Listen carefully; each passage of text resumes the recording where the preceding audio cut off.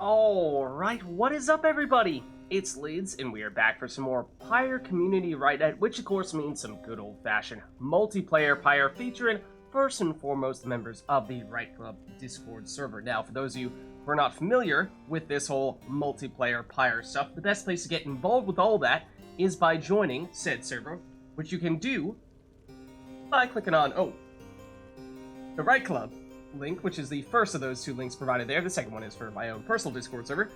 Welcome to join either of those, of course, but that does not mean that you in chat are off the hook. No, because you see the red circle with the white L below chat. You click on that, you'll see all the various options that you have today, including things like choosing which exiles, masteries, talismans, songs, arenas, even Titan stars we use. So, without further ado, let's hop into Versus mode, and let's get going. How's it going, everybody? Let me also jump into said Discord group myself. Alright. And I should be good to go now. So, who would like to get us started today?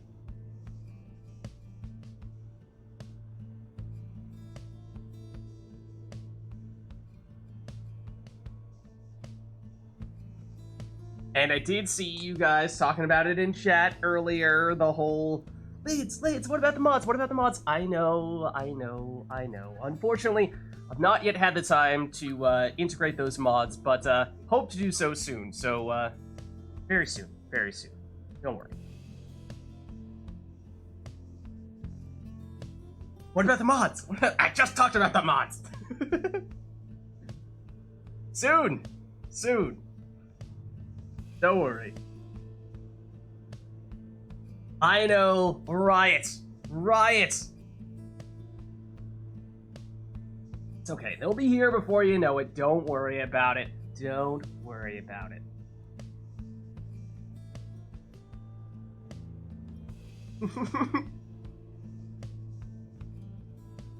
Well, anyways, who would like to hop in here? We're, of course, looking for a couple of volunteers. Baylor's up for it? Okay. Let me see. Do I have Scene Friends open just yet? I do not. Let me boot that up real quick. Then I can get Baylor in here.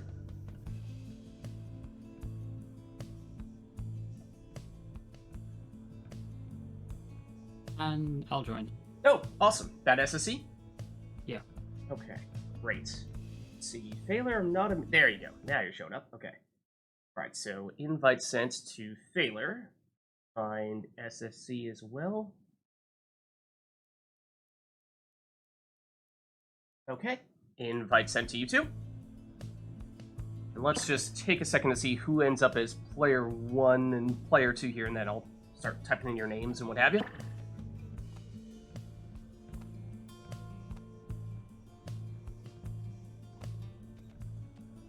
Hey, what's up, iRotor? How's it going?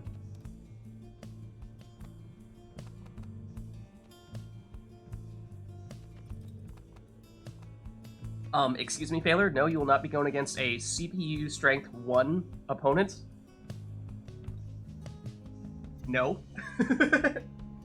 That's not how this works. Let's get SSC in here. SSC, who would you like to be today? Accusers. Alright, awesome. Let me type your names in here. It looks as though Baylor's player 1. Yeah, that's right. Okay. I just want to see Baylor versus a level 1 CPU.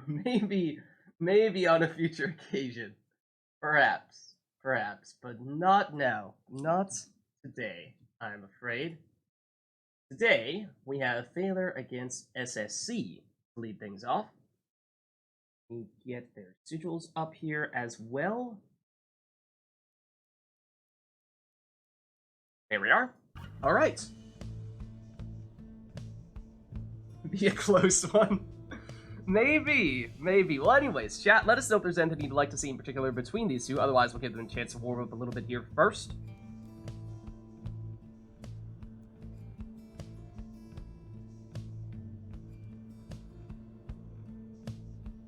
Anything in particular we'd like, or are we feeling merciful for now?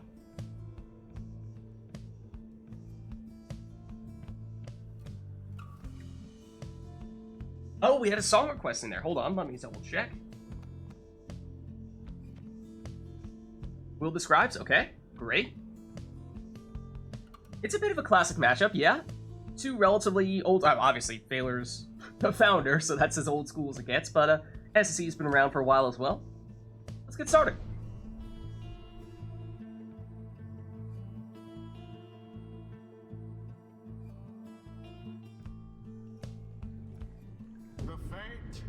Alright, and we are at Failer's home arena as well. The Spring of Jomir.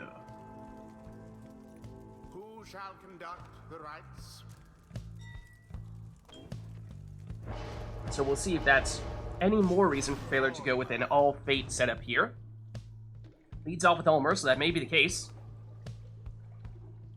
Was talking about it, I think, last week, but we used to see Failer, whenever he's going all-fate, always lead off with Prayer Beads Dalbert, although as of late, he's been switching it up a bit, going with Ulmer instead.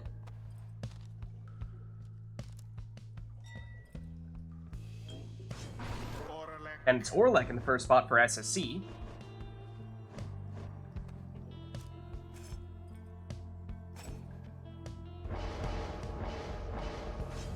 Here is Fate member number 2 for Failer.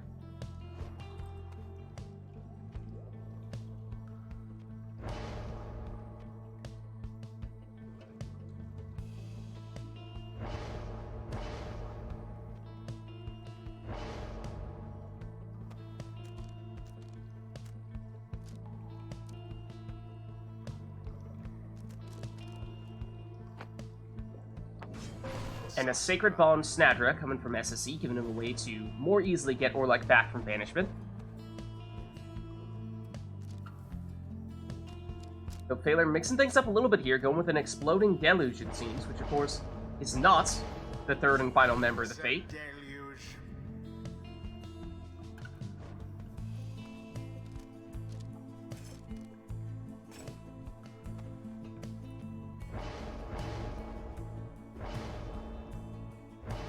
And last one for SSE is Tamitha, and here we go for our first Rite of the night.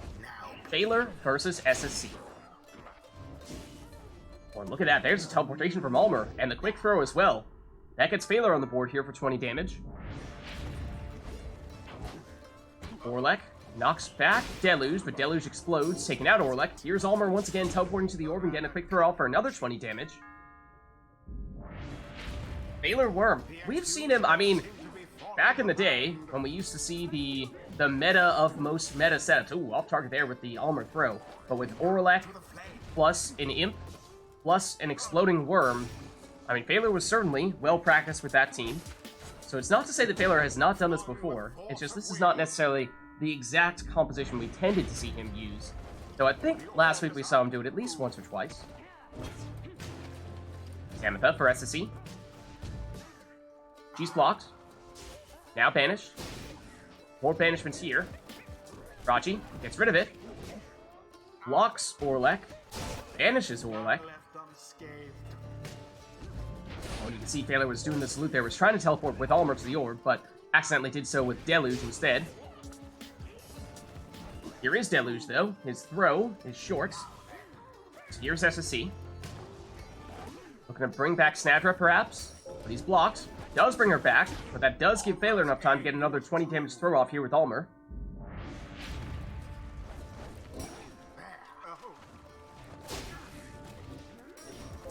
Let's see, bringing back the friends.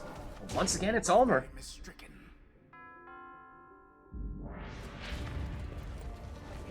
Deluge. He blows up on all but Tamitha. Tamitha brings back her friends, though. Orlek able to intercept his throw. But he goes down. Ulmer banished this time. Orlek back. Banishes Deluge. Has the orb here. He goes down. Snadra banished as well. That leaves just Tamitha back to defend against Ulmer. But his throw is intercepted. Tamitha on the move now, but she's blocked. Sidesteps the banishment and is on her way.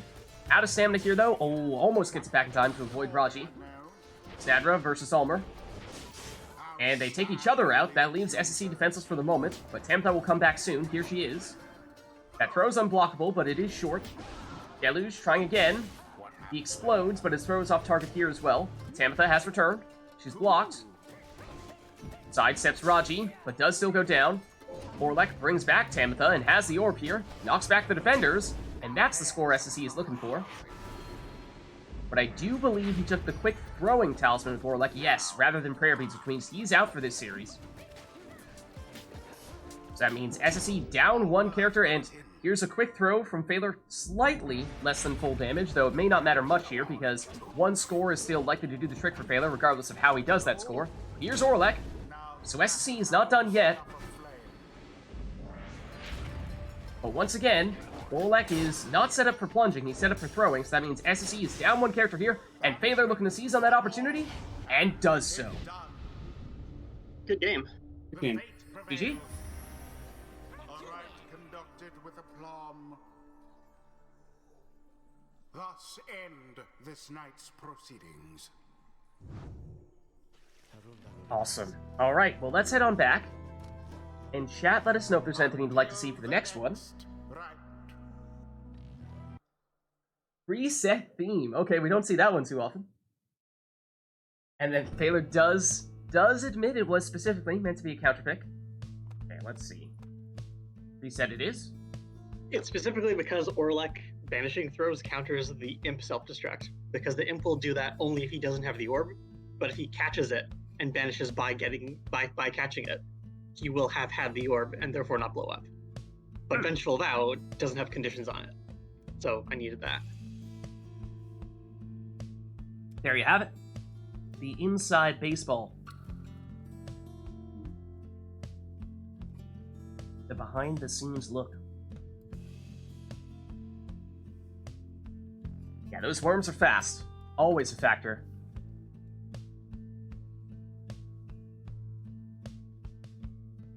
Alright, we have the song, but it looks like that may be all for this one.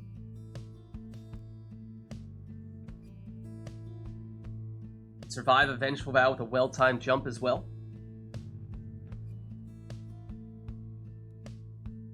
This is true. This is true. Alright, why don't we get this one started then? Looks like it's just the song.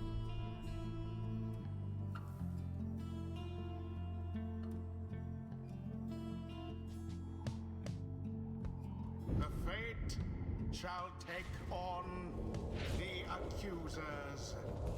And we go from Phaler's home arena now to SSC's home arena. Funny how that works. The rites.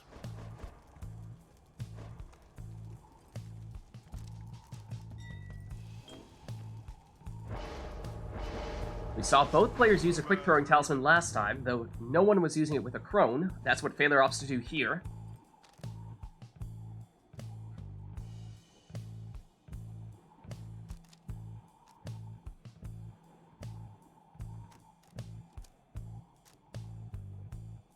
Yeah, those crone throws in particular, right? Unblockable. Decent range on them, but they usually do take a little while to charge up. But that is, of course, where that quick throwing talisman comes in.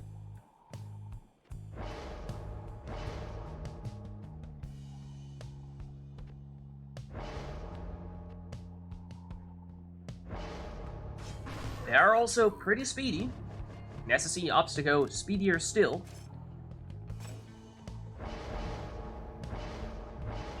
Whereas Phaler sticking with the Web Landthorn Imp.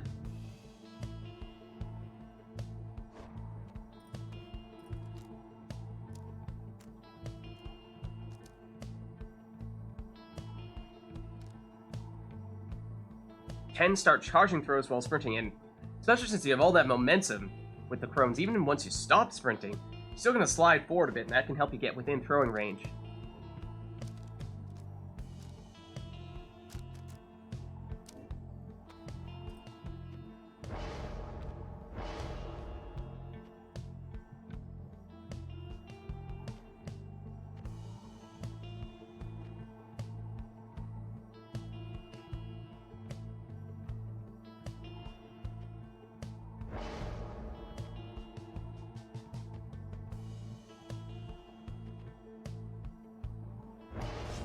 Of course, we saw Phaler use an Exploding Worm last time, but SSC is going this route this time.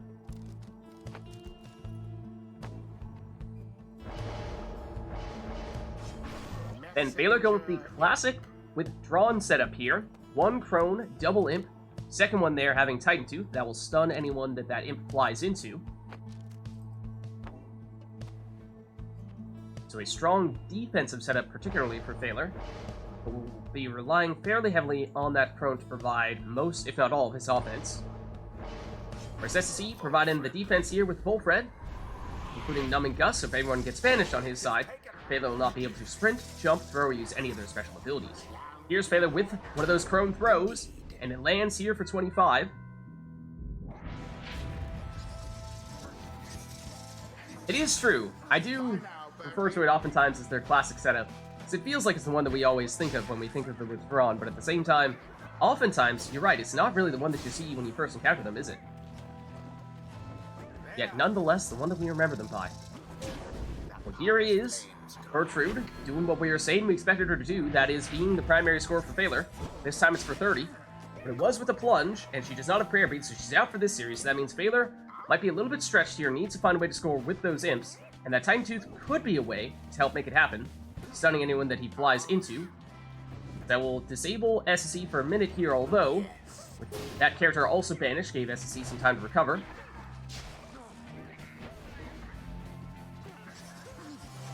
Oh, nearly that time for Baylor, but here's SSE. An opportunity here to perhaps go on the offensive with Gertrude. She's blocked, and Titan Tooth as well. Now, the other imp for Baylor, that one does not have Titan Tooth. Keep an eye out for that portal. It is more or less directly on SSE's Pyre. Deluge chooses to get rid of it. Explodes, but that does make room here for Gertrude. Oh, but gets banished just before she can make it in.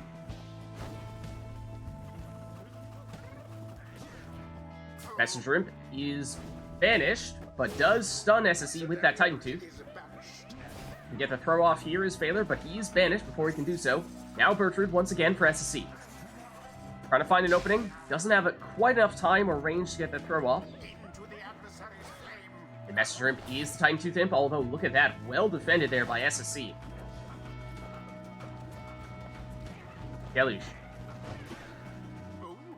Blocks. For a second there, you're wondering if maybe he got the throw off in time, but if he did, then it was not enough on it to make it in. SSE trying to keep an eye out for that portal. Here it is. Baylor going through it, but does get stopped. Raji trying to cause problems here. It does just that. Now it's Messenger Imp, but once again, he's the one with the Titan Tooth. So that means Baylor has a little more time here. The orb's engulfed. It gets off a 15 damage throw. Gertrude, she goes down. Baylor's Gertrude. Gets the throw off, and it hits. And that triggers SSC's rekindling there, so that's the second life bar. Oh, but look at this. Baylor, secret weapon, up his sleeve, prone salute, and finishes it. Good game. Good game. 'Twas as though the scribes themselves stood by their side. Thus end this night's proceedings. GG. Alright, let's head on back. And, Until did that look the fine for stars you of guys? I thought I might have been seeing a little bit of flickering on my end. Does that look okay? I think it's fine for me. Yeah. Yeah, that was Okay. alright. Alright, I'll keep an eye out for that. Make sure that doesn't become a problem. But let us know, chat, if there's anything else you would like to see for this next one.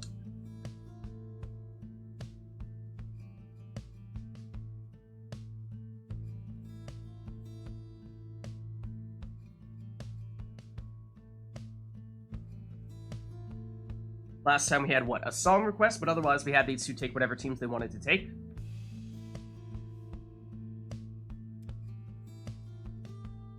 Keep the preset song, okay, okay.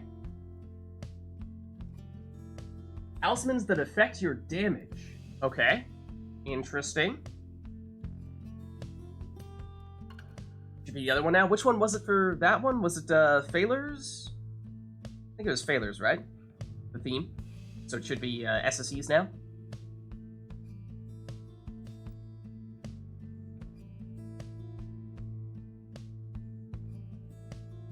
Yeah, we do. There is one. There was a time where it was somewhat popular, but for whatever reason, we barely see people take it these days, even though, of course, scoring with throws is still quite popular.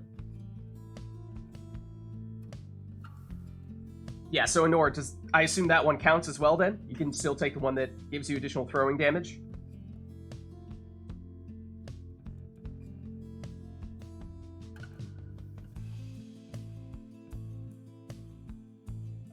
That does count. Okay, so you are allowed to use it. Yeah, I mean, it's a good one for... I mean, think about when we've been doing the triple Savage setups, and so often these days when we do that, it's been Quick Throw, Banishing Throw, and Range Throw, but there is another throwing talisman. It's hiding on the second page, but there is an additional damage throwing talisman. But, I mean, that just, as Phaler was saying, once upon a time, people used to use somewhat often. Still not as often as the Quick Throws, but it's a decent talisman. Just for whatever reason, it's sort of fallen under the radar.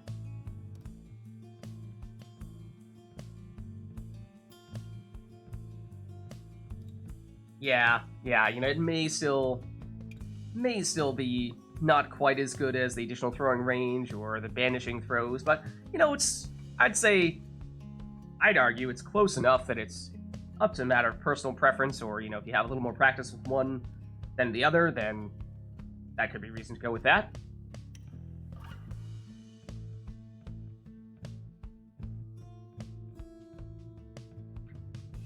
I picked the Exiles. Oh. Okay. Just Exiles. Right, so we have Honor's request for the damaging talismans, my request, or Core's request for me to choose Exiles. And we still have the preset theme for the song from my rotor. Okay, let's try this out then. I'm curious to see how this plays out.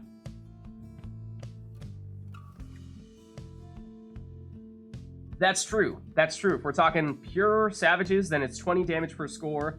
And, you know, unless you're always scoring with your +8 damage savage, you know, then it may not really make much of a difference. Or are you actually going to need fewer scores to win? Or it's just going to be, rather than needing a full 20 damage throw, instead you need a 12 damage throw, and, you know, what's the chance of that actually being a factor? Probably not much. But anyways, let's get started here.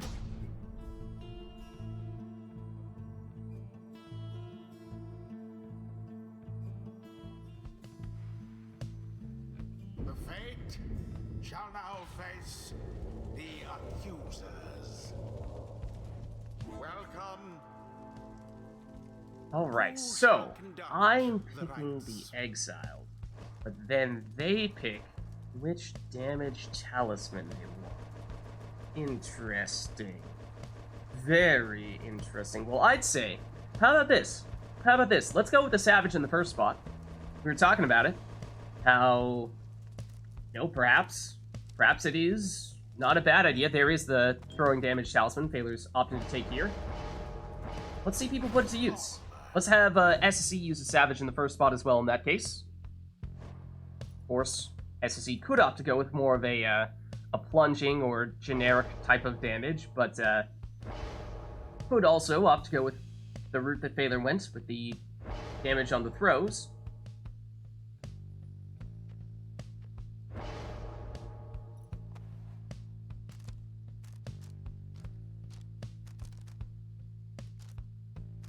have to remember all these words then. What now? So you've got one to the left, Kerfang is specifically damaged for plunging. Then you've got what else? Near the top, the green one is additional damage, but you lose hope, so you'll take longer to come back from banishments. That's an option. The first one on the second page is the damage for throws. You got ones that give you more damage when you're behind, one that gives you more damage when you're ahead. So SSE is going with reduced hope, but higher damage. But in that case, it doesn't matter if he's plunging or throwing, so a little more versatility in that case.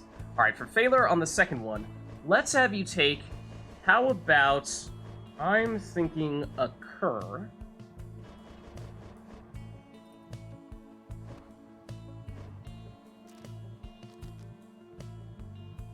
Living Flame is the classic Accuser's Talisman. That's fitting then.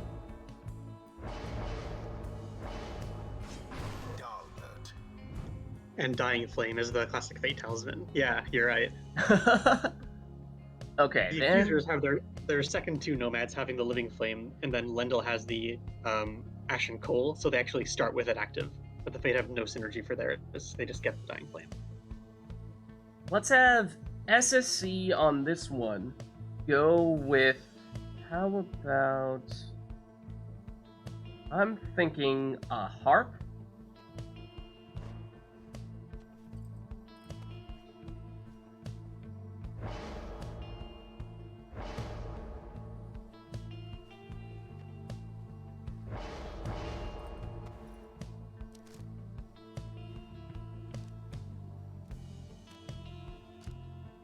Yeah, if you have Titan Stars active as well, then that stuff can add up really quickly, right?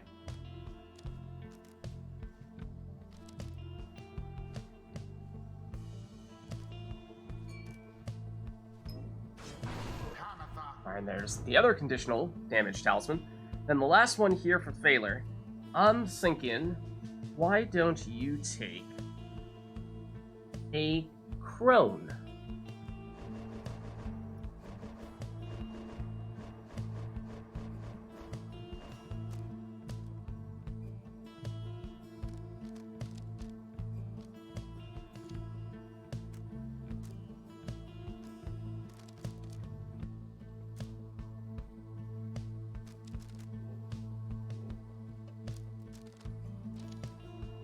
Of course, once you start getting to the last one, you have fewer options.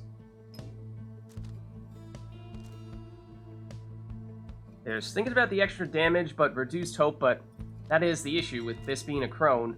Already very low hope. That means a 12-second respawn. He does go that route. Versus 11 seconds, so it's a 1 second difference. Maybe that's not a huge deal.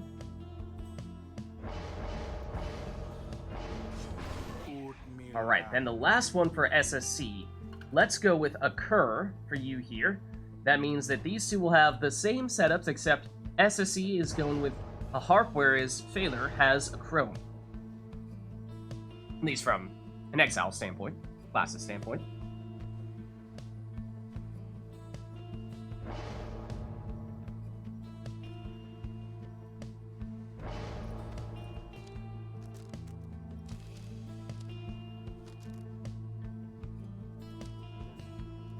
You've got the throwing damage there, you've got the plunging damage on the first page, right there. SSC goes to the plunging damage, and here we go. Alright, so these are exiles that I chose, damaging talismans as per Anora's request, and as per Irota's request, we are now hearing SSC's theme, and that is fitting, because here is SSC plunging for the first score with Hamatha. Phaler intercepted. Stowaway's blocked. Stowaway back at it here, though. Blocked once more. Now she goes down. Phaler still has Almer over here. His throw's intercepted by Barker, but if Barker goes down, that means no defender's back. And there is the extra damage from Phaler. 28 in this case, and as we were saying, is that extra 8 damage going to be enough to make any sort of difference? We're going to have to see. Phaler putting that theory to the test here, but his throw's intercepted. Stowaway, this time, plunges. And she gets 28 damage. So, well, it may not matter who it is who's plunging, but we'll be putting that to the test, the whole 8 damage. How quickly does that add up?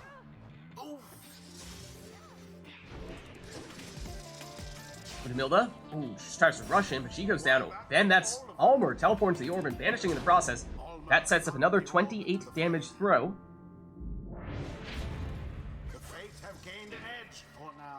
Milda, oh, look at this!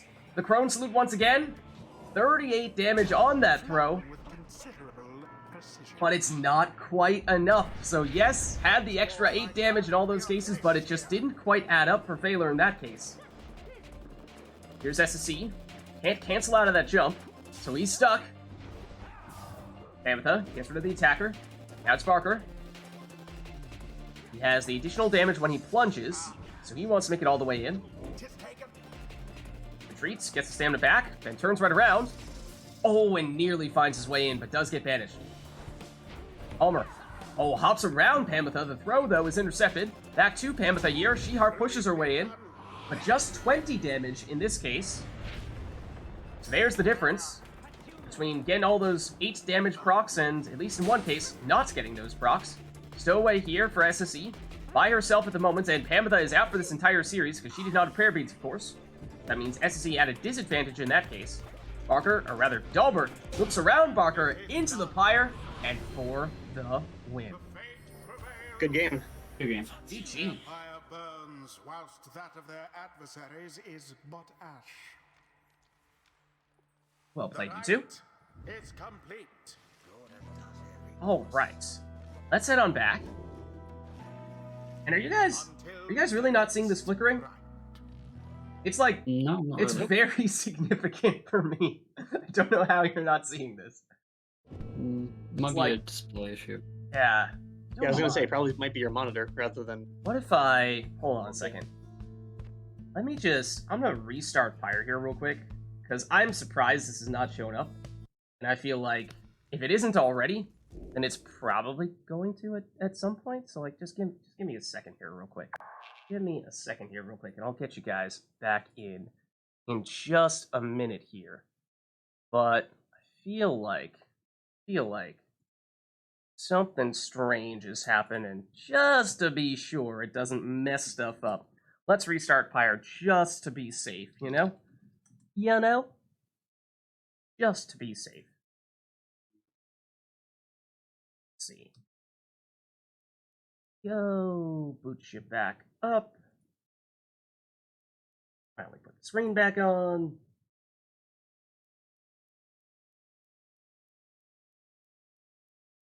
Hopefully it's fine after doing this. Okay, so let's get back over here. And I will need to reinvite you guys, but chat, as I was saying, let me know if there's anything you'd like to see for this next one. Let me get these two back in here. Let's see. Taylor. Invite sent. SSC.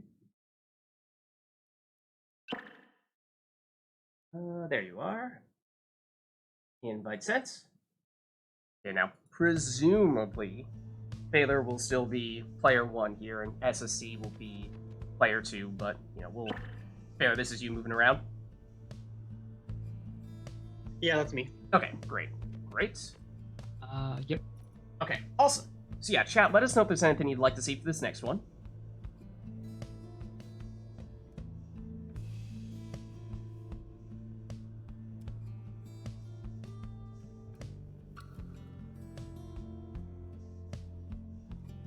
Otherwise, of course, we'll just have these two take whatever they want to take.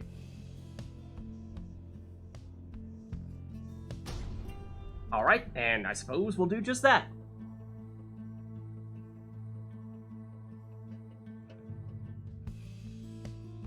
See where we end up. Fate shall It's the book. confront the accusers.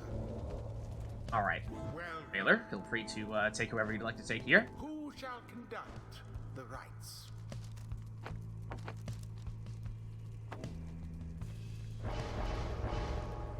Taylor leading off with Barker here. Titan Tooth as well. And we've seen Baylor in the past oftentimes go with a triple curve setup in the book, so keep an eye out for that.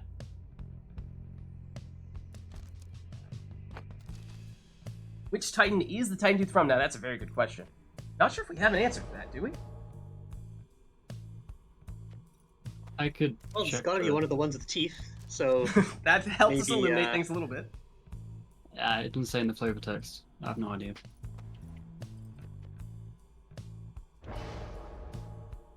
could be Lord Gandroth, the one whose head is above the accuser's arena.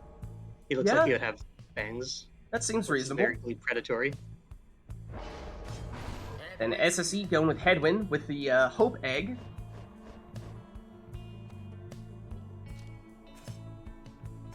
And Baylor going with what looks to be Web Lanthorn Raji in the second slot. Nice uniform colors. Huh? Oh yeah. That was one of the mods they're talking about, wasn't it? Exile. Yeah, it was. That's weird.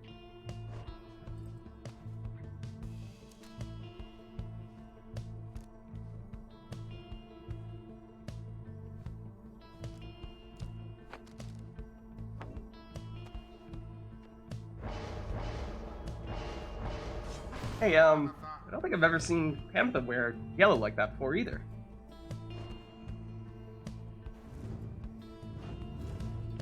I wonder if this works to my advantage, him not knowing which of my curs has the Titan Tooth or not. Oh yeah, that is gonna get confusing. There's reason. Which is the reason I actually spoke out against using this particular one. I do like the Aura Colors mod that was made. That's really helpful for colorblind people, especially like me. But this one actually is like now gameplay affecting. Dalbert. There is like a little bit of like weird tint that goes on to distinguish two of the same race in the same team. So there's that.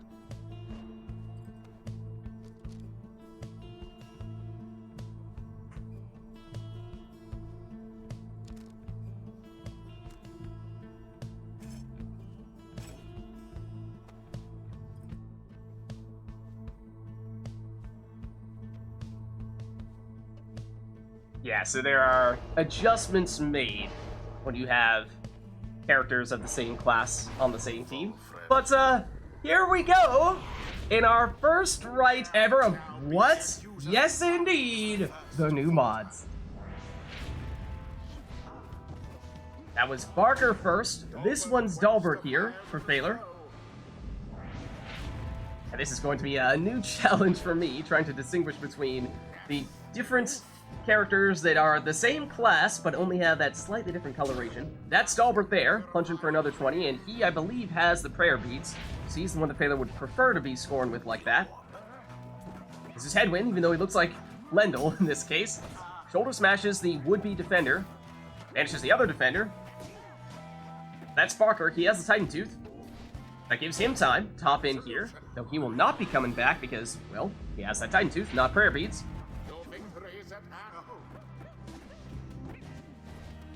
Raji goes down here. Hedwyn has some time and space. Charges up the throw and gets this one in for 20.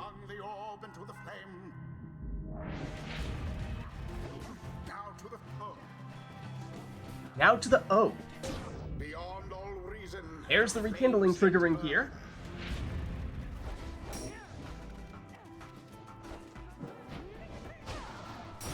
What happened there?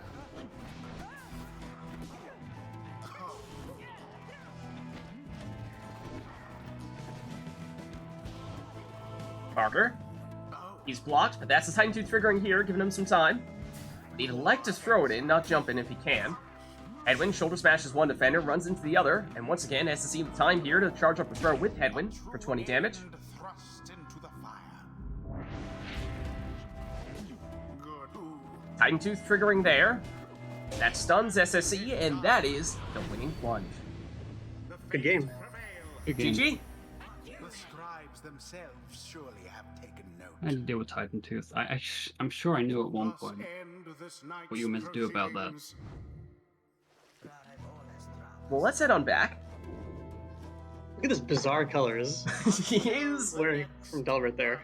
He does look, you know, he's got sort of like the grayish robes. And I feel like, it ties in more with him being kind of an elderly cur. Person on the boxes. Well, anyways, chat, so cat's out of the bag now. Yes, indeed. The new mods are in, as it turns out.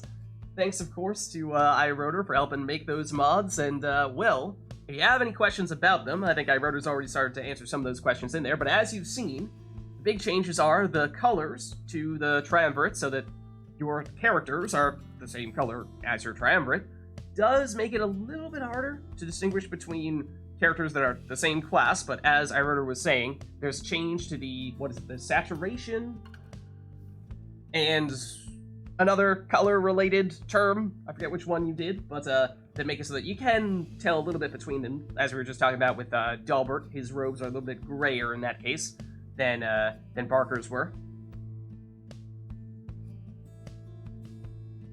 Alright, and Secure Skies is Choosing Exiles. The Herald is the song request. What? We don't have that. We don't have that. Wait a second. Hold on. Hold on, we do. Because that's another thing that we have modded in.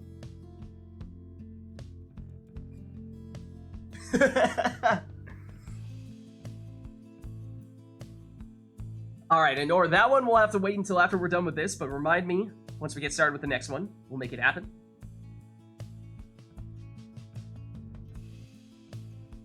The old one is not dynamic. Yeah, I wrote you may need to remind me how exactly to get the old version of Never to Return in there. That's a little more complicated. Is that one? Oh, we do have it in there, it looks like.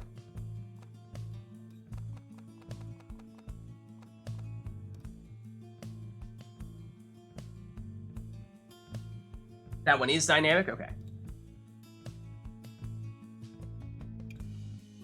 Alright, will that be all? Oh, did we get the exiles from Sakura?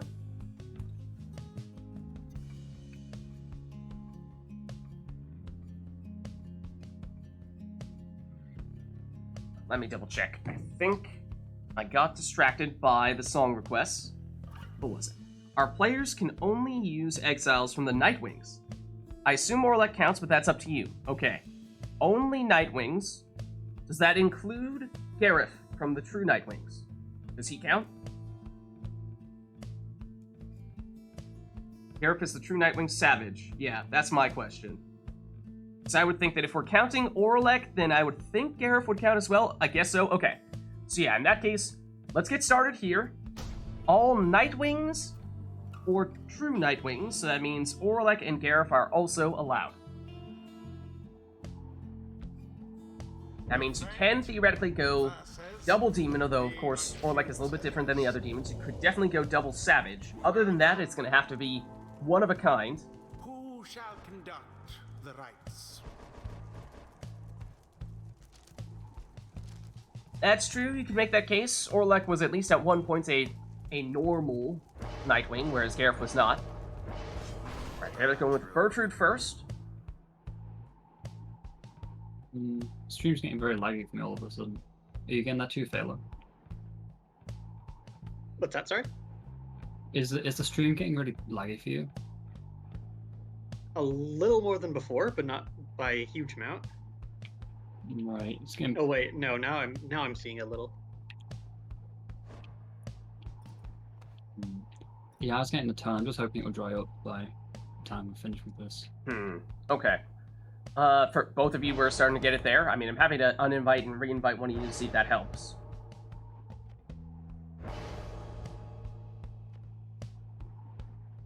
Yeah, and the Golden Demon is, of course, not really a new sight, because we've had Vids in the past. So this Scholar scheme should not be too much of a surprise to us, although I'm gonna have to resist the urge to call Jodariel Vids. Yeah, maybe reinvite me, let's... Okay. Fairly, can you give me just a second to do that? I'm gonna invite you and reinvite you here, SSC.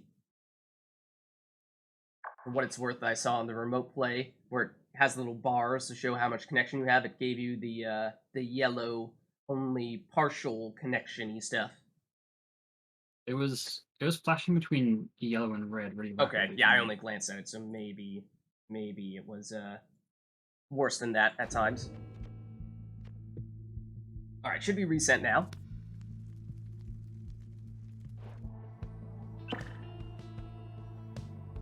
Yeah, so this is definitely the first time we've seen, at least on RITE NITE, a purple crone. Taylor showing that off here.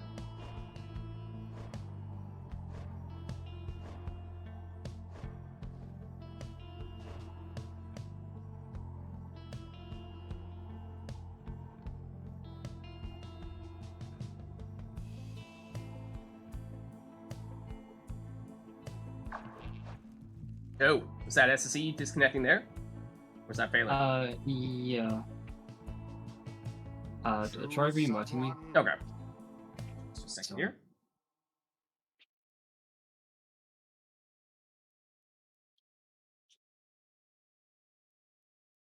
Alright, so you have been re-invited. Yeah, I don't know, this could redefine Fashion the Downside. I think it will.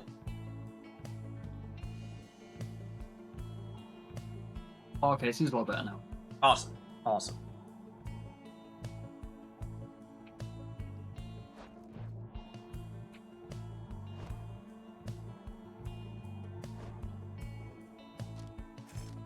Alright, Taylor going with Tizo. Cosplaying as Raji. Tizo.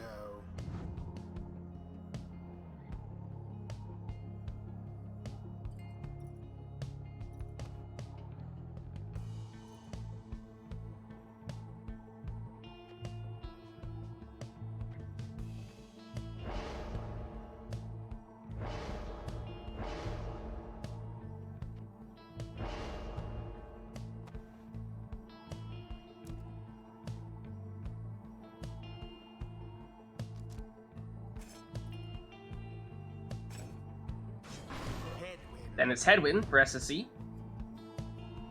Guys are continuing to... I mean, I suppose, regardless of which route you opt to go, chances are whatever character you take is going to be the equivalent of a different character in a new color. Just going to make me think that that's Lendl rather than Headwind. Although I suppose there aren't really any purple nomads that we tend to see.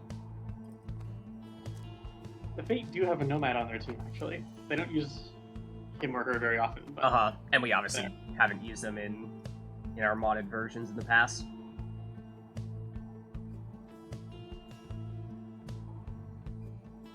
So they do exist. Just haven't really seen them in this context. Now, we definitely have not seen a golden imp before. Tizo. That is a golden Tizo, and here we go. As I said, fashion redefined here. Here is the Herald as well for the first time. I feel like even when we were talking about Tariqbot, I'm not sure we did this song very often at all. Maybe every once in a while, but definitely not one of the more common ones. Big power cast there from Headwind. Jody through the portal, knocking people back, although Tizo able to recover in time. Gertrude charges up her throw. Off target, though. That was the last of Phaler's characters, although that orb right on top of SSC's portal does make it a little bit harder for him to take it here. Has it now with Tizo. Over to Headwind. Now Jody. Knocking back the defenders. And into the Pyre for 30 here. First Savage Nomad is actually the original. Wow. And that is on target here for Gertrude for 30 damage on the throw.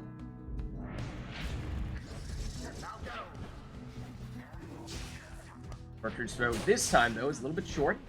Headwind hops over the power cast from the other Headwind. The other Headwind, though, follows up with the banishment and now has time. Oh, but opts to bring back Gertrude because she can deal more damage, and Phaler thought I had time to do it, and he was right. So ekes out a little bit more in that situation. Jody on a banishing spree here, but after taking out Tizo, that does bring back Gertrude. Oh, hold on. Was that Phaler getting a little laggy there? Yeah. Alright. We'll start again in 3 seconds. Or Lids, give us I can catch you down. Alright, so I'll go 3, 2, 1, go. And on go, I'll hit resume. 3, 2, 1, go. Still working? Not working for you, Phaler? That stick was not working now. Alright, hold on. Let me double check remote play here real quick for you. It hasn't for some reason turned off on you. Should still be on. Why don't I kick you and re-invite you, Phaler, just in case. Just in case. That may fix it. Alright. Invite sent.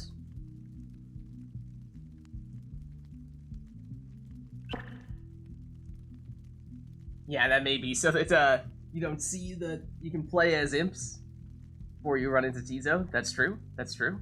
Alright, this is better. Okay, great. Alright, want me to cash it down again? Sure. Alright, so again, it'll be 3, 2, 1, go. 3, 2, 1, go. Alright, so Phaler is back here. Gertrude goes down. Jody. Can't knock back Tizo, so he's able to block her. Gertrude this time gets the throw off on target here for 30 damage.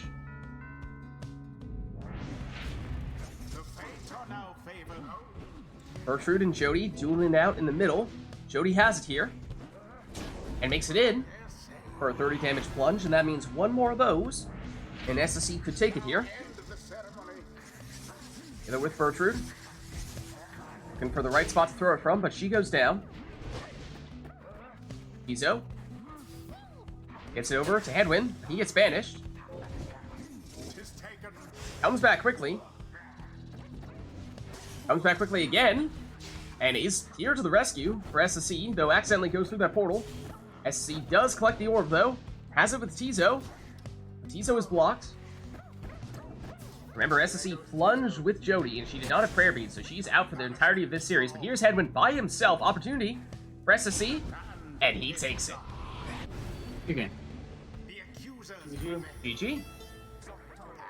And that is cool to see, especially this screen here, where you get the close-up of all of the characters with their new colored robes. Another joins your ranks. Oh, look at this! A series of gifted subs from Core. Thank you very much for. Thanks.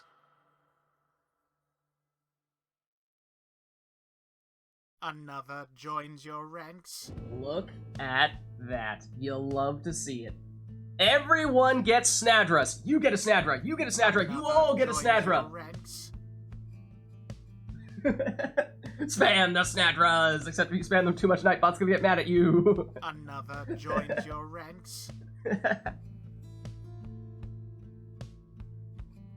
Alright, well. Chat, let us know if there's anything you'd like to see for the next one, because, by the way, when you are subscribed, you also gain bonus lid coins, so for those of you who just got one of those subs, well then, you are in for even more ability to make those requests. Oh, I love it. I love the Snadras. You love to see it. And look at that! Look at that. That is a great way to cap that off. We have none other than a Falcon Ron summoning here. Fitting indeed. And we had a Norse song request, which was the old Never to Return, if I'm not mistaken. Is that right? Although, then again, ooh, Nor, can we hold that one off for one more round so we can do Dirty Deal? Is that okay? Now the magic of Ron is unleashed, exactly.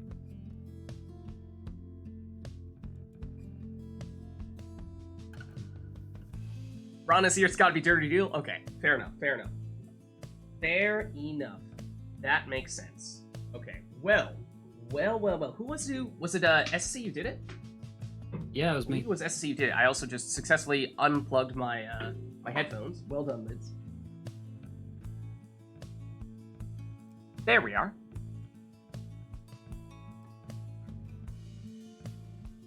Alright, well. We obviously still have Dirty Deal built into the game. Is our old Tariq bot dead again? Do we have a Tariq? Because we could also put in the Falcon Ron sounds. But I'm not sure. No, okay. our bot is alive. He's still alive? Okay. Let's break it out then. We'll see.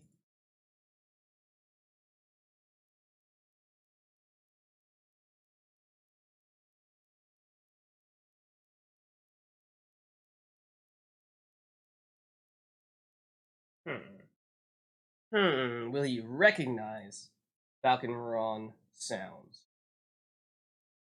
That's the other question. Apparently, the answer right now is no.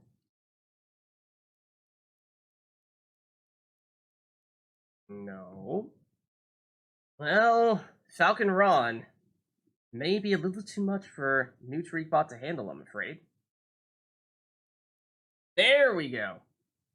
Now we're talking. I think. Maybe? I think we've got him to recognize it, but I don't see the new Greekbot actually in our chat. Huh? Oh yes, okay. Then I don't think new Tariqbot can handle it in that case. Sad face. Well, we can still do Dirty Deal. We can, but we can't get the full-fledged Falcon Ron experience of him also mumbling his Falcon Ron mumble jumbo as we're going about the rites. Unfortunately. Didn't work? Yeah. Alright, well, we can at least do Dirty Deal, but we may need to find new and improved ways to keep the Falcon Ron chaos going here, in light of our recent series of Tariq bot fatalities. Okay, well, other than that, I mean, Falcon Ron trumps all, right? So why don't we get going here?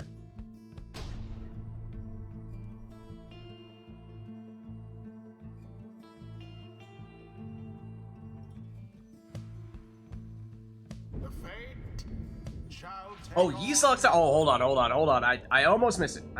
You're right. Titan Stars specifically for Yeeslocks. Good idea. The Titan Stars. The Titan Stars. A Yeeslocks. Yeeslocks Astroborn. What did Yeeslocks do again? I I know it made the AI better in single player, but it will give you an extra brain cell. Welcome. okay. SSC's like, I don't know how to react to that. I can feel it already. There you have it. Look out.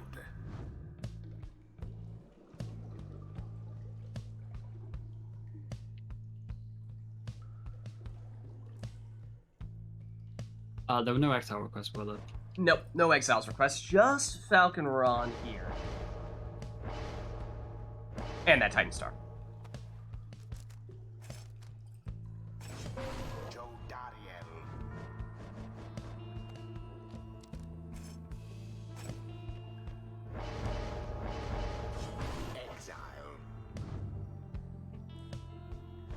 Alright, so it's Jody, and now potentially Volfred here for SSC.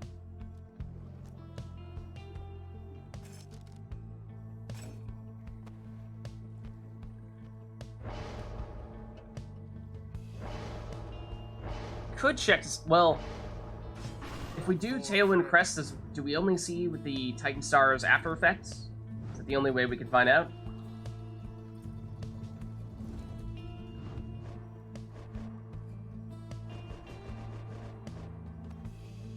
Seems fine? Okay, cool. Alright, so Phalar's gone Bertrude, Raji, and now on his way to Dalbert here.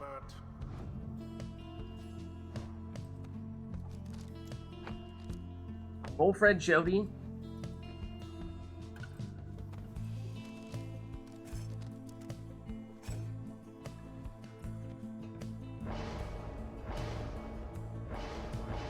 And now a Prayer Beads Pamitha for SSC.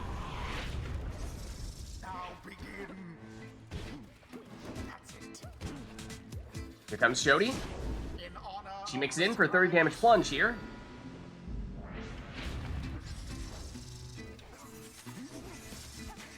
Bertrude, her throw has enough on it. That makes it in for 30.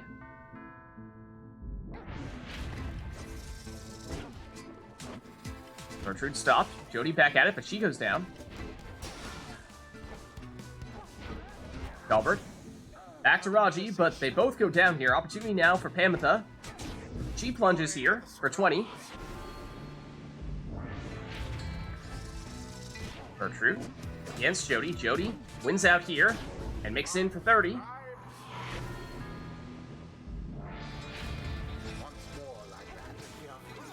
Bertrude wins out this time. Has the orb back, but the sapling gets her. Volfred. Oh, and that's the deflection off the sapling. Pamitha gets rid of it, and gets rid of Raji. Driving to the orb here, rather to the Pyre, but she goes down. Bertrude. Throw, does she have the range on that? Not quite. Pamitha, back with it now. Sneaks past one defender, can't get past the second though. She gets banished. Time now for Bertrude, perhaps. She goes down. Dalbert banishes one. Now has to deal with Pamitha. Makes her way around him. Delbert has recovered. Raji with the banishment. Bertrude again definitely seems to be the character that Baylor would like to score with, but she goes down here. Raji clearing the way. Pamitha has returned. Delbert gets rid of her and is all by himself here, close to the Pyre. He goes down. Baylor trying to get in with Bertrude for the additional damage, but in doing so, may miss that scoring opportunity. Delbert through the portal. Stamina back and hops in for 20. Extra brain cell doing its job here. But here's Bertrude. Oh, and that is just wide. Jody goes down. Bertrude with the banishment. Time now for Bertrude. This one hits the target. Agreed, I know, right? Bertrude versus Jody. Jody banishes Bertrude. Jody making moves here, but she's blocked. Now banish. That brings back Bertrude. Here she is, but she goes into the sapling. Pamitha. Just Raji back to defend, but that is, of course, his specialty. He blows up on Pamitha. Bertrude trying to just barely get that orb. She does. Her throw hits the mark for 17. Jody making moves here, but she goes down. Bertrude. He goes down. Pamitha. Staying within the safety of that sapling. Now it's Jody's turn. Jody moving forward here. And makes it in for the winning plunge. The accusers prevail. Good game. GG. With aplomb. Eastlock plus Falcon Ron equals unstoppable indeed. Indeed. Hashtag Team Brain Cell. GG. Alright, well let's head on back. Until the stars align.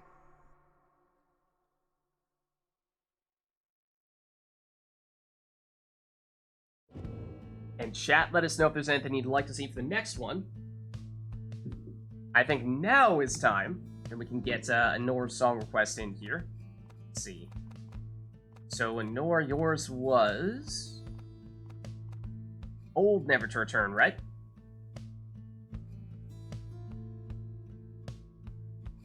Okay, great. And turn off the Titan Stars. Good call, good call. What, you don't want Eastlock?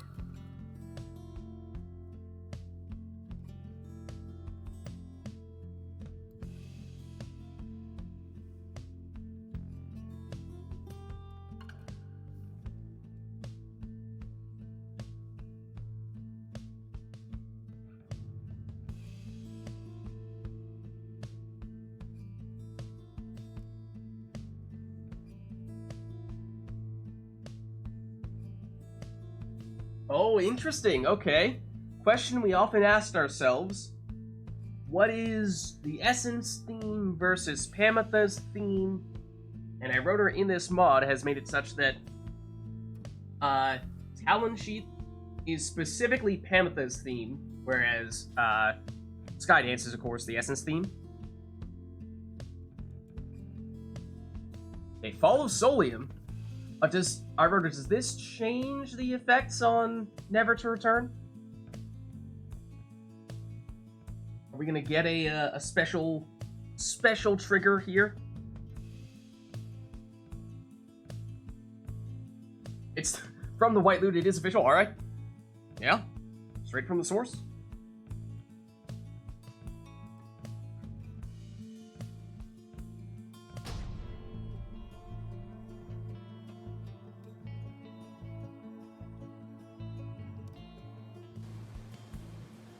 Okay, as long as you don't turn on Sermonitor, it doesn't enter Liberation Rite mode, okay?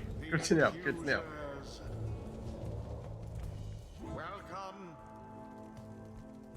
Who shall conduct the rites?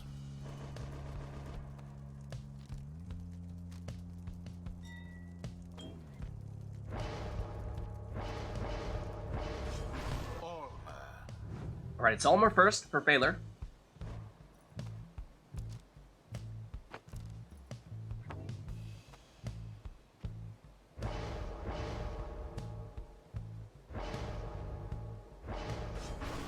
next is Volfred for SSC.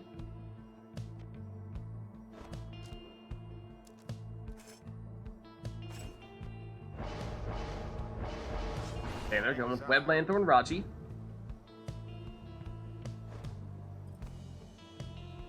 Oh yeah, and that gets tricky, right, Ritter?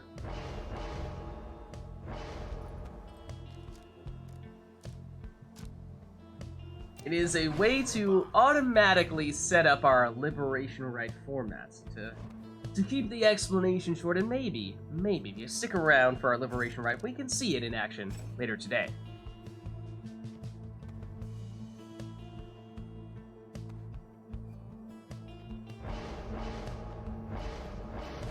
Exile.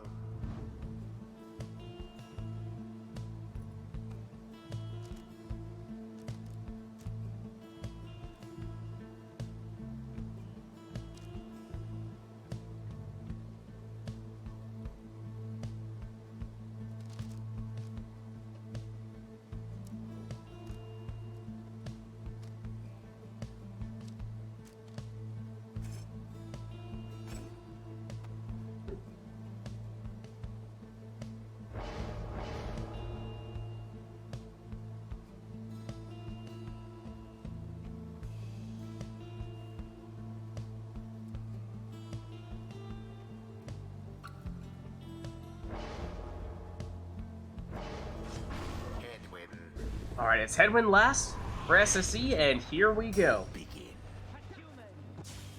The old Never to Return, the song here. It is not a Liberation Rite, but has a little bit of that feel to it.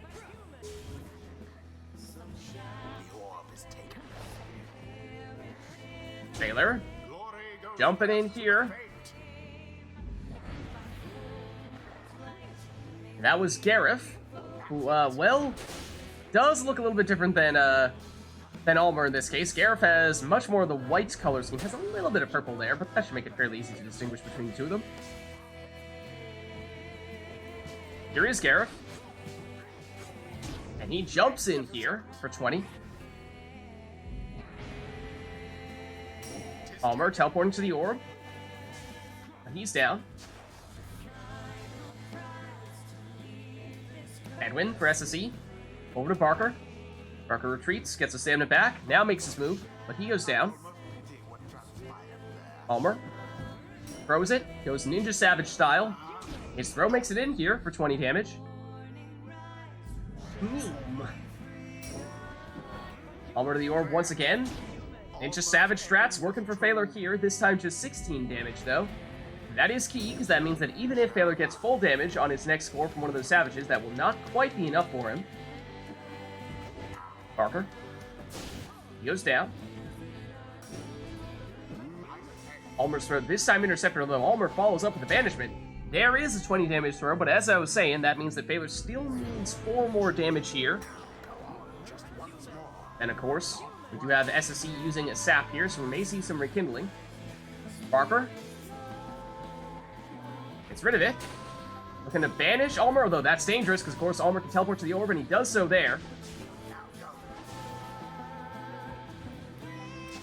Oh, and does so here as well. But gets banished in the process. Barker now speeds in and makes it in for 15.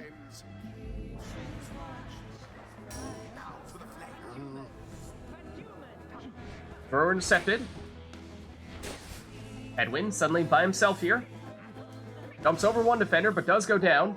That triggers the Numbing Gust here, though, with everyone down on SSE's side. So that means that Phalar cannot sprint, jump, or use any other special abilities, but once someone gets back, can throw, makes that one in, and does trigger 10 rekindling here. So SSE on his second life bar now, and that means next score from Phalar would potentially be enough to finish it. Oh, look at that. Barker threading the needle between two defenders there, in for the score. Almer jumps in for the win. Good game. Good game. The fate prevailed. It was as though the scribes themselves stood by their side. Thus end this night's proceedings. Alright, let's head on back. Until the stars align.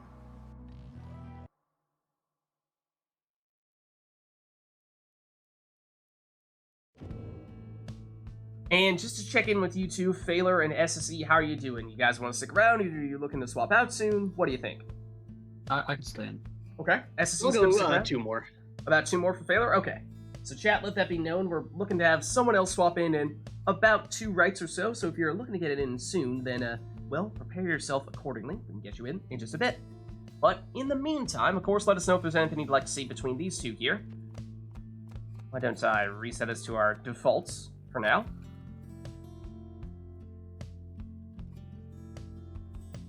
Really? The end screen, triumvirate color, robe colors, raiment colors, are actually inverted sometimes relative to what they are in game. Huh. And that time I think they were consistent, right? Both times I think we saw that the Gareth was the one that had the much lighter robes. For honor.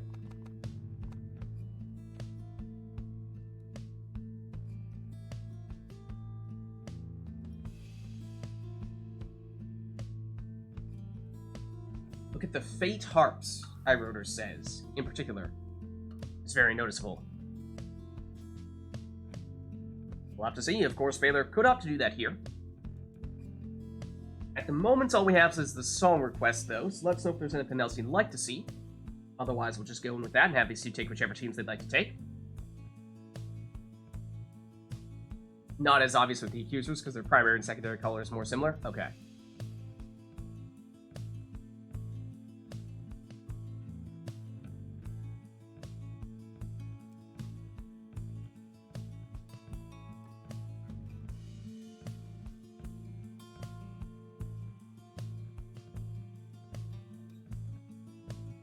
Alright, looks like that's it, though.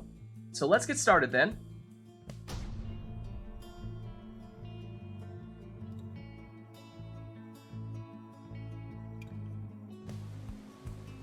I hear the water. It's a false... Oh, did we reset false Solium?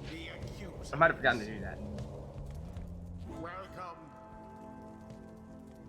Who shall conduct the rites?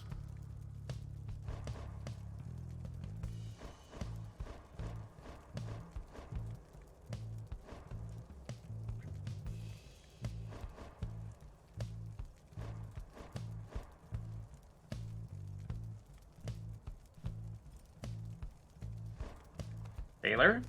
He is seemingly opting for a harp here, so we will get the chance to see those inverted harp colors look like.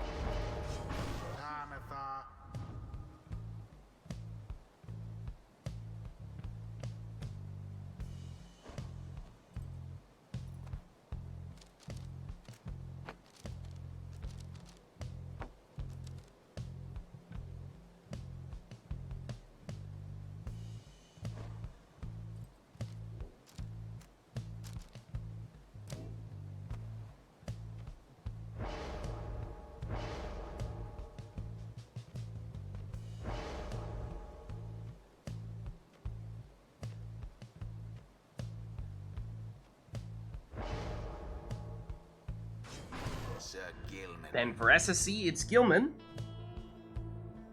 An exploding Gilman at that.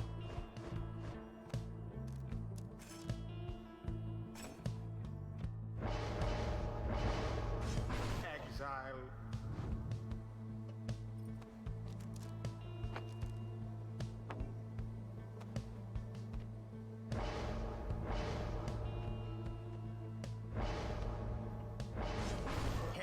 Headwind for SSC. Phaler, after taking Raji in the last one. May go double harp here.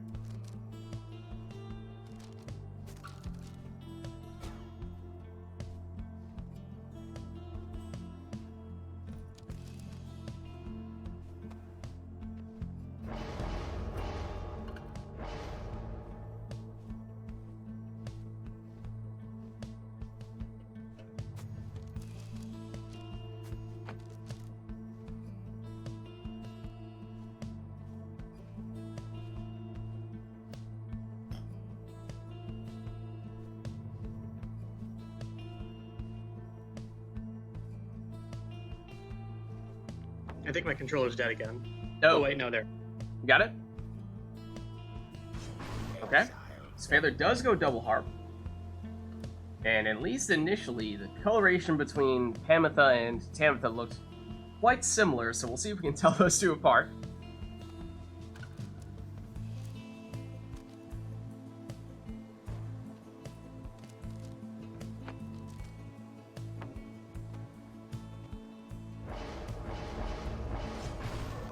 SSE going with Barker in the last spot here. Here we go. It's Pamitha first for Phaler. Here she is. And she plunges for 20 here. Now Tamitha against Gilman. It's a draw there, but then followed up by the Raji banishment. Tamitha this time. Or rather, wait, was that Tamitha or is that Zoxiana? Has that been Zoxiana this entire time? That is Zoxiana, isn't it? My mistake.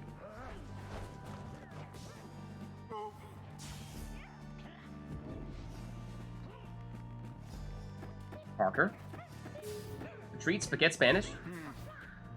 Edwin does banishing this time. Hops over the orb but does get banished. Tamitha finds her way in for a 20 damage plunge. It only changes after selection. Okay. Yeah, now I think...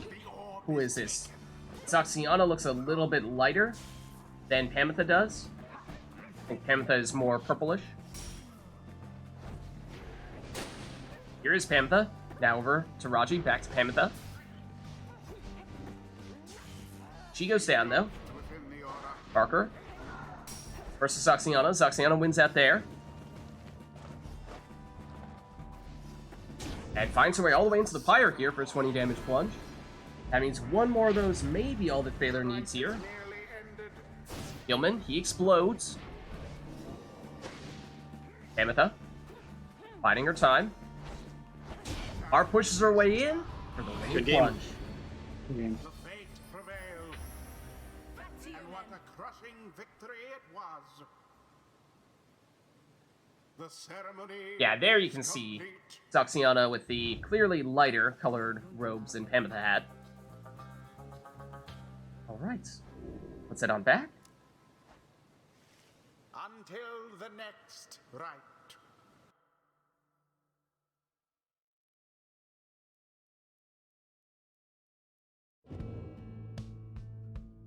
And let us know, chat, if there's anything you'd like to see or hear for the next one. Otherwise, we'll just reset ourselves to the default. So it looks like, yeah, we did have ourselves on back to random stage, and yet we got back to Fall of Solium. I mean, it happens. Here's a question for you, iRotor. If we happen to get a random stage that ends up on Fall of Solium, can that potentially trigger the Liberation Rite protocols? Or does it generally, can that affect the style of the song, or is it only when you hard code a specific arena? And we also happen to have the sermon intro on. Yeah, and you would have to have sermon intro on as well. So it's unlikely it would happen, but is it even possible if you have sermon intro and you get a random stage that happens to go to that location? Would that affect it, or do you have to hard code it in for the location? So, I mean, I could maybe see it happening with our opening rite, because oftentimes we'll throw sermon intro on then, but otherwise, not often we have sermon intro going. Most likely not, but you'll double check. Okay, awesome. Thanks. Not that it's urgent or anything, just the thought came to mind since we did find ourselves randomly ending up at the Fall of Solium.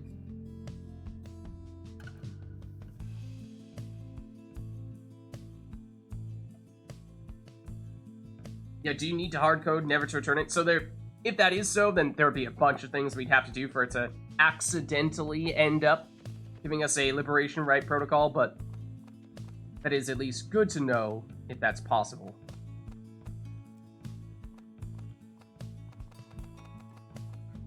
There are a lot of never to returns.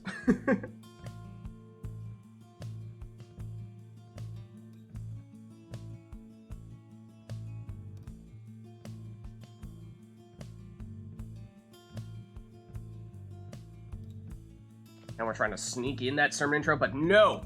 No!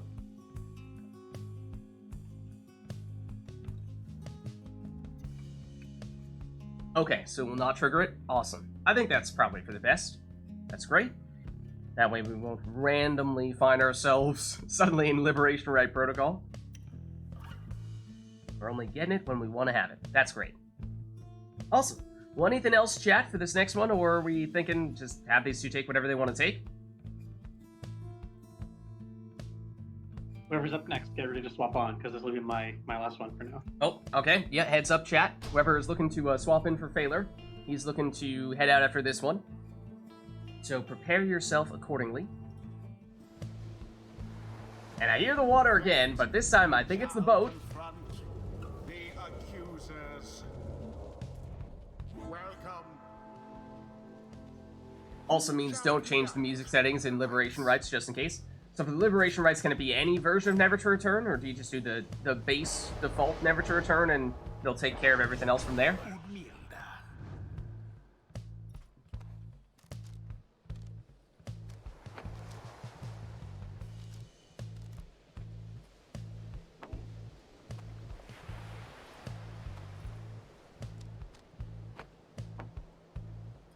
The Nightwing's Never to Return version does change things a little bit, but otherwise it doesn't matter. Okay, great.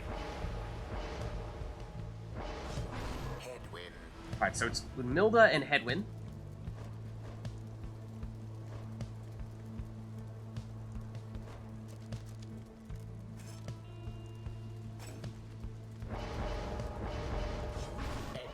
Then Raji for Phaler.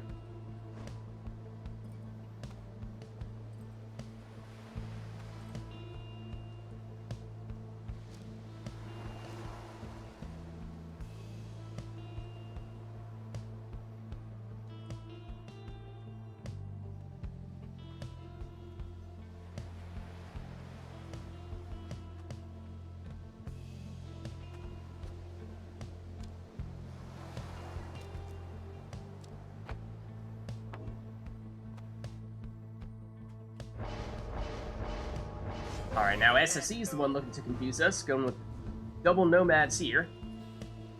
I think that is Lendl, who's the lighter of the two, Hedwyn, the darker of the two.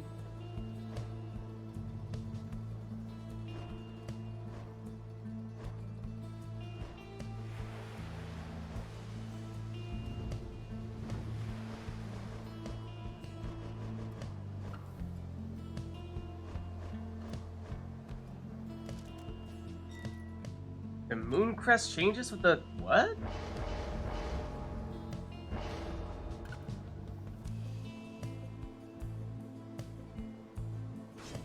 Alma.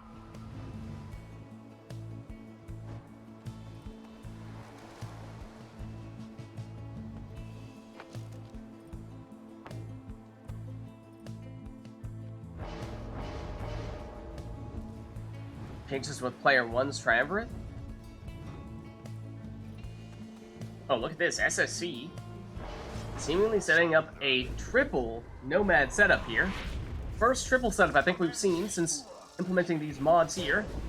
Spaler's scoring first for 30 with the Milda Plunge.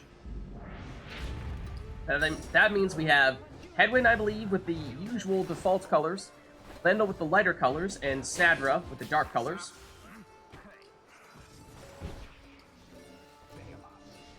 Triple Nomad confusion, baby! Alright, this is Hedwyn here. Over to Snadra.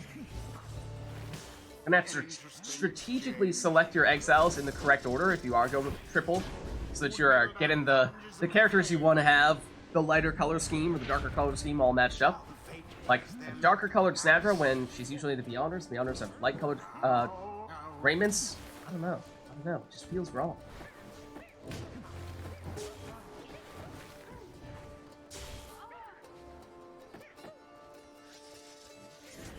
With Milda. She goes down. Hedwyn. Almer's throw makes it in for 20.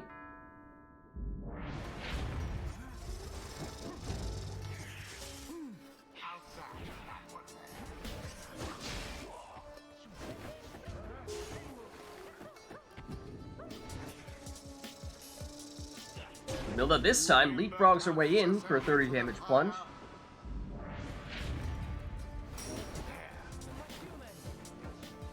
Palmer, back to Udmilda. Oh, and look at that, Udmilda with the Crone salute.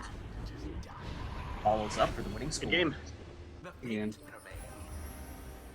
They overwhelmed their adversaries utterly. The right is done.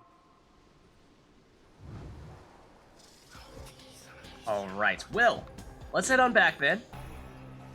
Until the next right.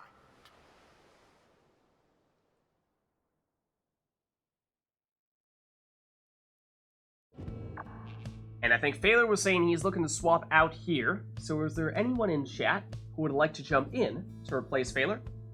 And SSC, just to check in with you, you're good to stick around a little bit longer? Yeah, I mean, I'm getting tired, but it's fine, I'll stay on. Alright, I mean, no pressure. If you want to swap out, of course you're welcome to do so. Yeah, no, I want to. Okay, awesome. Core says he can jump in. Fantastic. Let's do it. Let's get Core then.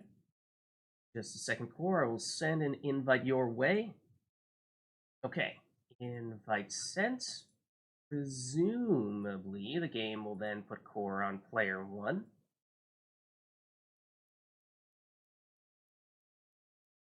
And Core, I assume Pyre Hearts for you? Yes, sir. Awesome. Alright, well, I mean, now with the mods in place, does of course mean that there is some new significance to the teams that players opt to take. It will, of course, actually affect the coloration of their players.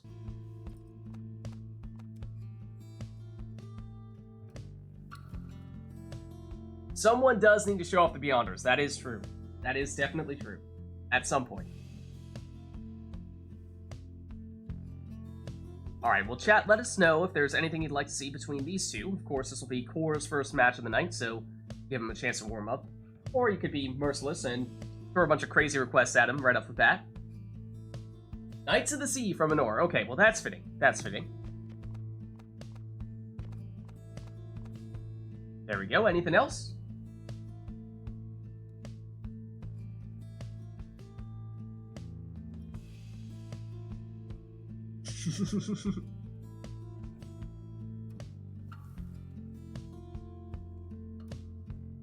Tempers as well, you think? Yeah, I mean, we'll see. There's a chance. There's a chance that, with the new mod in place, could be that some people want to jump ship a little bit and switch over to a different team if they feel like the new colors are particularly good for one of the triumvirates. So that might mean even though, as of right now, we're relatively light on Beyonders and Tempers players, could see some people switch over to them. But we have, hold on, you have a request here. Talismans. Oh, Phaler, did you mean exiles? Okay, gotcha. Exiles, make that. In any order, 1 Savage, 1 Crone, and 1 Imp. Savage, Crone, Imp. Any order you'd like, but those 3. Chair! What's up, Chair?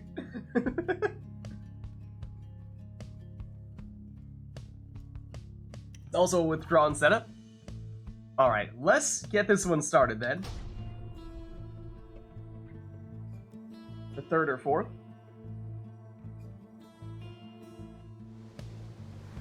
Oh, and man. I think we're back on the boat. We are. It is, of course, not only Core's theme song, but also home arena.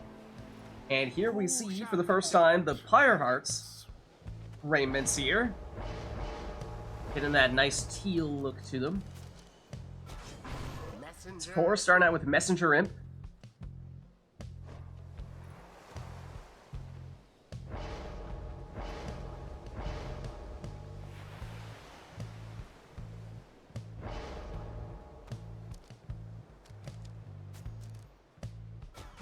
So both players choosing to start with that Imp. Also looking for, what was it, a Savage and a Crone, if I recall?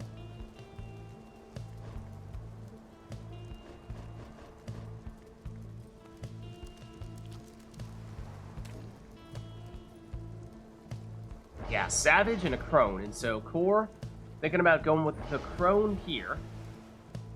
I like the color scheme here. Looks good on the Crones.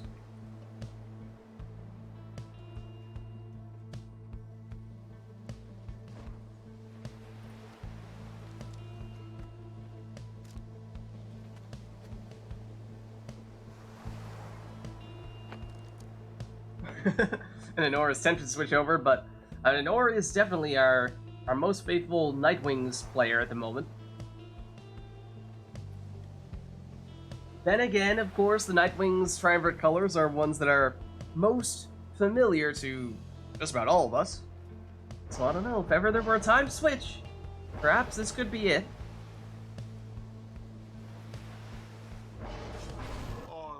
It's Ulmer, so the Savage in the second spot there for SSC.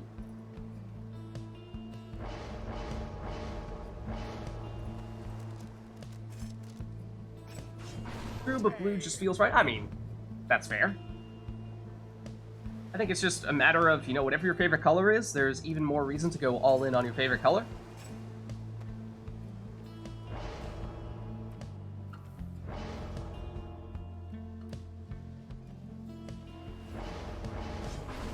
I think I'm most impressed with maybe the Crones. I feel like they get a lot. They look very different. Their raiments are quite large. So they do look like they really have a significant change there with the new color schemes. It's SSC scoring first here, but Core follows up quickly thereafter. The accuser's adversaries gained an edge. Core, back with the stowaway. She's blocked. Now on the counterattack is Tizo, and he makes it all the way in here for 15.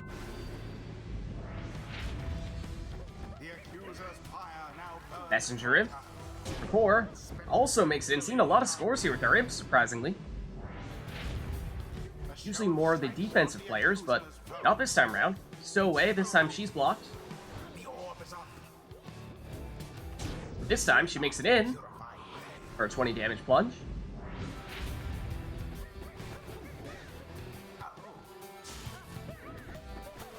Messenger Imp goes down, but does set up a dangerous portal, so keep an eye out for that. Bear in mind, I think we saw both players take the Infinite Stamina Legendary Talisman on their Imps, so they can go as far as they want to go with their flight. That is, at least until they get blocked, which is what we're seeing here. SSC, blocked once more, but back at it, and blocked once again.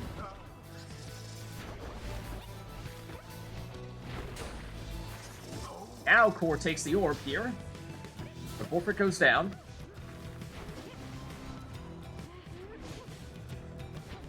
Palmer. Race of the Savages, and it's the Stowaway who wins out. Oh, but the orb inadvertently hits SSC's Pyre, bouncing out. That may have bought SSC just enough time to recover here defensively. The Stowaway tries to make a move here, but she gets blocked and banished. Bullfrit down as well. Palmer and Messenger. Messenger wins out this time. Can't make it around Tizo. Udamilda plunges here for 30 for SSC. Yeah, the face that Messenger makes when he scores is pretty awesome. I think that's definitely up there, at least in my mind, as one of the best animation plunge animations.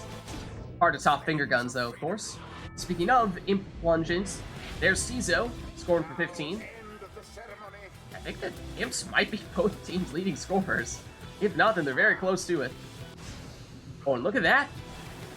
Opportunity here for Messenger Imp, although it's carried away a little bit. Might be an opportunity here to follow up, though, and does, and there it is. And that drops SSC down to 5 Pyre Life, so that means Core may just need one more score here to finish things off. Same could potentially be said with SSC, though SSC needs a little more damage to do so. Core with Bullfrit. Retreats. Now makes a move. It goes down. SSC here with Ulmer. He's banished. Stowaway. She goes down. SC with Udmilda. Oh, and right on the Pyre's doorstep, but she goes down. Core gets rid of it. Sends out the cast. Trying to form a protective barrier there, and it works. Forfeit. Goes down nonetheless.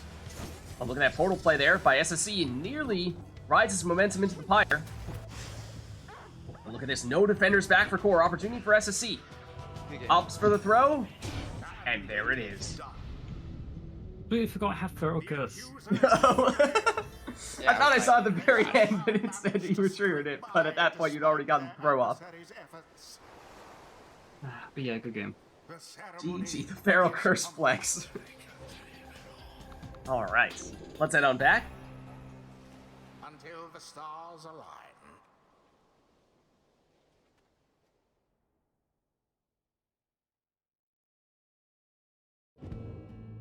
Alright, and let us know, chat, if there's anything you'd like to see for the next one.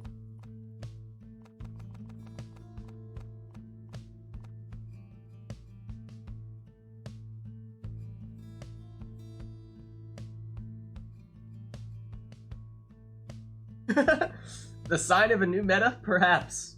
Perhaps, the ultimate flex. Take a bunch of abilities that you need to actively trigger and then just don't use them.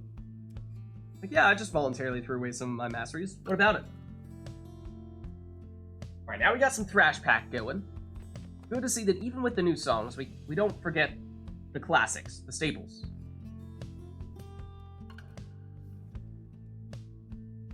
So we have a song in that case. Anything else?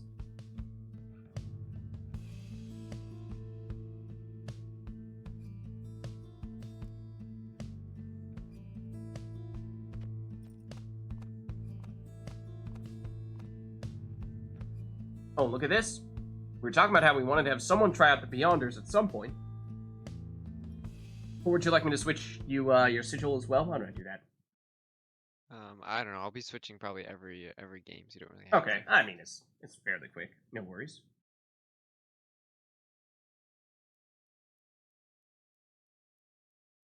There you go. So, of course, remember that every team now has their triumvirate colors worked into their actual raiment color, and that is a more significant change for some triumvirates than others, and let's just say Beyonders are perhaps the most extreme. Because once upon a time they had, or at least originally, they had what was, you know, a light green. But let's just say that might have changed a bit.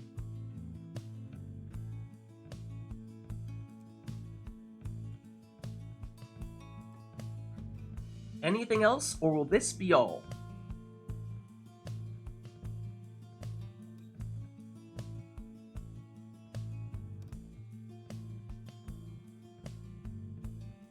Looks like that's it.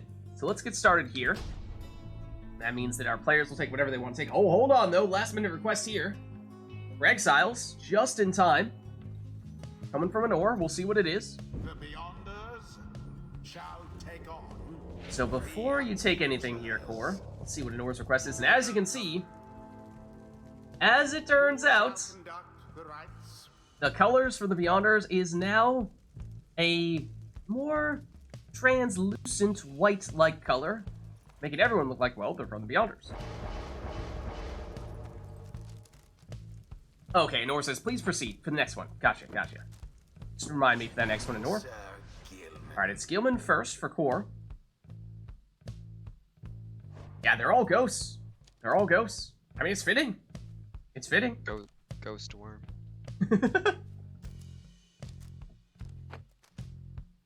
Yeah, this one looks really cool, I think, for the Beyonders, for sure. And it's Tamitha. Swoopy worms. And of course, I mean, if you're going Beyonders, you gotta take Snadra, right? Even if it is consistent with her usual colors still. Even then, no, it might be a little bit different for Snadra, even.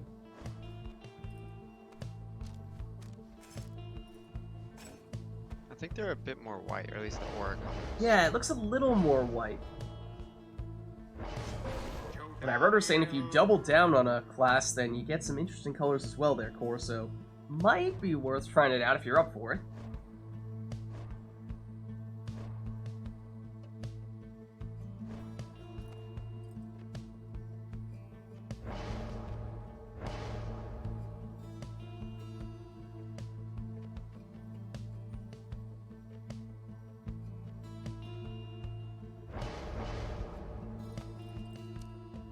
Separate phantom shader effect, that is cool. Is that the official terminology for it as well? All of Korra's exiles are officially phantoms?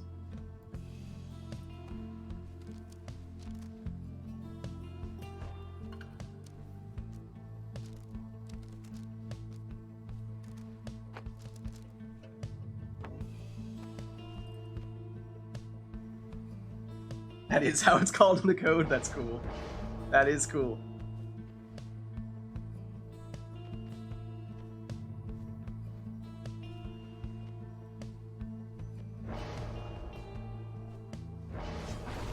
Alright, then it's Parker last for SSE, so here we go. Beyonders for Korra this time, against, of course, as per usual, the accusers for SSE. Now it begins in earnest. Tamitha gets rid of it, gets it back, has Luminous Idols, that means she gets her full stamina back when she does so, and that helps her get in here for a 20 damage plunge. That'll make the arena a little bit smaller.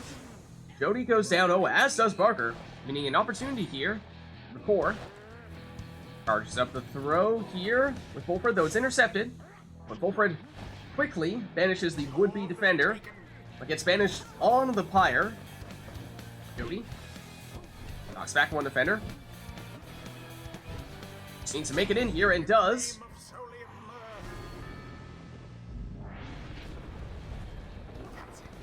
Gilman. Ghost Gilman, that is. He goes down. Tamitha gets rid of it, gets it back, gets full stamina in the process. That helps her hard push her way in.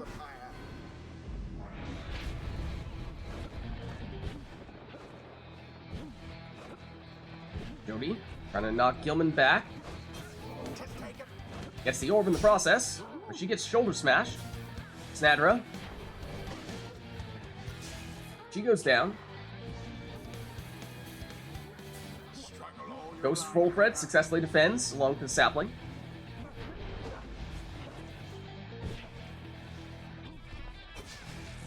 Jody down. Snadra with a clean alleyway to the Pyre here. Charges it up for the full 20. Oh, and has the leech as well, so not only 20 damage, but Korra will get 10 Pyre life back. Gilman with his throw. Gets this one off for the full 15. Gilman back at it again. That throw will be short. Gilman's still in it here, though. Now he goes down, and here's Tamitha on the offensive push, and she scores for 20. That means that one more plunge, maybe all that SSE needs here, unless Korra is to get another one of those leeching scores. But it's Gilman here, scoring for 15. And that is just 15 damage, no leech that time. That is Snadra who has that ability. Tamitha trying to find a way around Snadra. But Snadra shoulder smashes nonetheless. She goes down. Jody on the move, but she goes down. Gilman against Parker. Parker on the move. Oh, and he has Titan Tooth, stunning the defenders. And plunges, but that drops Korra down to 5 Pyre life. Gilman on the attack here. Looked like he got the throw off, but I think he got blocked early enough that set him back, and his throw was not on target in that case, or at least got deflected. Oh, look at that. Tamitha makes it in, but that triggers a whole bunch of rekindling there. Korra back up to 70 after that. That means this is still anybody's game. Jody, she goes down. Snadra. Big power cast, gets rid of Parker. Parker comes back quickly, though. Oh, but shoulder smashed. Yet the Titan does still stun Snadra, and that gives Jody enough time to recover and banish her. Jody, moving forward here. Gets banished, though, by Ghost Fulfred. Snadra. Power cast is enough to get rid of Parker. Barker comes back quickly, though, and Snadra gets Titan Tooth. Jody on the move here, but look at that big power cast. Gets rid of 2 of the would-be attackers, but once again, Barker coming back quickly here, and the Titan Tooth stuns. Oh, but Barker goes down to the sapling. Snadra down, Barker back once again. Titan Tooth still working wonders here. That gives SSC time to get rid of one defender, although Gilman has enough time to recover. But it's Jody on the attack now. She gets shoulder smashed by Snadra. Gilman is Titan Tooth. Barker on the attack. Speeds past, but does still get shoulder smashed, but that Lucky Break just keeps on triggering, so he just keeps on coming back. Snadra does make it in this time for 20 damage, and she is, again, the one that has that leash, so that'll give Core 10 Pyre life back, and in doing so, means Core has now retaken the lead. Ametha blocked this time. Still in it, though. Gets rid of the defender. Has an opportunity now, and makes it in for 20 damage plunge.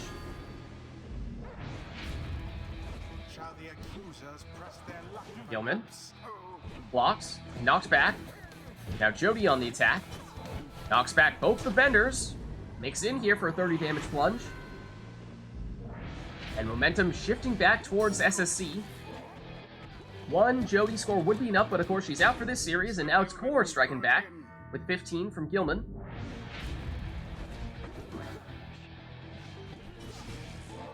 And Gilman who gets rid of Jody. Ametha makes it in here. 20 damage is not quite enough, but now means that just about anybody could score for SSC, and that would do the trick. That, of course, includes Jody. She's down here. Snadra gets rid of the defender. Oh, but look at that! Core got a little bit greedy, was looking to throw, and did not have time to charge all the way up. Of course, wanted to get the leech from Snadra, but didn't want to plunge to do it. And there is SSC with the winning counter. Good game. GG. They brushed aside their adversaries without too much trouble. The rite is complete. So much Creed, all right. rebuilding. Until the next rite. Oh, look at this. All right, now we've got some new Never to Returns out there. This one for the Accusers.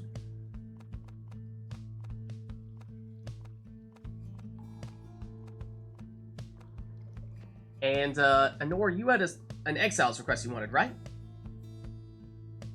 Does that song request not necessarily work so well with what you had in mind, though?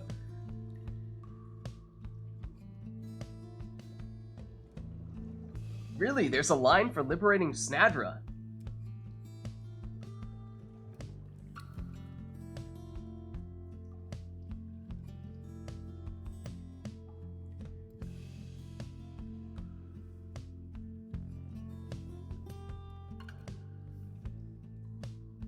Anor was planning on all imps.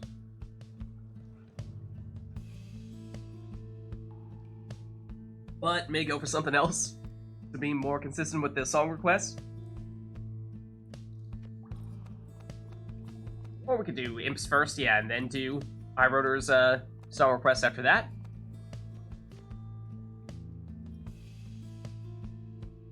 There is a line for Beyond Just Winning Liberation, right? Okay. Let's see. Core is going to continue to test out the new triumvirate colors here. So he's going with the Tempers. Let me just switch it around here. This, I think, was another one we were saying, is one of the ones that has changed most significantly. I still think that it's probably the Beyonders that have changed the most, but this might be number 2.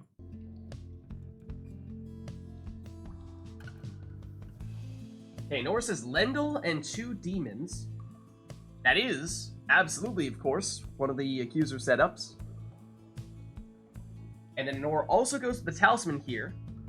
Living Flame. And a Kerfang. Living Flame, Kerfang.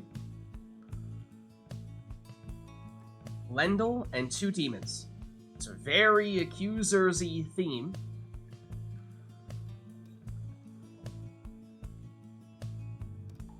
Both talismans on the demon, but Lendl can have whatever. So Lendl, 2 demons. The demons have Kerfang and Living Flame. Lendl can have whatever you want, talisman-wise. Oh, and we had a Glade of Loon there as well. Hold on. I did not catch that one.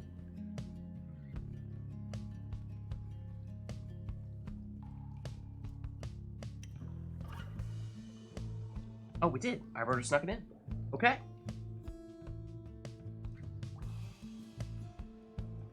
Have Stubborn Flame release? Oh, that's the Crones. Alright, well anyways, let's get started here.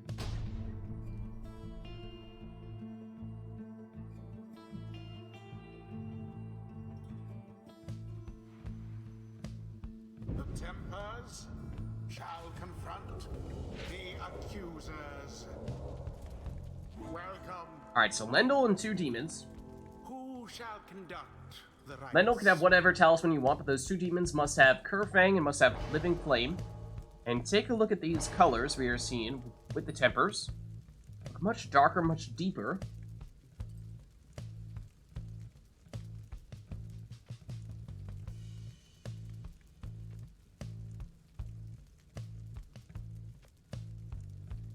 Edwin's headband actually works. Does kind of look like it, doesn't it? Just looking at the preview there, seems like it's roughly the same color we're seeing here with Lendl. Alright, and Cora's going with the power casting talisman there. Legendary one. Gold Bracer.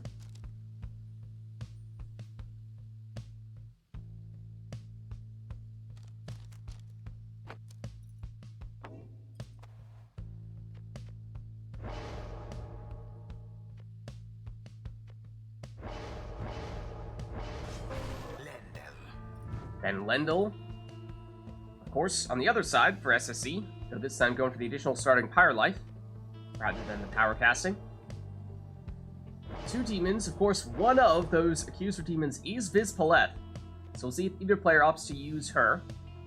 Then, of course, Ignarius is the Tempers demon, so that is fitting to see Cora looking to set him up here. And that'll be Living Flame, the other one will be the Curfang. Here is Vids with Living Flame.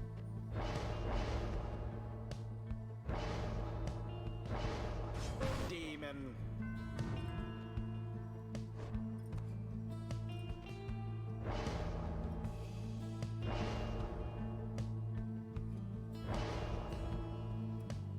Oh, is this a special combo here? By Rotor it is, isn't it? It is. Oh, I remember. I remember. Orlick counts, doesn't he? Oh, good question. Let's clarify. No Orlick. Anor says no Orlick allowed. Okay. Alright.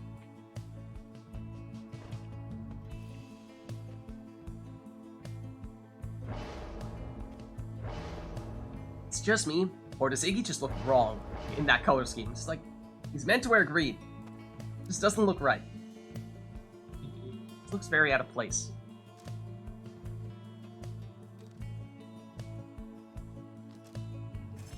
No worries, Anor. It's Curfang, it's Curfang. Oh yeah, it's Curfang. Alright.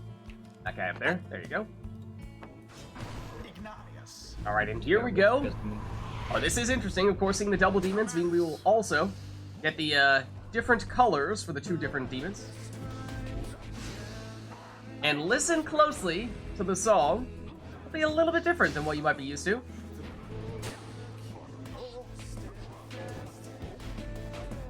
Here is Ignarius. He's down. It's the left. Gets rid of it. Then goes down. Iggy. He's shoulder smashed. Here comes Lendl. Has an opening here. But SSC trying to go for the higher damage demon score, but may have missed the opportunity in the process.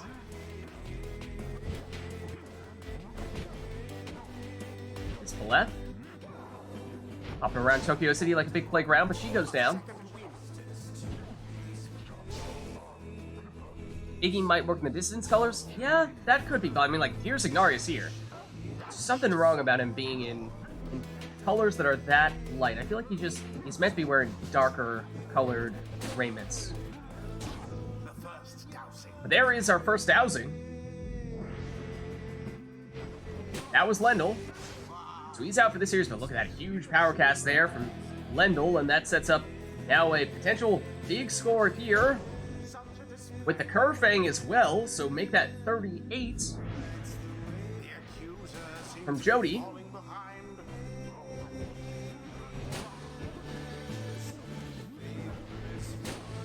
Edwin trying to find a way to take out Vizboleth, but Vizboleth is the one doing the banishing here. That means no one back to defend for Core, so time for Lendl to throw this one in for 20 damage.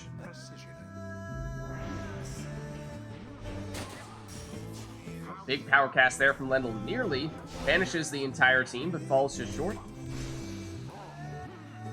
So that's Jody banishing the last of the defenders, and once again, she has the Curve Fang, so that's worth more for her to plunge. Big cast from the Lendls. Here's Lendl making moves offensively this time. Oh, then look at that. Follows up the quick banishment there. And that banishment as well. Time now for Core to charge up this throw. Lendl's aim was true. Exactly. Nora picked it up. This is specifically a solo for Tariq. Not the usual never to return. It is a little bit different in that way. The orb is up. Iggy down, Jody sidesteps the cast. Lendl versus Lendl, they both go down. That is the last character here for Core, so that means time now for SSC to charge this one up for 30. The demon's aim was true.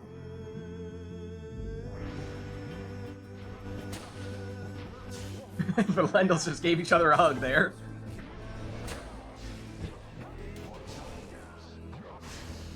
Oh, and now it's Core going on a series of banishments, though Lendl back just in time to clean things up, and does just that. Now it's Core who's defenseless here. Though Jody does return in time to stop Lendl here. Now she's on the attack, but she goes down. Vizboleth, she's banished. Iggy against Lendl. Iggy banishes him. Goes Lendl.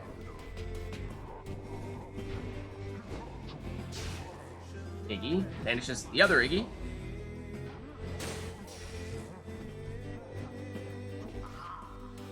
Lendl wants to bring back his friend, but he goes down before he can. And that means no one back to defend to stop Lendl here. This time, Core throwing it in for 20.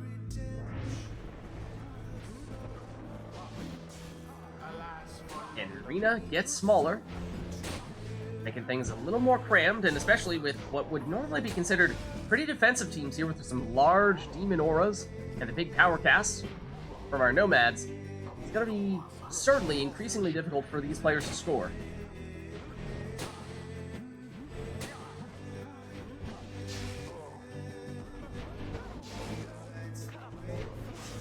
Oh, and now Jody on a vanishing spree, and that means no one back to defend her here. So she plunges for 38. Now go on just once more. Lendl gets rid of it. Follows up with a banishment and is just looking for a way into the Pyre, because that may be all he needs here. But he goes down before he can do that.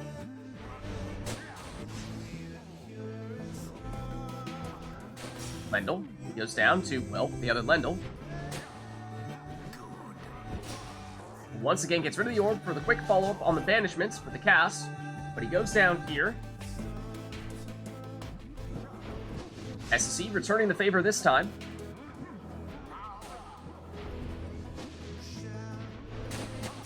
Series of power casts.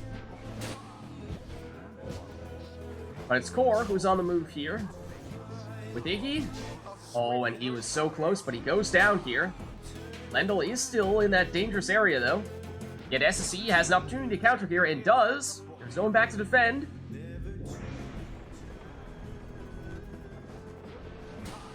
Yeah, Sacred Bond really strong in this competition. Seen lots of banishments for sure. Having other ways to bring people back definitely helpful, and it may be the difference maker here. Oh, and there's the VM. You hate to see it, but Core with the winning plunge. Good game. Good game. They vastly outperformed their adversaries. The rite is done. The disrespect. Alright, well, let's head on back. Until the stars align. And let us know, chat, if there's anything you want to see for the next one.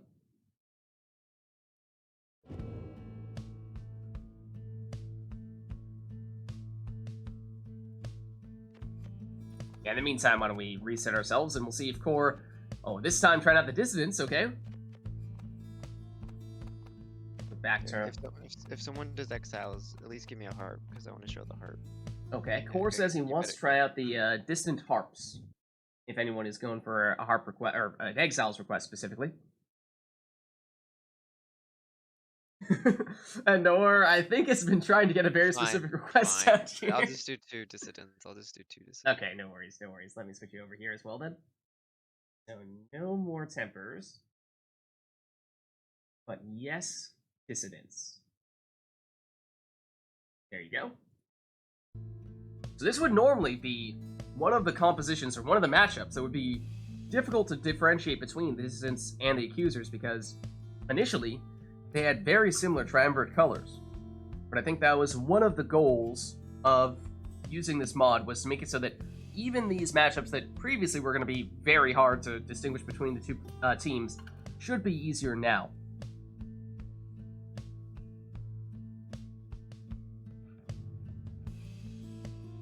Okay, for this one, Anora's going all imps. All imps. Anything else? Isle of Kalamer. Alright, that is, of course, understandable. That is fitting. The maximum number of imps. And all cursed talismans. Okay, all cursed talismans, all imps, Isle of Kalamer. That sounds like a lot of chaos. Alright, and that covers just about everything, so why don't we hop in here?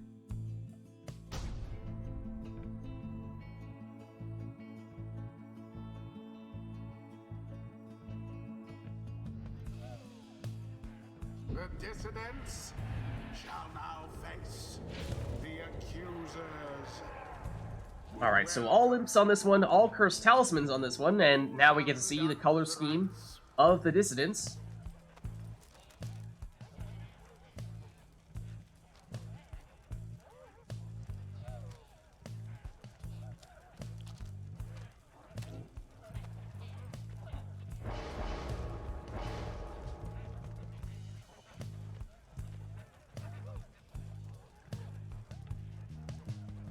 Black Howler Salute combo? That may be. We're seeing it here from Core. Of course, Blackheart being the one where when you get banished, you come back, you have a chance of either coming back as an infinite stamina? Yeah, infinite stamina character, or come back as a defenseless Howler. Normally, that Howler would be a pretty big downside, because, well, if you don't get the orb immediately, then suddenly you have a character that you just can't use defensively. But the Imp, with its salute, does have a way of transforming in between Imp and Howler form. So that is a way to counteract the downside of that talisman.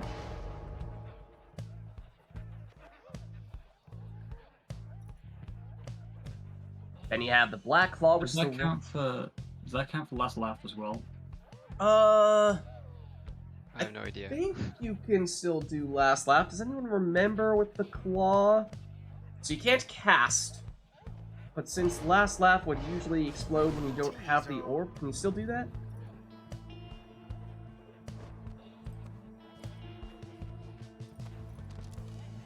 Rotor says no idea. There was a time when we were using those cursed talismans far more often, and that definitely came up, and we definitely had an answer, but I don't remember.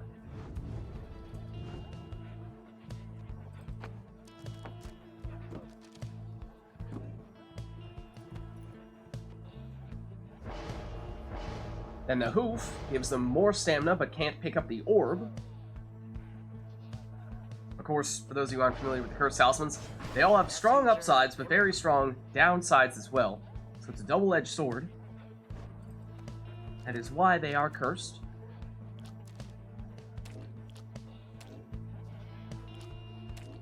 Some of that wet sound effect. Yeah. I don't like that.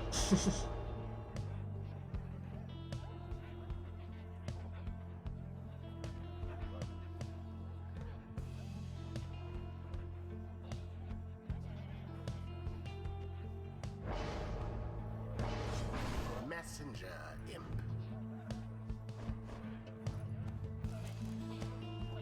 Don't put the orb on top of the book you're carrying for the heart. Don't put... Huh? Not sure I know what you mean. I think this would be the last game for you, by the way. Okay. So heads up in that case, chat, if there's anyone who would like to jump in, then this is likely to be SSC's last one, so we'll be looking to swap someone in for him in just a few minutes. So prepare yourselves accordingly.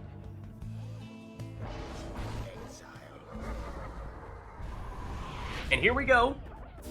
All imps, which of course means, as we were saying before, when we have multiple characters of the same class on the same team, they will have different colors, so we can still distinguish between them. And bear in mind, we do have the Cursed Talisman, so that with that black hoof, means that there will be sometimes characters that cannot pick up the orb, and you might find yourself in a situation in which your only remaining character is one that can't pick up the orb, and might have been a scoring opportunity for anyone else, but not that character, unfortunately. Also, as we were saying before, once upon a time, it was fairly difficult to distinguish between the dissidents and the accusers, just from a color standpoint, but here we're seeing there's definitely more of an orange to the dissidents versus more of a yellow to the accusers. I think that's mostly the accusers that have changed there. They used to be a little more orangey than that.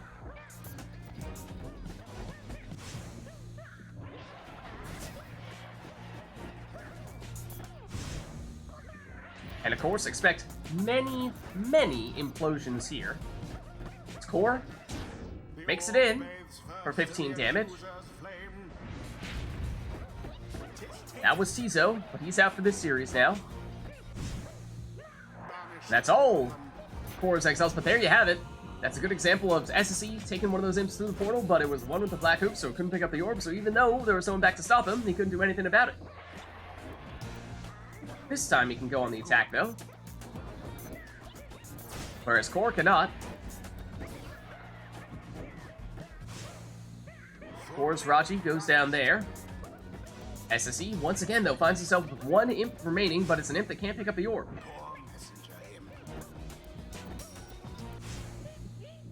Now opportunity for SSE. The imps move the orb around, complicating matters a bit. Now nobody left. Looks like SC will be coming back first here with Raji. Now, is that the imp that can pick up the orb? It may not be. It is not. So all SSC can do here is do more banishments and then follow up with Tizo, who can score, but his throw is intercepted. So it was intercepted by an imp that cannot pick up the orb. That's a tricky position for Core to be in, where one of his two imps cannot pick up the orb, but here is the opportunity SSC was looking for with the 15 damage throw.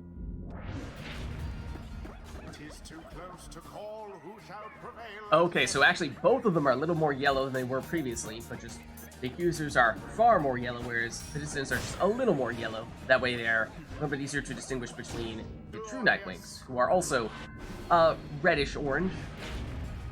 That's Core plunging there with Tizo. Messenger can't pick up the orb there for Core. Nor can Raji for SSC.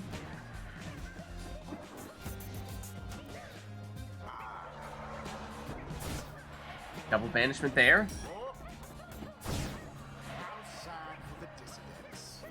Well, once again, SSE unable to pick up this orb until he gets someone back. That imp is blocked. Now SSE on the move here. Banishes the defender. Now is a dangerous portal. Goes through said portal, but gets banished before he can do anything with it. SSE once again waiting for another imp to return so he can pick up that orb. Does so now. Has that dangerous portal spot. And uses that to plunge here for 15. And that ties things back up at 70 apiece.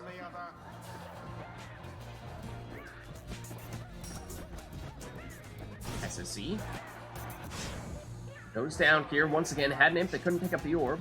Looks like it's Core back here first, with the time to throw this one in for the full 15.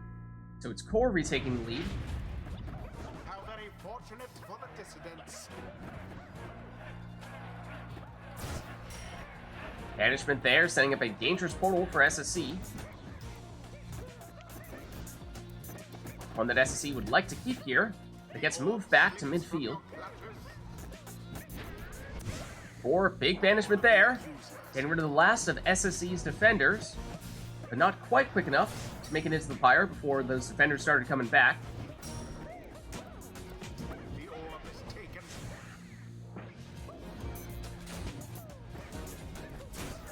SSC avoids banishment here with Messenger in. Trying to find his way into the Pyre though. Of course, easier said than done. Goes down. And once again, that last imp cannot pick up the orb for SSC, so he's defenseless for now. Looks like SSC may come back first here just slightly.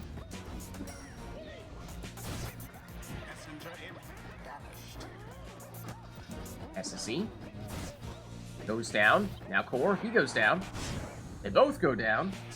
SSC back here. He's banished. SSC defenseless for the moment, and Core unable to pick the orb up with that imp.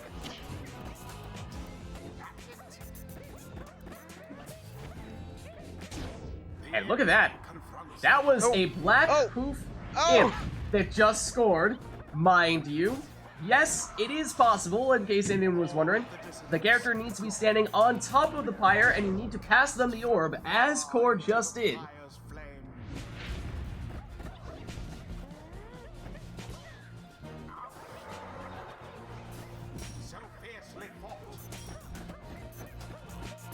Now SSC. Another 15 damage throw here. And we're tied up at 40. Big explosion there, sets up a dangerous portal for SSC. See if he gets a chance to use it. Not with that imp, at least. This one, though, perhaps. Makes it through, and in for 15.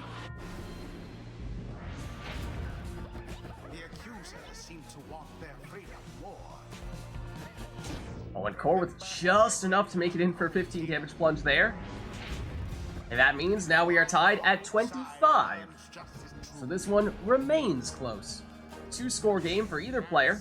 Oh, look at that. SSC perfectly timed on that jump. That gives him the opportunity to throw this one in for 15, and that means 1 score for SSC could be enough, whereas Core still needs 2 here. Core eyeing that portal, makes it through. Has infinite stamina from doing so, and nearly rides that stamina into the Pyre, but gets stopped before he can. That SSC deliberately setting up that portal play once again. Gonna go through it here, but Core has it covered. And was ready to block SSC as soon as he did go through. What is going on? Everyone banished on Core's side, though, and that means SSC plunges for the win. Although their adversaries put up quite an effort. GG. The rite is ended. Alright, well, let's head on back. Until the stars align. Yeah, so I think I'm dropping out there. Alright, no worries. Well, thanks for stopping by, SSC. Happy to have you as always. Yeah, thank you. Awesome. Okay. Well, in that case, that means we're looking for someone to swap in here for SSC, so is there anyone who would like to do so?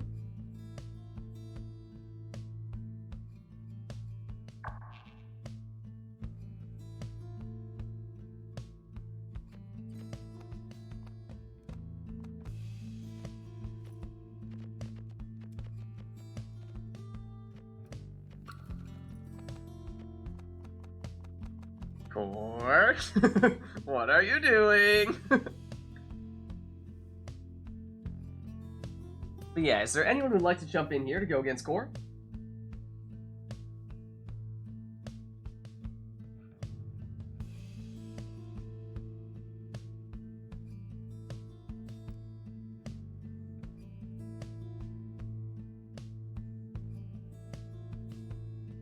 I mean, I could do so. Yeah, I know if you're up for it. Absolutely. Absolutely. It's been a little while, right? I don't think we've had you in for a few weeks. Let's get you in here.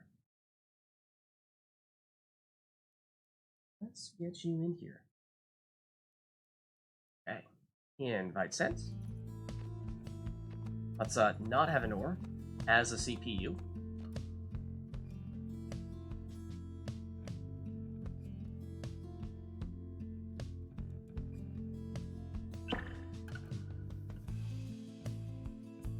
And Anor, I know you were talking earlier about, do you stick with the Nightwings? Do you switch to someone else? So just to clarify here, are you going to go with the Nightwings? Or you feel like you might want to try a new team this time?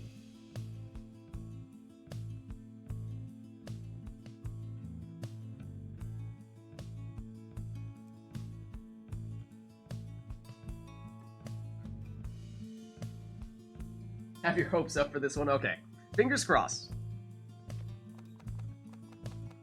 And I was like, well, I appreciate that you want to give me all this extra Pyre life, but no.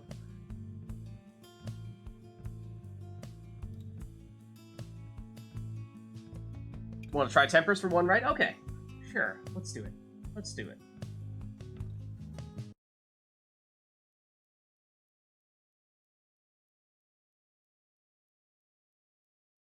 There we go.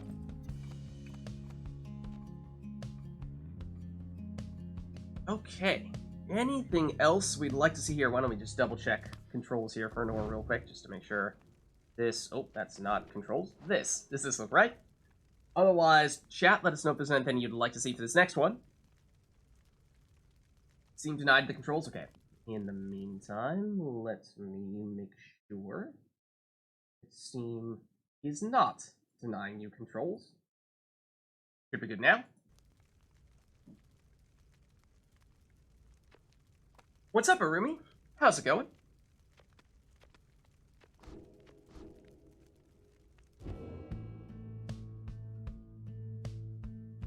Well, let me update Anor's name as well. This is no longer SSE.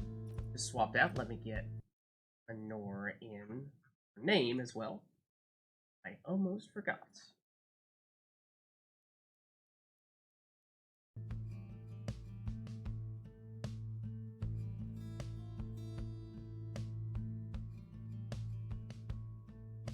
Okay, so I don't think we've seen any requests here at the moment. Of course, this will be Nora's first ride of the day, so maybe we'll give her a chance to warm up a bit first. So why don't we get going in that case? And, Core, you wanted to stick on the distance for this one? I remember you were saying you were going to stick with them for a little bit longer. Is that right? Yeah. Okay, perfect. Let's get going then.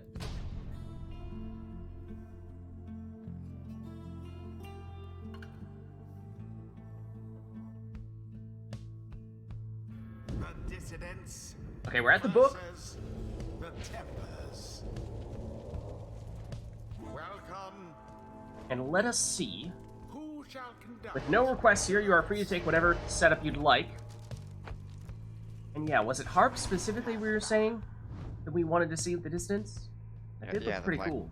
Black wings.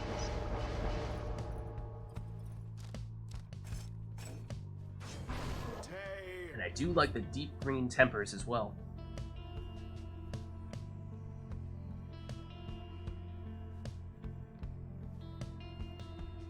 I don't know what you're talking about, Arumi. I clearly did not have time to integrate the mods. Wait, hold on! Why is the stowaway green? Would you look at that?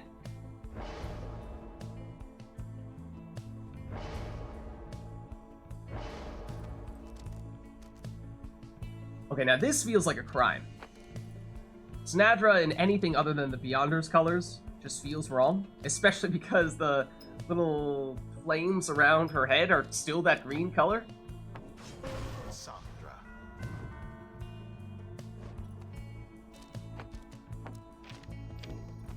Phantom shader on the harps, I wrote her, or specifically Snadra. Oh, Snadra does look cool though. That looks so Halloween themed for Snadra there. the Dissidents as a whole look very Halloween themed. On Snadra, okay, yeah, I think I can still see it.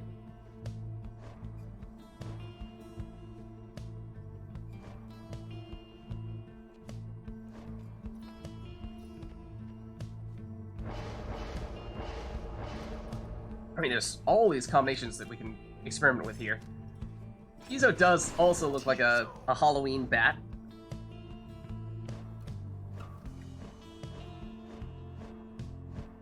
And Volfred looks very different on Anora's side here.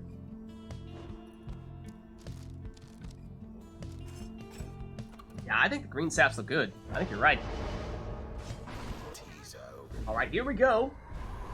The first of the day for Anora here. And the first time I think we've ever seen her possibly playing anything other than the Nightwings. At the very least, first time we've seen her going as the Tempers, I imagine.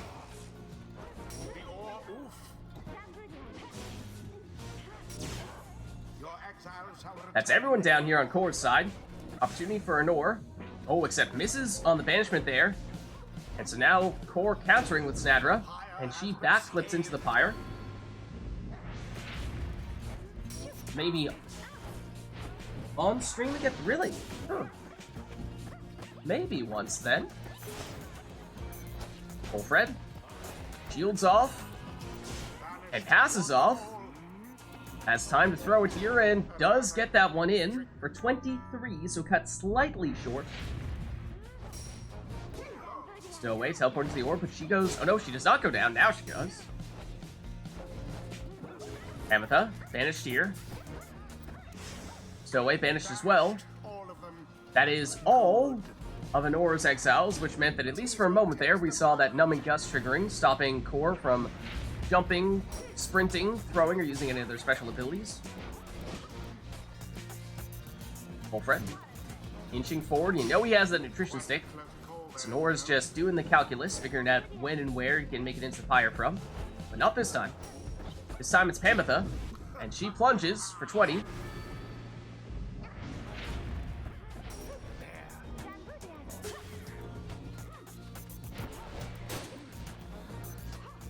Volfred. Over to the other side. His throw makes it in here for 18. So again, cut a little bit short, but makes it in nonetheless. And of course means he's staying in for this series.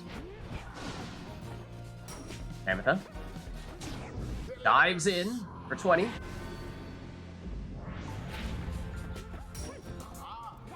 Stowaway back over to Volfred. Volfred shields off the defender, then passes it back before he goes down. Stowaway has returned, and here she is.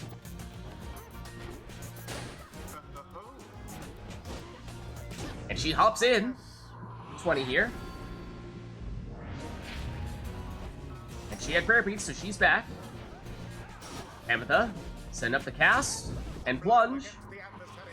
That drops Anor down to 5 Pyre life. Then, of course, she does have Volfred. She usually goes with the 10 rekindling. Of course, we did see the numbing gust previously, so I think we can just about confirm that's the case. So away through the portal, but it didn't take her far. But she does still make it in.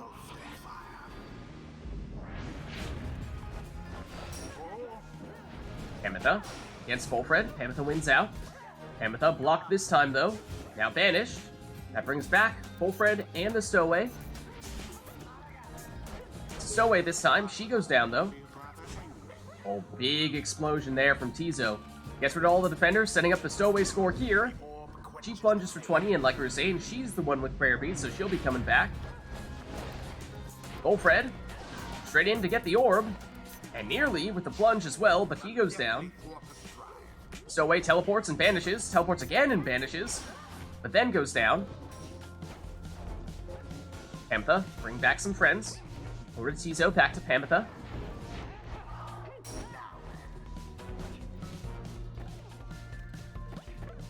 Pamitha flies around the defenders and into the Pyre. That triggers the rekindling, so now Anor onto her second life bar. As anticipated, it is 10. That means 1 score here, probably all it takes for Kor, but here's Anor plunging for 25, and that means 1 score, likely all Anor needs here as well. However, after plunging with Volfred with the nutrition stick, that means that Anor is down 1 character, so still advantage Kor here, and plunges to take the win. Good game. The dissidents GG. prevail. Perhaps a stroke of fortune ought to be thanked. Thus end this night's proceedings. Yeah, that's what I'm saying, Cam. Looks very Halloween themed. Especially with the harps, and I think the imps as well. Until the next rite. Tempers too. Tempers too, for sure. Thought I heard someone disconnect there. Nor says my work here is done. Just wanted to test it out. Just wanted to see what the tempers were like. Okay, fair enough, fair enough. Alright, well that means we're looking for one more here. To swap in for a Nor. And Core, just to check in with you, are you good to stick around? You need to swap out as well? How you feeling? Yeah, I'm good to stick around. Okay. Too many lag spikes? Okay, no worries, no worries.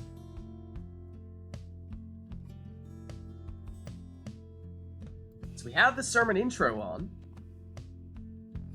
And we had a song, did we not? We had certain plan, okay? Does anybody have any requests for a triumphance they want to see? Good question. Any triumvirate colors we particularly want to see? Have we seen all of them now? You've gone through a lot of them, Core. I don't think we've seen True Nightwings. That could be something new. Don't think we've seen Chastity. I don't think we've seen Essence either. Yeah, Secure is saying maybe Chastity, if you're up for that.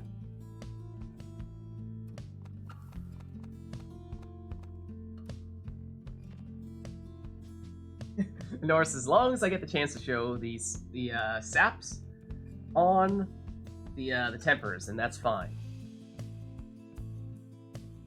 All right, Cam is making an Exiles request for Pam here. Let's let me just switch Core over to the Chastity over here as well. But we are still looking for one more person here. Swap in for a Nor.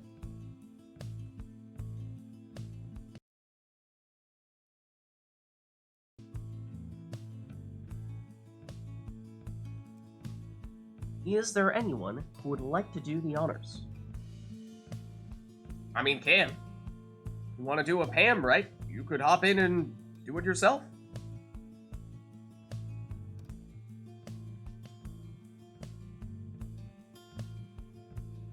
Withdrawn? Have we really not seen the Withdrawn yet? Wow.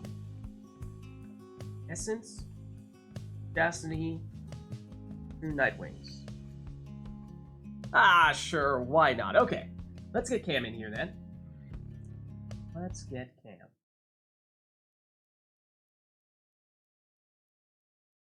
Alright, invite sent to you, Cam. Presumably, the game will put you on player 2 here. And, Cam, if you stick with the Essence, then that gives us a chance to see one of the other triumvirates that we've not yet seen. Yeah, I was planning to go Essence. Okay, great.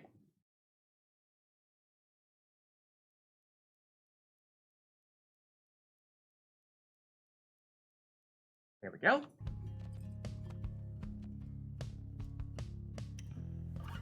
Okay, so we have Pam. Anything else? We have the song. We have Pam. We have sermon intro.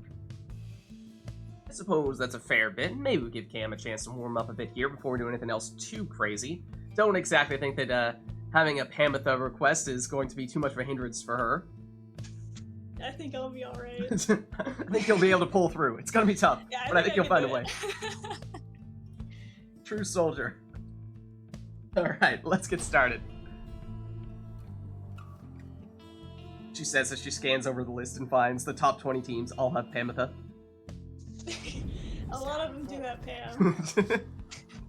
You are gathered at the pit of Midleaf.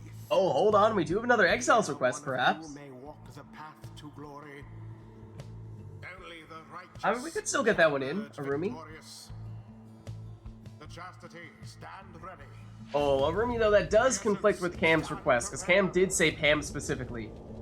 So if you have something to build off of Cam's request, then we could combine them. Otherwise, it's going to have to be sticking with Cam's request, because she got that one in first.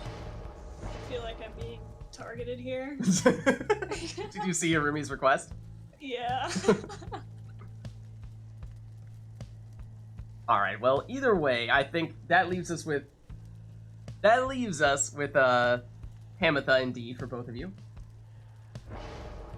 Yeah, it is a little strange seeing the Nightwings in pink. But then again, of course, we've seen Zoxiana from the Chastity, so it should be a similar color scheme here. Just gonna need to convince ourselves, I can't, train click on ourselves. anything. Oh, let me make sure that you have... I need, access or something. Yeah, let me make sure. Remote play. Yeah, remote play did it to you as well.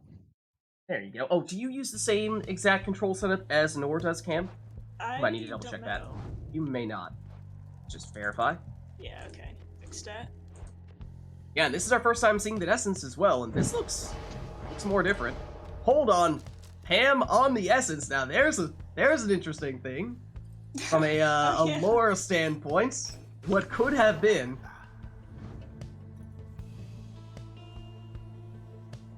But yeah, now we're just messing with our brains here, because of course, that Pamitha on Korra's side looks like a Zoxiana. That Pamitha on Cam's side looks like a Tamitha. Exactly, pre-canon Tam. Or pre-canon Pam. Oh, it's secure. Thanks for the follow. I didn't even notice you snuck that one in.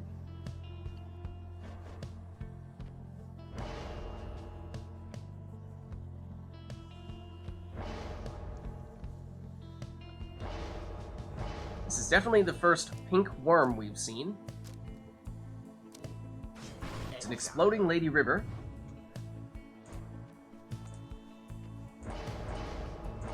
Too much information. Oh, look at that. Purple wings on Tizo as well. That's cool. Tizo looks cute in all of the little It's true. outfits. It's true. Sir Gilman. We're going double worm here. Compliment Pamitha. Then the Stowaway. I like the way the Stowaway has those stripes on her raiments, which don't quite take on the full color. They're sort of like a white-ish color with the slight hue of the Triumvirate's primary color scheme. It's like an off-white with a little bit of this teal to it. Brilliantly done. Here's Pamitha plunging for 20. Yeah, and that's Savage specific. He's gained an edge. I mean, as we all know, the Savages do have the best raiments. The flame is stricken. That's the other Pamitha, throwing it in for 20, despite looking like Zoxiana. How very fortunate for the chastity. There's Pamitha plunging this time for 20. Tis taken. But she does not have prayer beads on Korra's side, so she's out for this series then. Thoroughly banished. Here is Cam pushing the issue, but gets stopped this time, now banished. Stowaway throws this one in though, for 20. Flame. Down the flame. 4. With Pam, blocked. And banished. Pam's Pam. Back with it now. She's blocked. Now banished. Unscathed. Korra's Pam. She's blocked. And banished. Sensing a bit of a theme here. Stowaway this time, the one making the moves. She's slowed down now. Korra trying to make it in with Pam, but she stopped. Slow there. Gets rid of one defender. Stowaway on the attack here. The throw makes it in for 20. The essence pyre now burns relatively powerful. 4 blocks. Pam goes down. So does the other Pam. But it's a Stowaway here, who throws it in for another 20. Go on. Just one. Korra's Pam makes it in. But as I think we were saying before, she does not have prayer beads. That means Korra's now down one player here. Titan Tooth though, stunning Cam, banishing Pam, and well, make that everyone at that. Sir Gilman. There's a Gilman throw for 15. That is interesting, seeing the two colors on the worms there. Gilman is quite dark comparatively. Almost a magenta. And Korra goes down. And at this point, one score could be all that either player needs. Titan Tooth stuns Cam. Perhaps an opportunity The Core misses that one there with the banishment. Pam versus Pam. They collide. And it's Pam who emerges victorious, although here's the counter. Core GG. speeds Good in game. for the worm win. Chastity prevailed. Their pyre nearly was extinguished there, but no. But no. The rite is ended. Yeah, there's always that temptation to revert back to the portraits in the bottom corner to determine which character it is. There we are. Until the stars align.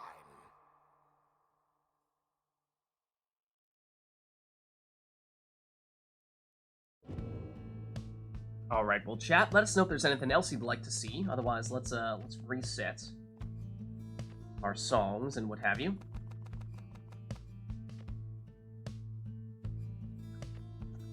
Just True Nightwings and Withdrawn are apparently the two we have left here. All right.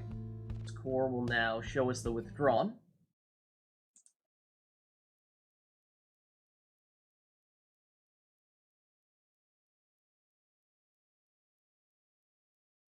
There we are.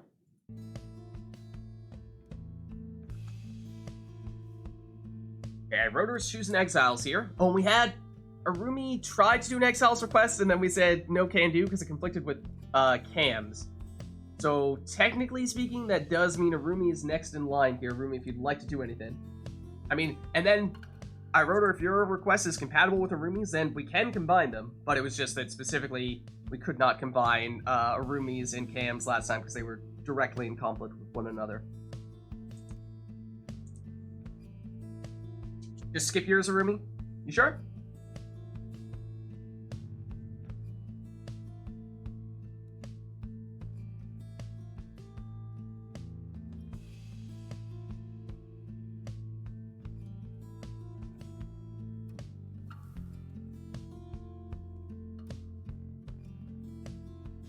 In that case, I suppose I wrote her whatever you'd like to do. One sap? Okay. Rumi says, I'm sure? Okay. So in that case, it is one sap per team. And then Anor piggybacks off that and says, well, I mean, if we're going saps, you gotta give that sap the nutrition stick, right?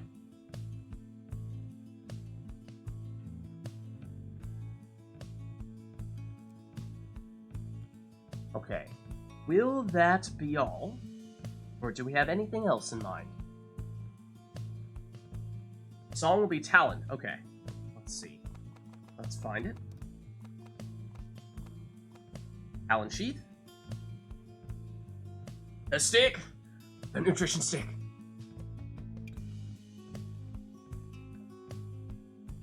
Alright, that seems like that's just about everything here, so why don't we get started then? So one sap, that sap has the nutrition stick. Other than that, it's up to you. I hear the water. Is it the boat? No, it's the Follisolium. The essence. Welcome.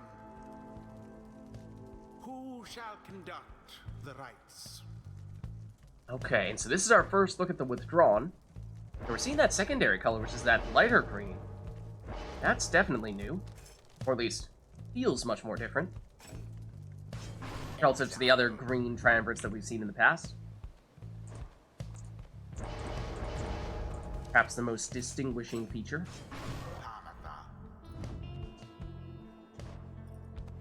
Both players starting with a harp. Shifted them a little bit more into the green. I do like the green saps, yeah. Wolfred looks good there.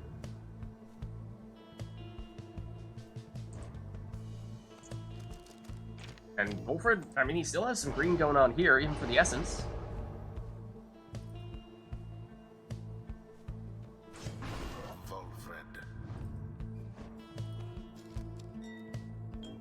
Oh, look at this! Or doubling down on the saps here. So Manly gets a much lighter color scheme as the second sap.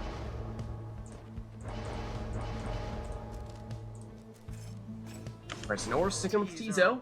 Did you take Fell Swoop? I think I did. Let me check. Yeah. here is Manly. He goes down. Looks like he has the quick throws. Pam goes down here. Now it's Core.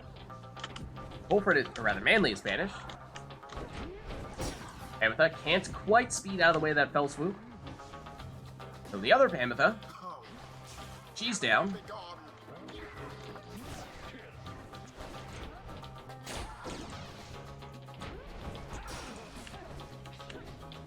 Core goes down here. Now it's Cam's Pamitha and loops her way around and into the Pyre here for a 20 damage plunge. Harps always seem a bit ethereal, not sure why. I feel like they do always have just their triumvirate, or nothing. Their raiment colors are always just a little bit more see-through. I feel like particularly on the lower half. It's a kind of, they don't have a hard stop to where their robes end. I feel like it just kind of fades more gradually into nothingness. Definitely adds to that feel.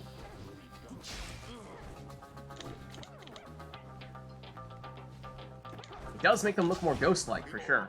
In fact, 100% harps on the Beyonders would be an interesting sight to see. That might be the most ghost-like looking team.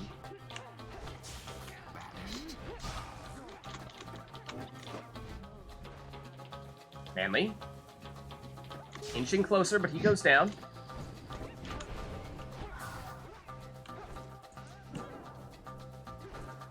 Amitha. Nutrition stick, Fulfred.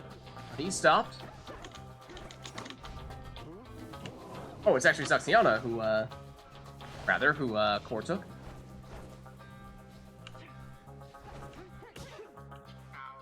There they collide.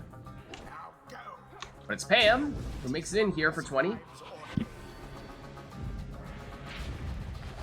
Green Harp looks very Beyondery. I mean, the old Beyonders, yeah, in many ways. Just a slightly darker green, but not that much darker. Wonder what would happen if we had multiple Harps on Core's team here, and we had one of them that was lighter still. And it might be even closer to what we are used to seeing with the Beyonders for their Harps. Bullfred, or rather, Manly to Bullfred. Back to Manly. A bit of a blunder. Saxiana.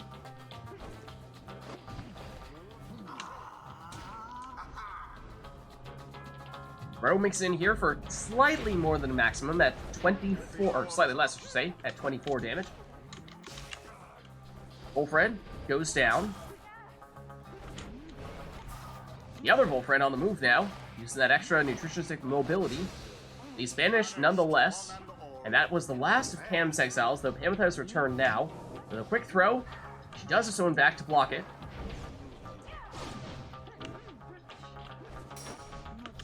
Switch over into Manly. His throw is wide. Pamitha on the counter. Gets rid of it. Oh, and then look at that. Fulfred says, don't mind if I do, I'll scoop it up. Saxiana blocked. And Fulfred banished.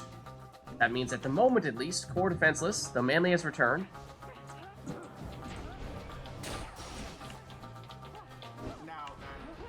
Amitha tries to hard push her way in, but at the end of the day, doesn't need to. Still makes it in.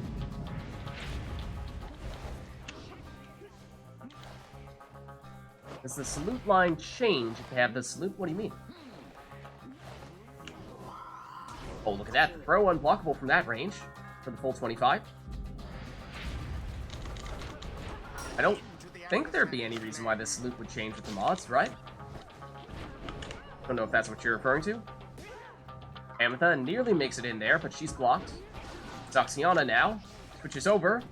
That's Manly who got banished there.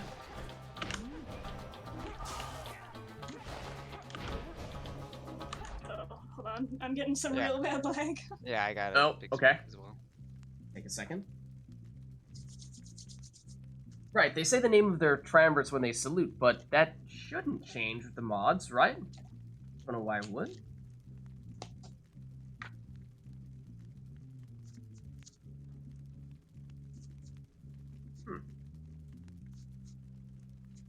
Yeah, I don't know. I assumed it remained unchanged, but I can't say I was paying particularly close attention to that aspect.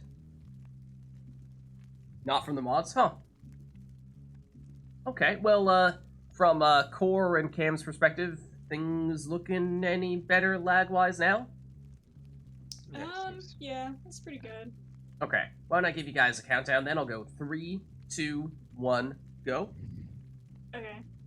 Alright. 3, 2, 1, go.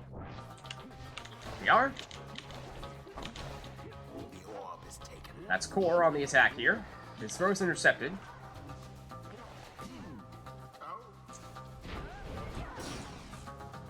That's Manly down. Now Pamitha has a little bit of room here. Gets the stamina back. Trying to avoid the other Harp Defender, and nearly does. Core has it back.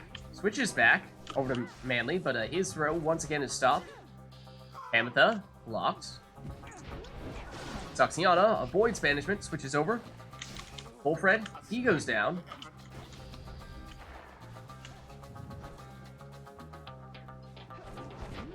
Cam for Cam. Sidesteps the banishment, but not for long. Opportunity here for Core. Switches from Zaxiana into Wolfred. Wolfred's throw gets in for the full 25. The flame. The withdrawn are now favored to prevail. Cam flies over the sapling and around those saps and pushes her way into the Pyre. Once more like that, and we are finished here. That means one score could be enough for Cam. Then again, of course, we do see Core using 2 saps, so the potential rekindling there is quite large. Whereas in the case of Core, you would need at least 2 scores here. Take down Cam. There goes the orb. Or rather, it's Zaxiana. Trying to find the right spot. Charges up the throw there with Wolfred, but he goes down. Get out, Iso. Lateral damage there. Now, quick throw there from Manly, but that's intercepted.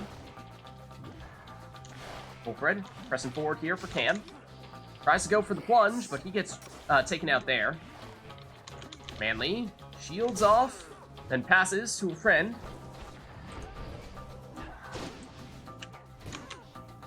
Pamitha blocked by Wolfred. Wolfred shields off Pamitha. Now Core on the attack with Manly.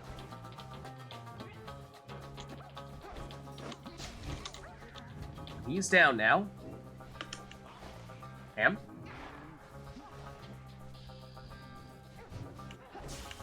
the orb. Tries to make a move, but Core is quick to counter it.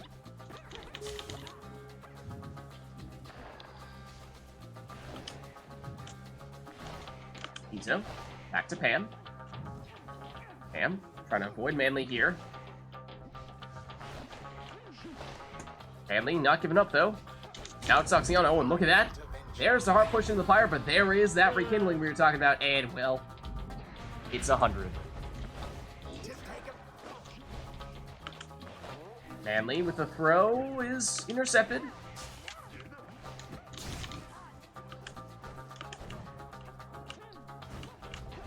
And through the portal. Time and space here. It goes down. Saxiana, oh, look at that. Had a Wolfred right next to the Pyre. And that drops Cam down to 1 Pyre life, but of course she also has a sap. And therefore may have some rekindling as well. So cannot have that full 100.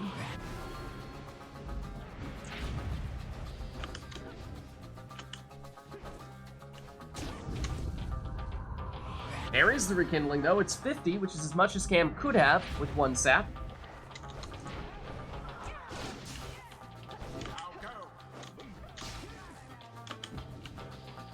Oh, what's up there, Xlo? Stopping by, how are you? We're doing some fire.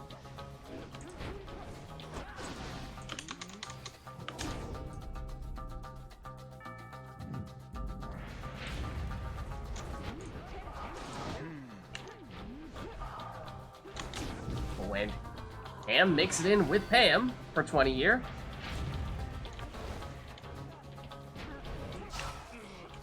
Well, banished there from Zoxiana. Over into Manly. Manly's down, though. Zoxiana gets rid of Tizo. But Duel the Harps, although it switches into, Wolfred here. Sorry, Wolfred.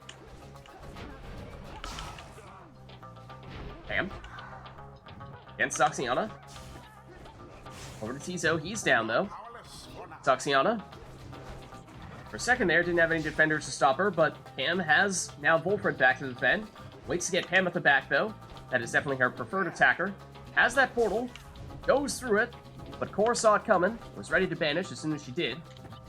Zoxiana. Going around the other way. Not enough to stop Tizo, though. Pam. Inches forward. Harp pushes her way in. 20 more damage. And that gets us practically on even terms here, at just about 40 apiece. More importantly means should be about a 2-score game for either player, although Core changes that equation with that 25 damage throw, meaning that now Core may only need 1 score to finish the job. Of course, both players on their second life bars here after having some sap rekindling.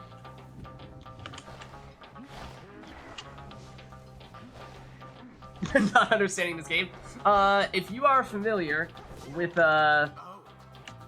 soccer or football, perhaps, for you, then it is somewhat similar to that, in that you'll see both players in the bottom right, in one case, or bottom left corner, have a number, which is basically the amount of life they have left for their team. Every time their opponent scores on them, they lose an amount of life, and once that goes down to 0, they lose. So it's basically, you know, trying to score on the opposing team's goal, which in this case is the fire you see on either side. And if they make it in, like that, and they deal 20 damage in this case, drop the number down and get closer to finishing off their opponent. So a lot of people will compare it to basketball, because people like to say that, you know, jumping in like that is sort of like dunking. But I think in many ways it has a lot of similarities to basketball, hockey, a little bit of soccer.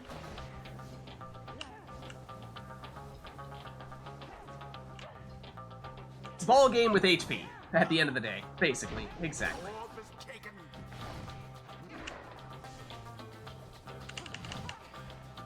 And, you know, of course, there's 7 different characters that have different abilities, and they have some items that can also alter those abilities, and what have you. Well, that's the gist of it.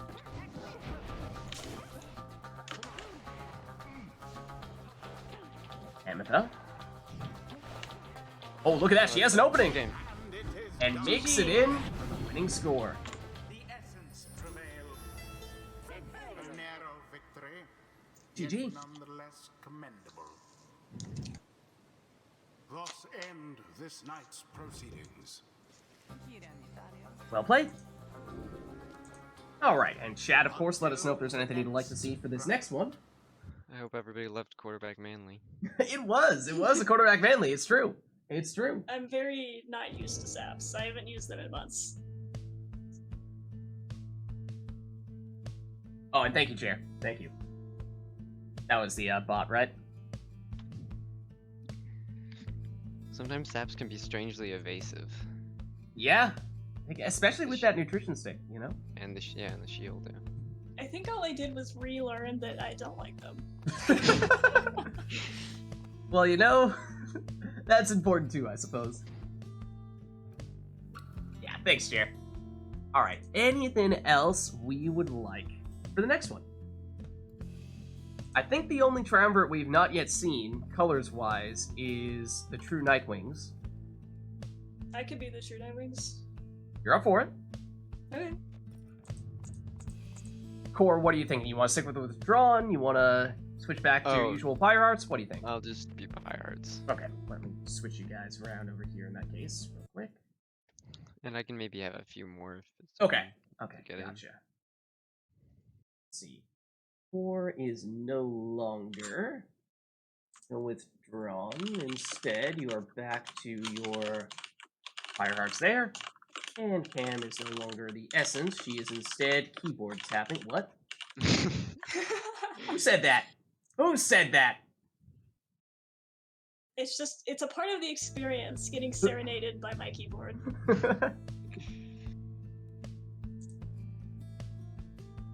Don't forget the mid-round clicks.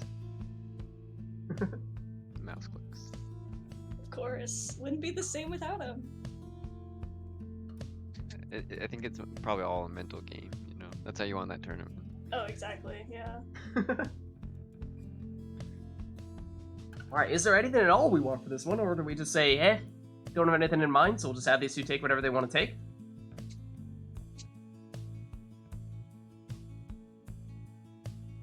That, of course, works too.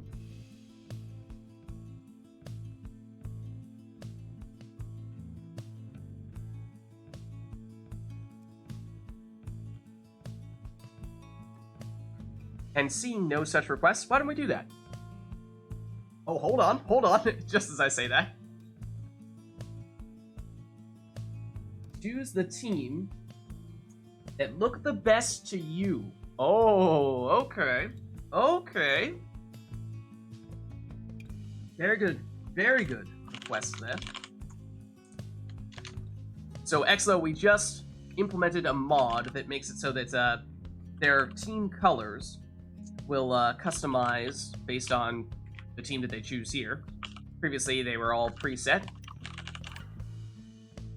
We are experimenting a bit with that today, for the first time.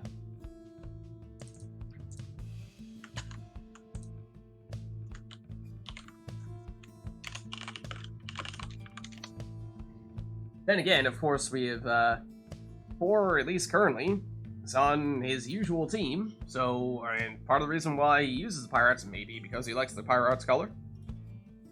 At least in Cam's case, trying out the True Nightwings, or at least was thinking of trying out the True Nightwings, because that was the only one we'd yet to see. So I don't know, that may not change anything. Either you want to change teams to go with which one you feel like has the best color scheme. Well, the True Nightwings are one of my favorites anyway, so I think I'll just stay with them. Okay. Or are you going to stick with the Pyre then? Yeah. Alright. Let's do it.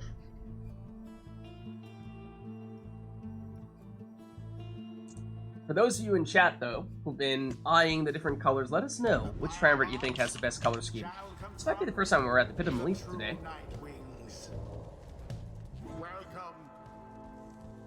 Alright, so, no requests for your specific team setup, so you can take whatever you'd like here, I think.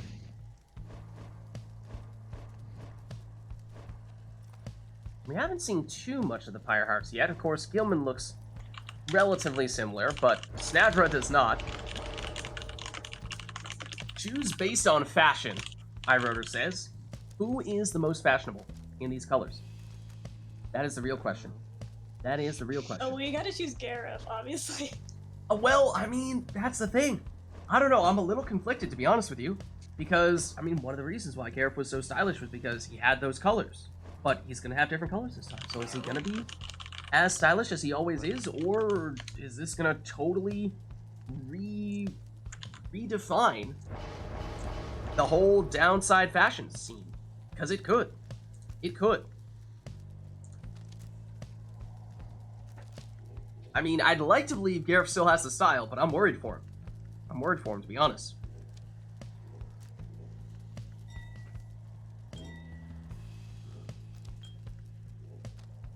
On the other hand, the other two savages can also use Gareth's color scheme. Oh, and well, I mean, we're about to see. Because Cam is using the True Nightwings. So Cam can go super stylish savage if she wants.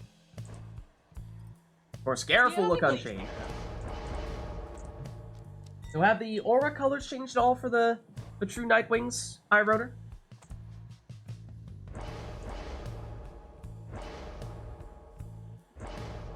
No, they haven't? Okay. So in that case, Gareth should look much unchanged. Similar with Orlek, both of them being the original True Nightwings members. I think the Crones look good in whatever robes, just because the robes are pretty big.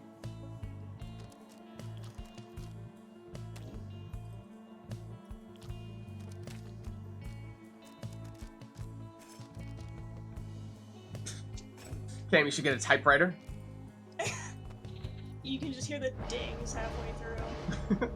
That's the only difference. Oh, and look at that.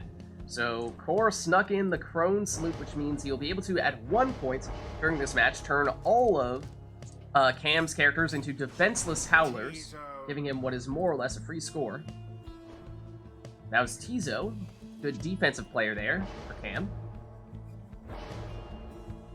Then Deluge. Now, of course, Deluge is completely unchanged color-wise. Just as a heads up, you've only taken 3 of your masteries. Don't forget that last one. There you go. So Core is all set. Last one here for Cam, and you'll love to see it. Still stylish as ever, Gareth. Here we go. That Titan Tooth will stun Cam. That means time here for Core to get that throw off, although it's still a little bit short. Orlek knocks back the defenders, setting up this score here for 25. I think the Nomads are looking really good as well. I think Nomads and Savages. Nomads, Savages, and Crones, I think, are the ones that I've been most impressed with color-wise. Okay, Orlek stunned here. Now banished. Gertrude nearly rode her momentum into the Pyre, but not this time. Orlek is back. He's dealing more damage here.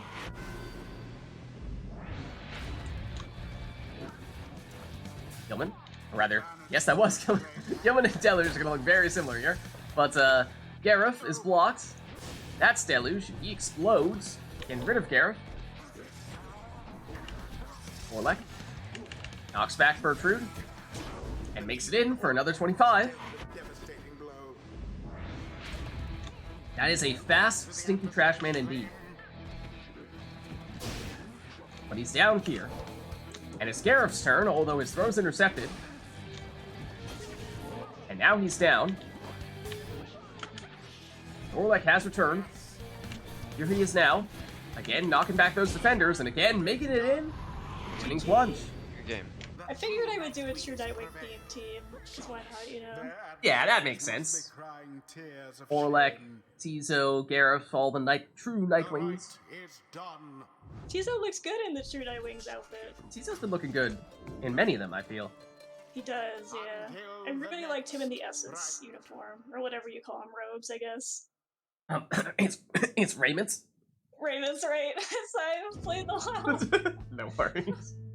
I'm just messing with you. Alright, well, chat, let us know if there's anything else you'd like to see here. Cam, you want to stay on the True Nightwings? You want to go back to Essence? What are you thinking? I could stay True Nightwings. I haven't been True Nightwings in a while. I might as well. Okay. Have we done an Essence versus Pyre Hearts to see the difference? Didn't we just do that? Essence against normal Pyre Hearts? So. Yeah, right now, I mean. Dude, what were you on last time there? Or I think I just switched to Pyre Hearts. That was the first game I was back on Pyre Hearts. Was that Core's first game as Pyre Hearts? I don't remember. I can switch back, it's fine. Okay, because this was another one that once upon a time had really similar color schemes that were very difficult to distinguish. So this would be another good test to see how easy it is to tell them apart this time. Now that we have implemented the mods, let's turn off True Nightwings for Cam in that case. Let's turn on the Essence. However, says we have not yet seen this today, so okay. Yeah, this will be a good test in that case. Yeah, Tizo looks good, period. Yeah, no worries. Thanks for stopping by, Rumi. Enjoy your dinner.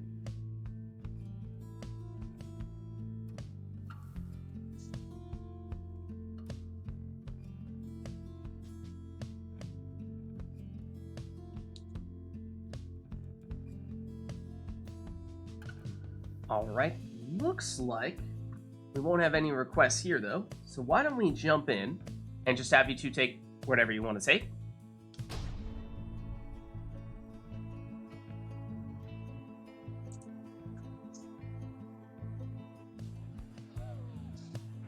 And I hear the imps.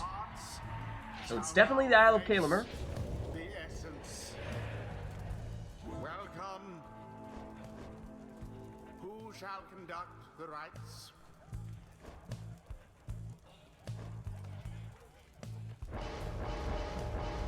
Have we seen a Pyre Heart Snadra?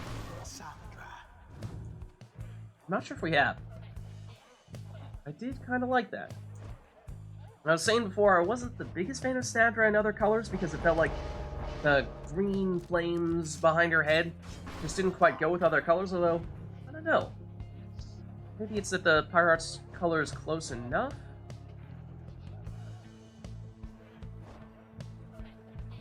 Oh wait, hold on. Is Tamitha's hair always that color? It is, isn't it? Tamitha's hair is like the same color as the Pyre Heart's robes, which is cool. Almost the same with Tamitha, although it's maybe slightly different.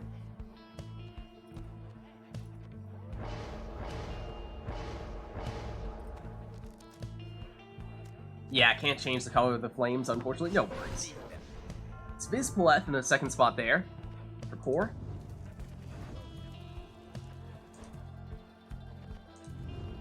And a Titan Tooth Vids at that, so core sticking with the ability to stun whenever he jumps into somebody with that Vids. That can be a strong way to counter someone like the Stowaway, but she's focusing on the throws rather than the jumps.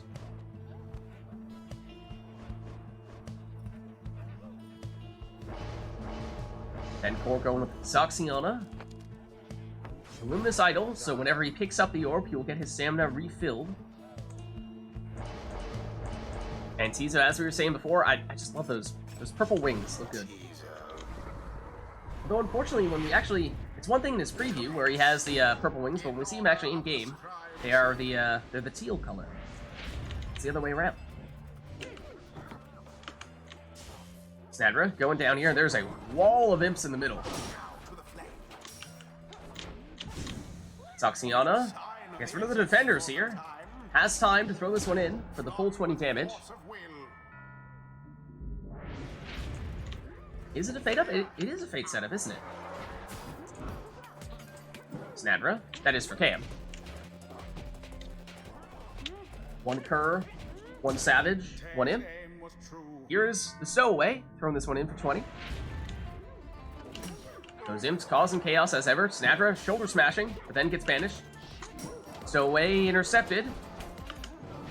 Zoxiana gets the orb back, gets full stamina after doing so, but she's blocked. She goes down. Parker rushes in and sneaks under the defender there for 20 damage plunge. Missed the target a little bit, but we'll give it to him.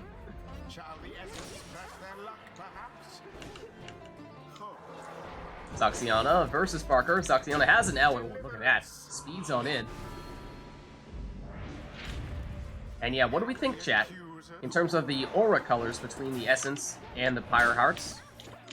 A little bit harder to tell on this arena because not only are they similar aura colors, it's also an arena that has a green background as well, so we've got a lot of green going on here.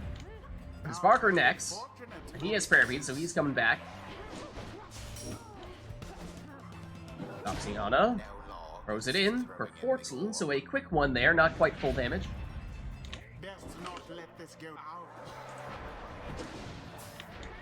Snadra banishes one, banishes two, banishes three. Snadra taking on the whole team here, and goes for a quick throw here for just 6 damage, but does have a little bit of leech as well. So deals 6 damage and gets 3 Pyre Life back for 4. Snadra back at it here. So Tizo able to jump over Snadra and then banish her. Here's Zoxiana. Nearly banishes the team, although Cam able to avoid banishment with Parker. Not for long, though. He's down here. Now it's Vids. She's banished. Snadra banished as well. Zoxiana goes the other way, but still goes down here. Opportunity perhaps for Cam with the Stowaway. Throws it in for 20.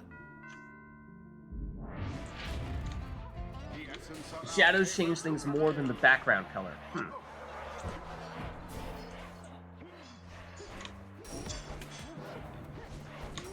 Zoxiana nearly makes it in there, but she is blocked before she does.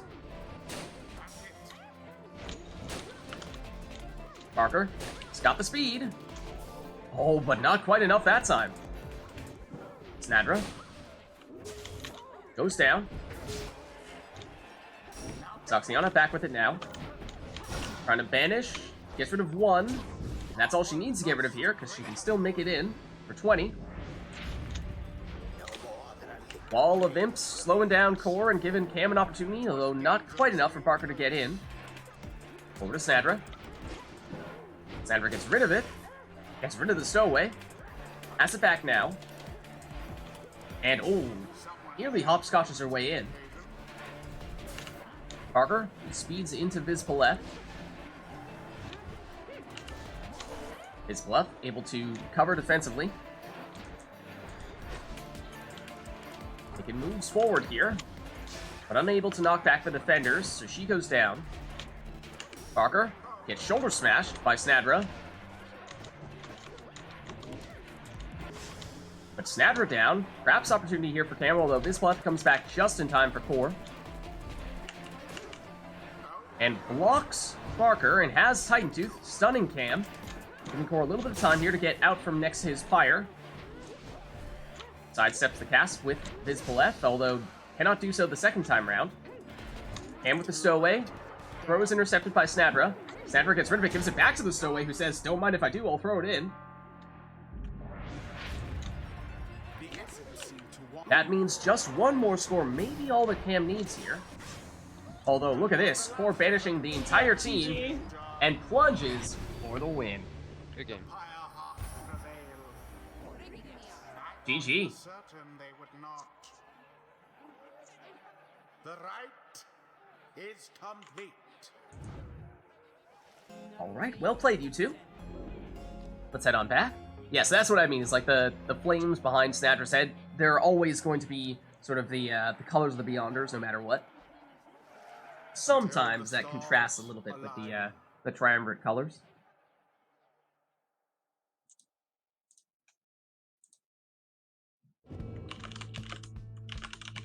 Alright, well, let us know, chat, if there's anything you'd like to see for the next one.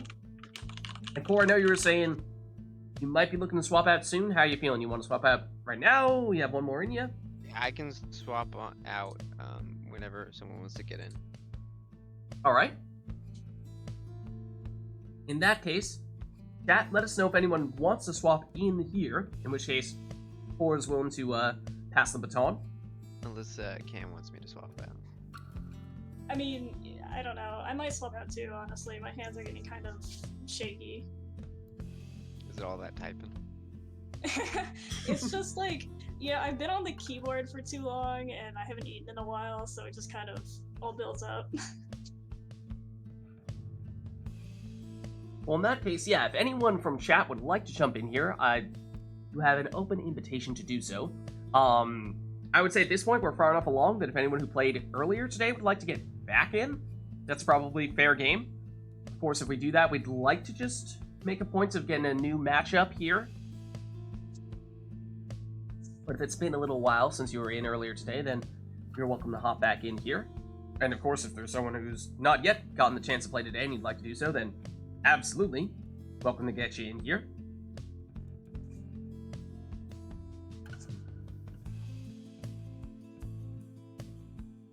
Yeah, I guess it's that Beyonder Crystal, right? Still has a hold on Snadra no matter what. There is no escape. Boom, boom, boom, boom.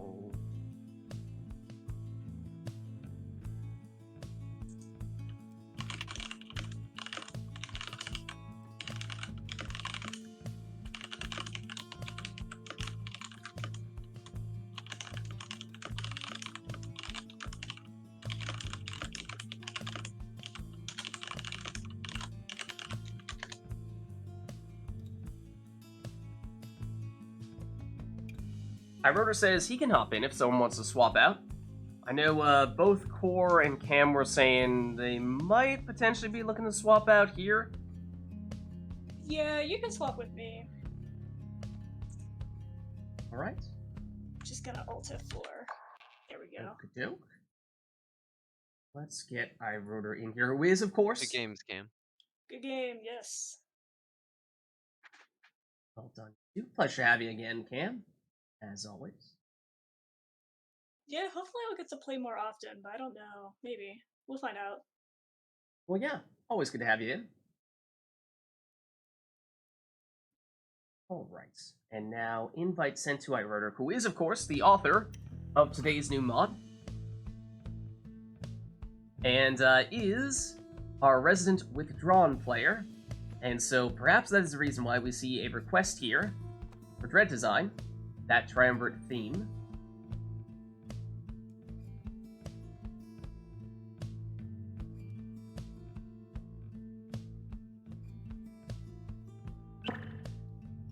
Alright, I assume it's gonna make Pyre player 2 here.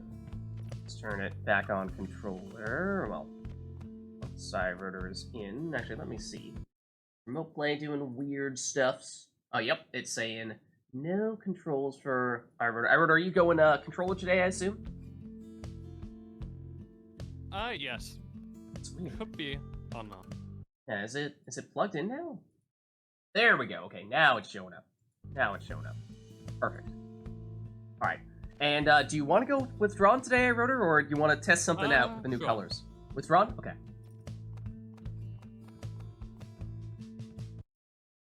Let me set you up with the withdrawn in that case.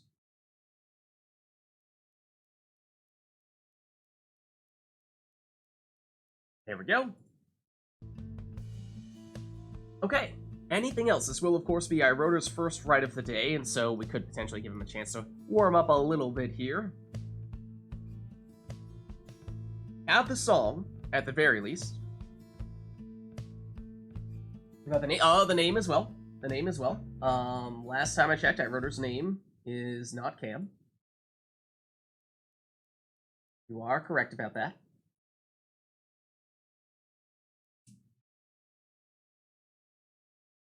There we go.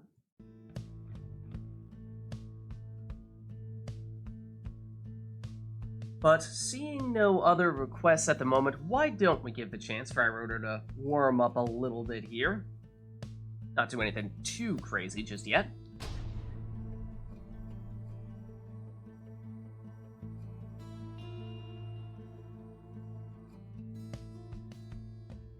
The Pyre hearts Alright, and I think this is our first Nest of Trieste today. withdrawn.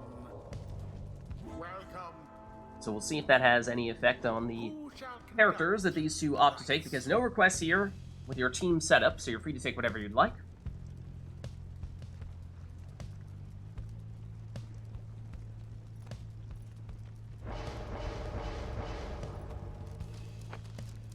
And Sakor will lead with an all-right side Gilman with that Titan Tooth, so again, he will stun people that he jumps into.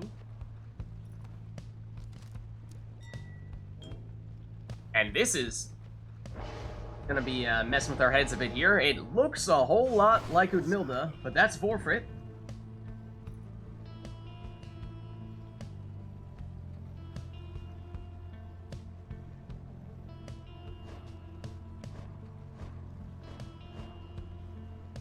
And what I was saying, Core, is Ham's hair is basically the same color as the Triumvirate, or as the raiments here. I think Tamitha's is maybe a little bit of a better match. That's probably the closest. It's Tizo here in the second spot for Core.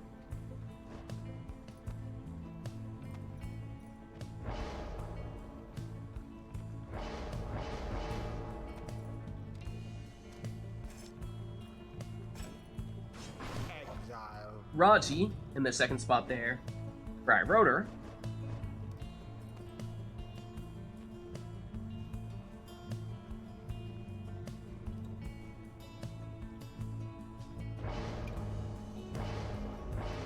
When it comes to the harps, seems Core sticking with Saxiana here. It's Luminous Idol, so he'll get full stamina whenever he picks up the orb.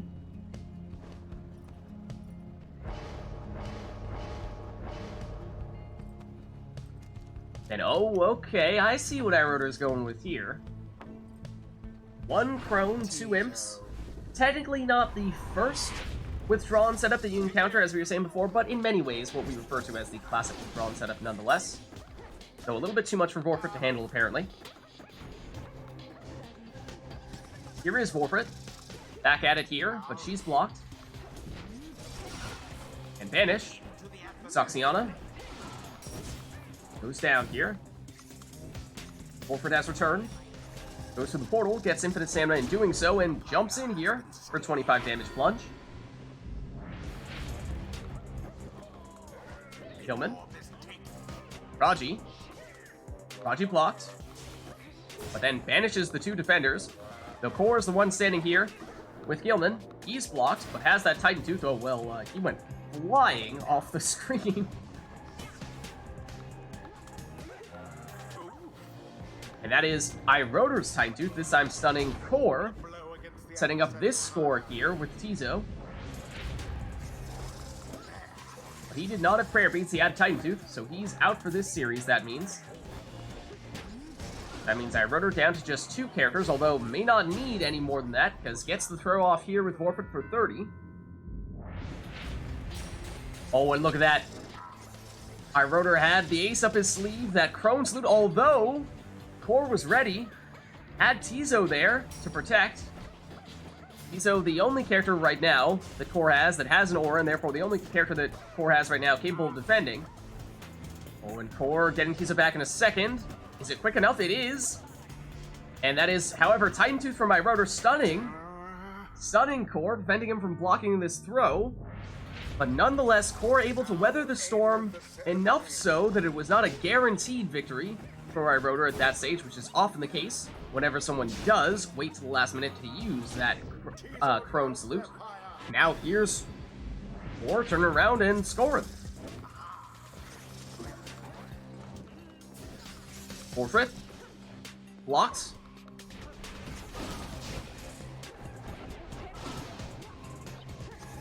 Portrait back at it. She goes down. That big fell swoop. Gilman down as well. Forward Zoxiana back to defend. Against Vorpit, but Vorpit finds her way into the Pyre. The winning plunge. Good game. The withdrawn prevail. Most excellently done this time, I must admit. The ceremony is complete. Alright, let's head on back then. Until the stars align.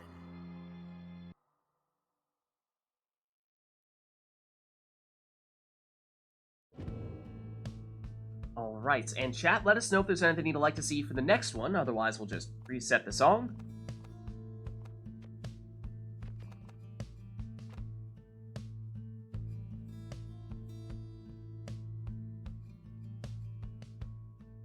iRotor, I know we've been all excited about the new songs, but have we done anything to meet our grand ceremony quota? I don't think so. I don't think we have. I don't think we have. Have we gotten a random grand ceremony? I'm not even sure if we have gotten that. I mean, we can change that a bit. That's easy enough to change, right? Okay, so there's a grand ceremony. Anything else besides the song, in that case?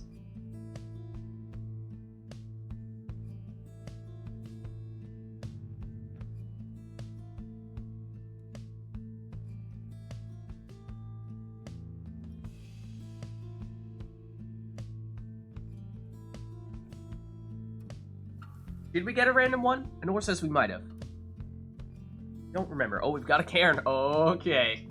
Okay, I think we all know what comes next. Alright, let's get this one started then.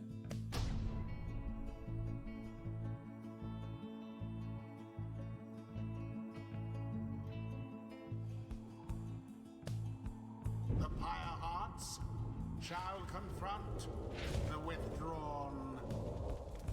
Alright, so no requests here when it comes to your team setup, so you're free to take whatever you'd like. Though I can't say I'm terribly surprised to see Cora's going with a false step, bottled void stowaway in the first spot here. His go-to setup for this arena.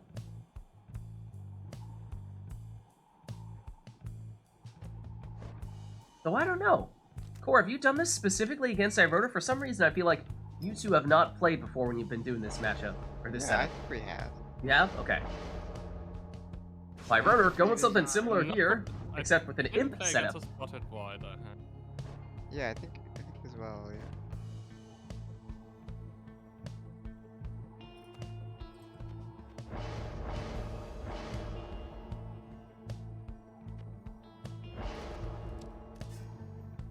Then it's a power casting Sacred Bond Snadra.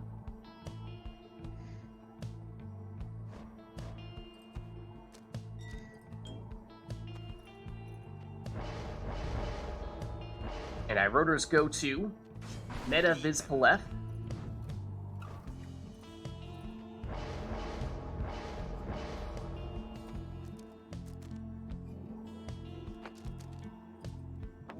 Then one of Core's go-tos with that Titan Tooth Gilman.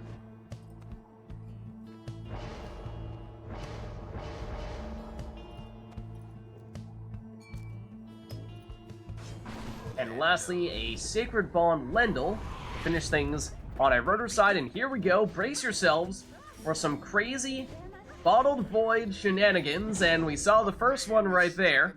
Whenever the Stowaway gets banished at the end of a jump, she will get respawned at the beginning of that jump. And with that Bottled Void, we'll vacuum cleaner everyone in next to her and do some banishing in the process, which is just what happened with Iroder's Imp, because he has done a similar setup, just with an Imp. And when he gets banished, Iroder will be looking to send someone through that portal and bringing them back, and in doing so, triggering the Bottled Void. Oh, look at that. Core getting a little bit greedy there. Had an opportunity to score, yet didn't take it. Snadra for 4. Over to the Stowaway. Stowaway brings back Gilman. Has time to throw this one in for 20.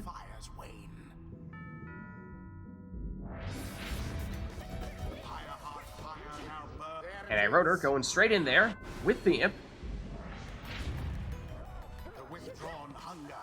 Stowaway, I think that was at the end of the jump. It was. Oh, and that stunning claim as well. So freezing everyone for a few seconds there. For even more chaos. Snadra. Oh, that's the Stowaway once again. Triggering that Bottled Void. Oh no, he's waiting for someone to come back because we saw Iroder take the Typhoon Bottle, which means that if everyone is banished on Iroder's side, Core is unable to sprint, jump, throw, or use any other special abilities, and that is what Core is trying to avoid having to do, because that means he needs to plunge. He did opt to do so here, though. The reason why he was reluctant to do so previously, I assume, was because he didn't want to lose the Stowaway in the process, because, of course, she has the Bottled Void, not Prayer Beads. But Snadra, able to flip her way in here for 20 damage. I'll bring back the Stowaway for Core. Here is the Stowaway, perhaps just out of range of that Bottled Void. A Lendl intercepts, goes through that portal, triggers Bottled Void, and throws it in for 20. So let the chaos continue in that case. Or trying to stay as far away from that Bottled Void as possible. Oh, and look at that. Vids able to banish everybody. And that's a 30 damage throw, meaning that Core now has 5 Pyre life remaining, which of course is definitely enough for Iroder to finish this one with 1 score, but Core could do the same, depending on who it is who does the scoring. Anyone other than Gilman right there has enough damage to do the trick. Need to be the Stowaway or Snadra with a full damage score to get the job done, but here is Vids. Again. And GG. The withdrawn prevail. Or you could say they managed to avoid defeat.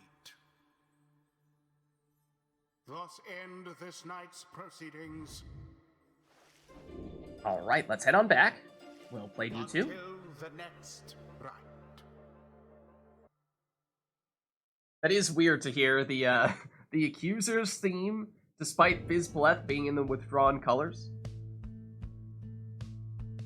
But anyways, chat, let us know if there's anything you'd like to see for the next one. Otherwise, we'll just reset here.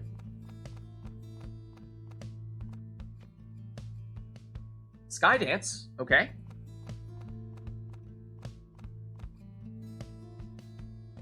Anything else?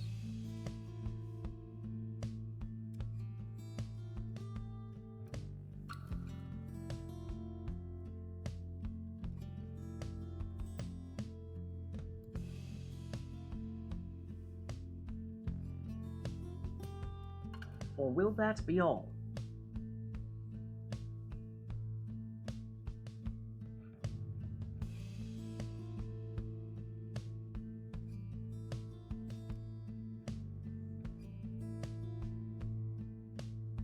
looks like we've just got a song here. So why don't we get going in that case? And we'll have these two take whatever they'd like to take.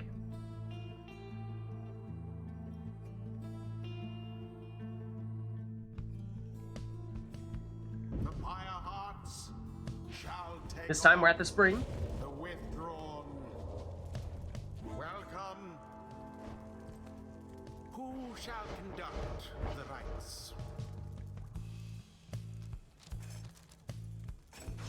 And you saw the stowaway and you wondered if maybe Core was going for the same thing, just round 2 in a slightly different arena. But not this time. What, is this the first time we've seen a withdrawn harp today? I feel like it might be. No, quite used one. Okay.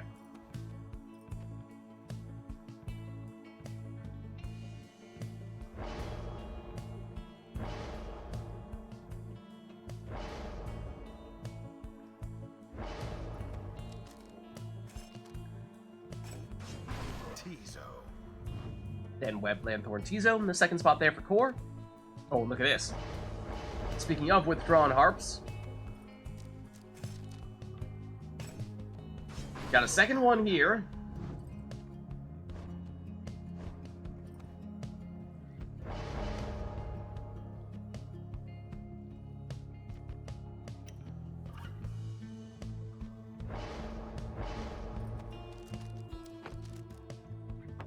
And back to the Titan Tooth Gilman for Core. And yes, as we might have suspected after seeing harp number 2, it does appear as though perhaps iRotor is going for the triple harp setup here. Question is just what the setup on Zoxiana here might be. It is Skydance for the song, so maybe that it was the inspiration. Let's see, Zoxiana is the darkest of the harps. Tamitha is the lightest of the harps, and Tamitha is the one in the middle. Try to commit that one to memory, but here is the stowaway plunging for 20. And she has Parabead, so Core is fine plunging with her. So that's Tamitha, but she's down. Stowaway. Got rid of it, got it back, and got in with another 20. Tamitha. Back to her sister. Back to Zoxiana. Zoxiana going all flappy harp. And is rightfully punished for doing so. Tizo, banished here. As is Tamitha. As are all of the harps, in fact. Opportunity here for Core, gets a little bit greedy, thought maybe go for the bigger score there, but then settles for, okay, just take the easy 15 there with Gilman, even if it's slightly less than the other characters, but here is Tamitha, plunging for 20 for iRotor. Tamitha this time, but she goes down. Stowaway. Jumps, then gets rid of it, then gets it back, and again, sets up this score here. This time it's 20 damage with the throw. Tamitha is banished this time. Zoxiana moving in against the stowaway, who works her way around Tamitha but gets banished, and then Tamitha intercepts. Tamitha to Zoxiana. Zoxiana finds her way in, and she has the leech. So she dealt 20 damage and gave iRotor 10 Pyre life back. That's Tamitha this time for 20. That means we are back to being close here, more or less, tied up at 2 scores apiece. Zoxiana over the defender for another 20 damage, and some momentum absolutely shifting in iRotor's direction here. But it does mean that Zoxiana is now out for this series. So iRotor is outnumbered this time. Stowaway from point blank gets the throw off here. And that leech is key, because that means that now Core still needs a couple of scores before he can finish this one. But it's not going to matter here, because Tamitha gets the winning plunge. Good game. A victory so narrowly achieved, and thus more glorious. The rite is complete. Well played, you two. Until the stars align.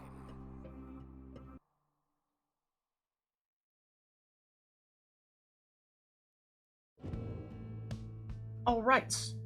Well, let us reset that. Chat, let us know if there's anything you'd like to see for the next one. And I know, Corey, you were saying earlier that you might not want to go for too much longer. Are you good to stick around? You want to swap out now? How are you feeling? I'm good to stick around until Liberation, right? Unless someone wants to jump Okay. Alright. Well, chat, let us know if anyone else does want to get in, but it sounds like Corey's good to stick around if no one else does. Unless you want to play Lids. Nah, I'm the backup to the backups. I'm the if no one else is available and someone must switch out.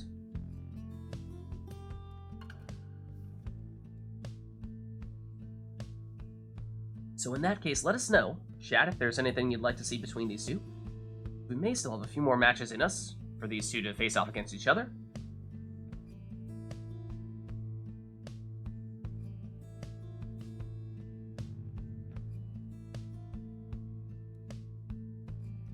Wait.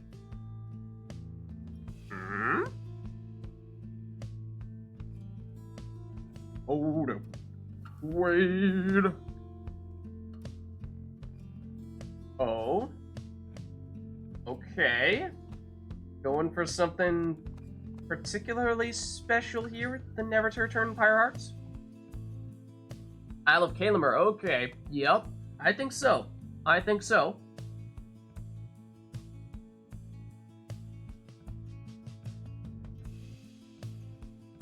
This is a special combo, I do believe. Anything else we would like to see for this one?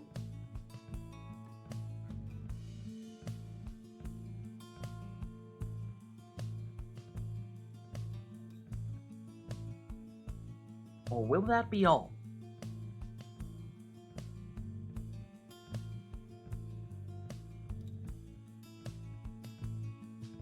Looks like it is. So why don't we get going here? And pay particularly close attention to the song for this rite. The Pyre Hearts versus the Withdrawn. Welcome. So no team-related requests here, so you're free to take whatever you'd like. Conduct the rites.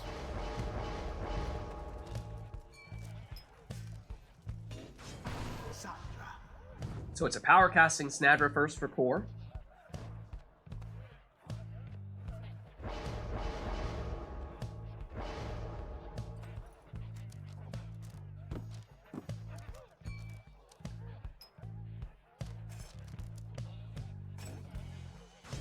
Whereas Iroder going with a Prayer Beads Dalbert.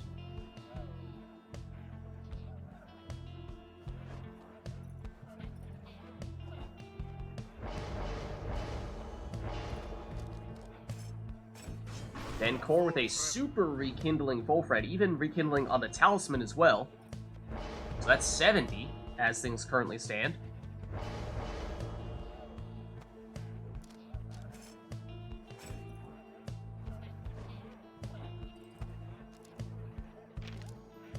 Iroder setting up a potential Imp, although now is shifting over to Palmas. And going full rekindling with him. Though Nutrition Stick rather than the Rekindling Talisman, so not quite as much as we saw Core take.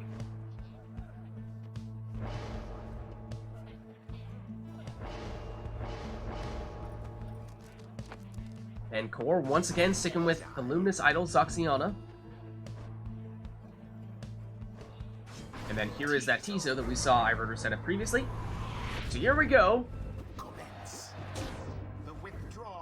And it's Dalbert plunging first for 20 here. Well shielded there from Palmas. He moves in, but he goes down. Toxiana banishes one, perhaps even two defenders there, but makes in for 20.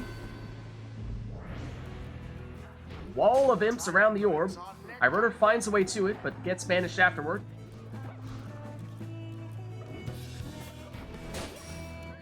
Big cast there from Snadra. Follows up with the banishment there on everybody, in fact. So she can throw this one. It has to cut it a little bit short. Four saw that defender spawning back in. Did get a little bit of leech on it, though. 15 damage, plus I believe that was 8 life back on Core's Pyre. Dalbert, he's blocked. Zaxiana goes down. Izo, back over to Palmas. Back over to Dalbert, who nearly finds an opening, but he goes down. Snadra. Oh, she goes down. Aggressive move there from Palmas. Eyeing the Pyre. Thinking about the plunge with the Nutrition Stick, but then goes for the throw instead, and it bounces off the crazy imp there in front of Core's Pyre, doing 720s or more. Here's Zaxiana, plunging for another 20. Snadra gets rid of one defender, but is blocked, trying to make her way into the Pyre. And well shielded there from Palmas, bouncing the cast back off and vanishing Snadra in the process. Dalbert making moves here, but he goes down. Snadra's back, but she goes down. Huge banishment there from Tizo. Perhaps opening up a window here for Dalbert to plunge for 20. Snadra versus Palmas. Palmas wins out, but not for long. Zaxiana banishes everyone and scores for 20 here with the throw. Oh, hold on. iRotor looks like getting some kind of either connection issues. Yeah. Let's see. I was worried. I was like, what? Did we lose iRotor? Let me check on Discord, see if he dropped there as well. He's in Discord. He is in Discord. Okay. Not entirely sure in that case. Let me see. Might be a connection issue on his side. At the moment, iRotor, we can't hear you. I'm not sure if you're on push to talk. But Can you now? now we can. Yeah, did you have a connection issue or something? I know. Should be fine now? Yes. Okay. Alright, in that case, why don't I do a countdown here? I'll do 3, 2, 1, go, and I'll hit resume on go. Alright. 3, 2, 1, go. Here we go.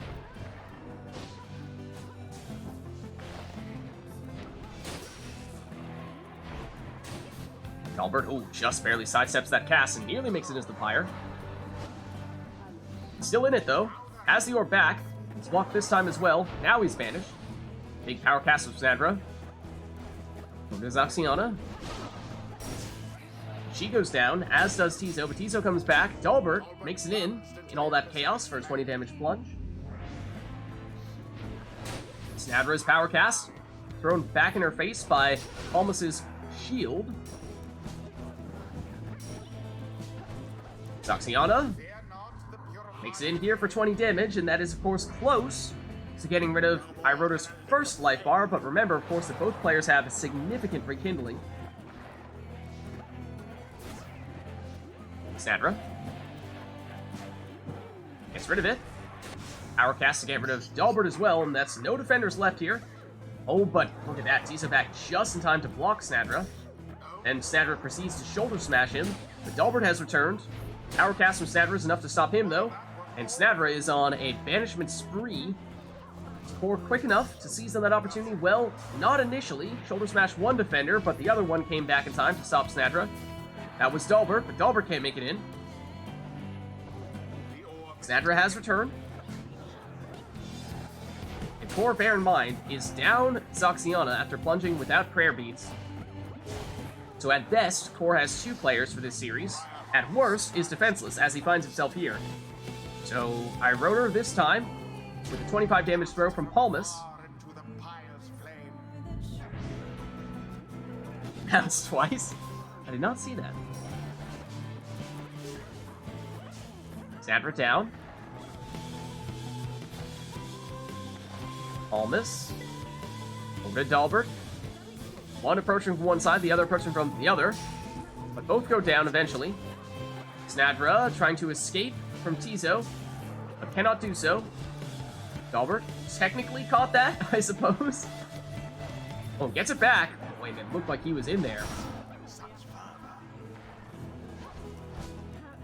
Zaxiana throws it, gets it back, and she gets her stamina refilled, although this time she goes down, and that means it's back on the attack for Dalbert. He's banished.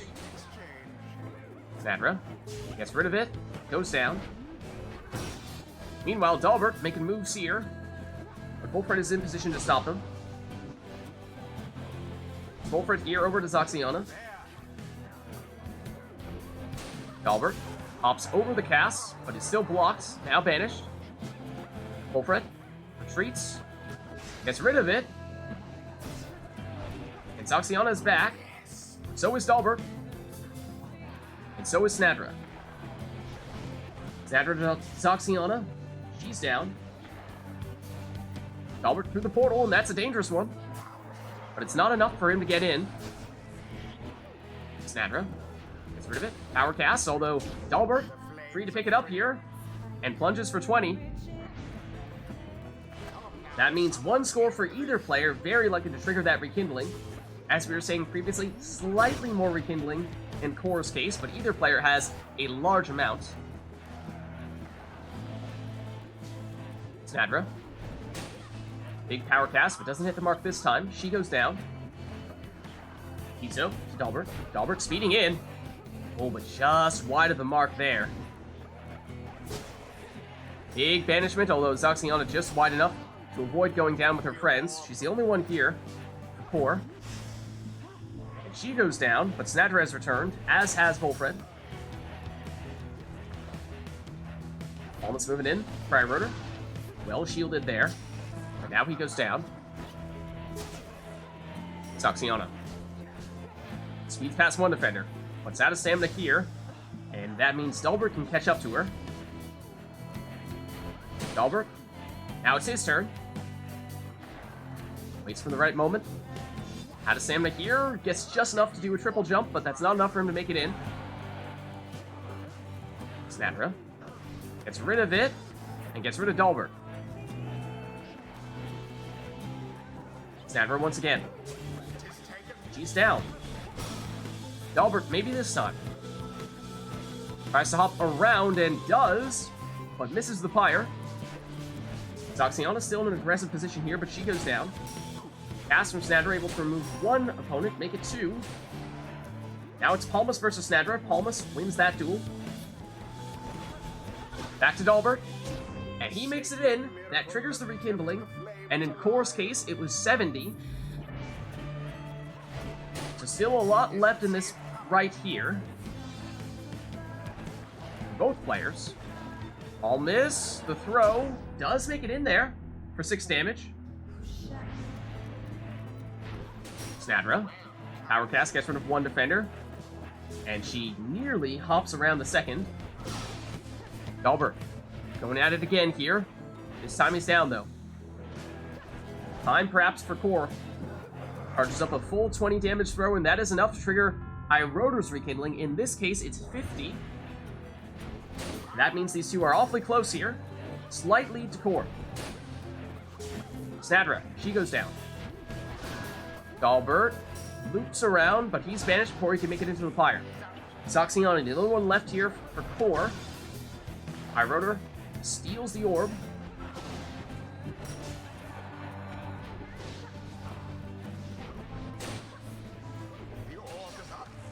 Back to Dalbert. He's shoulder smashed.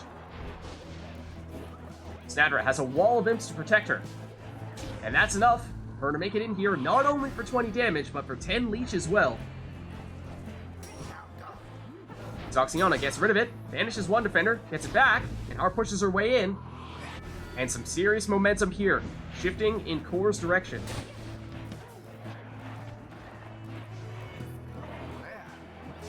Snadra down. Iroder running out of time. But Dalbert can get the job done here.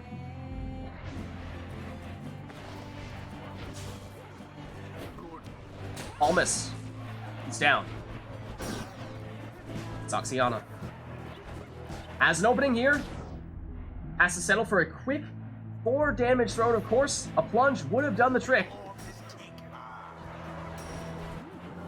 Core still looking for slightly more damage here, which means still little more time yet for Iroder. Iroder banishes the defenders, although Zoxiana has returned. She's blocked. Now banished. Dalbert. He's shoulder smashed. Snadra. Gets rid of it. Gets rid of Tizo. Dalbert has returned. Gets the stamina back, then loops around. Has the opening. And it's not over yet. Iroder needs a couple of scores here. Scores just one. Zoxiana. Gets rid of the defenders. GG. And there it is. Good game. The Pyre heart prevail. Well played. Their pyre GG. burns, whilst that of their adversaries is but ash. The rite is done. All right. Let's head on back. Until the next rite.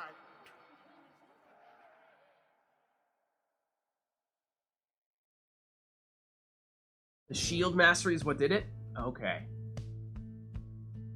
Alright, so that was, in case, I don't think anyone, maybe someone commented on it, but when we go with one of the Never to Returns and we go on the Isle of Kalimur specifically, we get a solo from Celeste.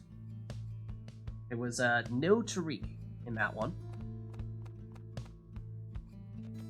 But otherwise, let's reset here and let us know, chat, if there's anything you'd like to see for the next one.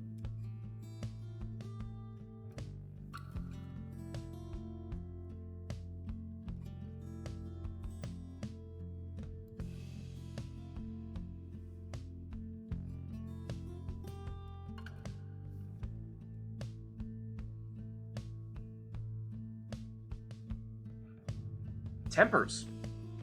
Okay, by theme you mean Rage of Demons rather than the Never to Return, right? Okay, gotcha. Perfect. Anything else?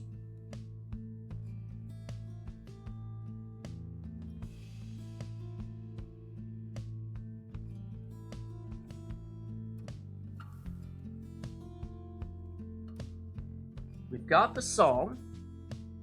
Do we have any other requests last time, or was it just song for that as well? A song in arena, I suppose. Of course, we had a great match last time.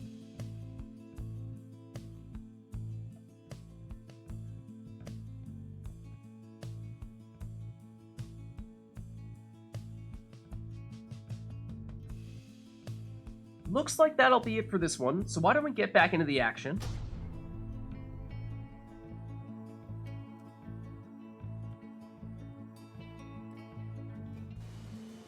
And I hear the water. The Pyre hearts Fall of Solium. now face the withdrawn. Welcome. But no team-related requests here, so you can take whatever you'd like. The rites.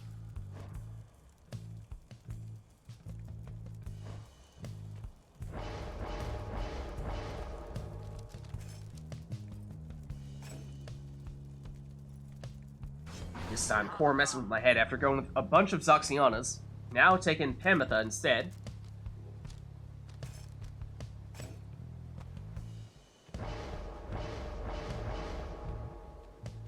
In Iroder's case, it's a Webbed Landthorn of Raji in the first spot.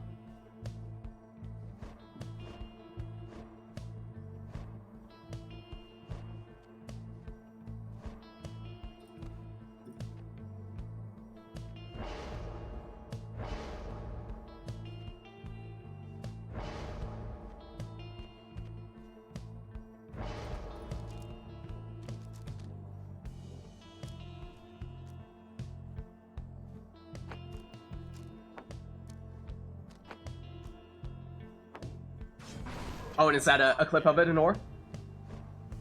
Yeah, I think I missed it at the time.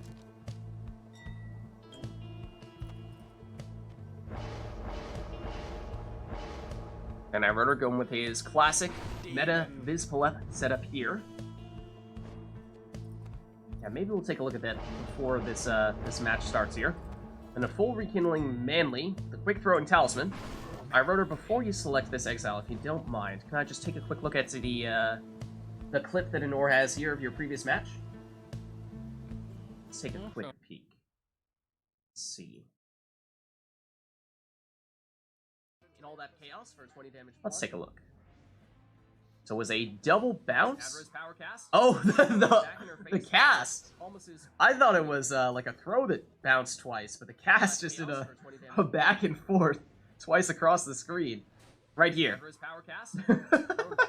That is pretty hilarious. That is pretty hilarious. Well, there you have it. There you have it. Well done, you two. Well done.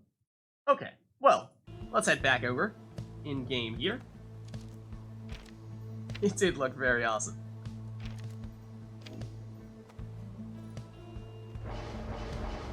Alright, then it is all right side nutrition stick Palmas, as we usually see. Fire Murder's sap setup, so here we go. Fall Solium this time, but otherwise a somewhat similar matchup here. Rather than having the 2 saps, Core this time opting for a demon. In honor of the scribes. And then there is a 30 damage throw from Viz Paleth for my rotor. Somebody get the orb. There is Viz Paleth. Goes down this time. Ametha switches over. But Jody goes down before she can do anything with the orb there. Viz Paleth vanishes with those throws and puts it to use there. It's banished nonetheless. Full Fred. As a... oh, rather Manly, I should say. Of course, go with his throwing talisman. But doesn't seem to have the range from there. It is Jody this time. But she's banished. Viz Paleth has that super speed from having that infinite stamina after going through one of those portals. Look at that. Well-timed switch there, but not quite enough range on that throw from Manly. Viz Paleth again through the portal. Blocks. And banishes the defender. Banishes the other defender. And banishes the third and final defender. Setting up this 30 damage throw.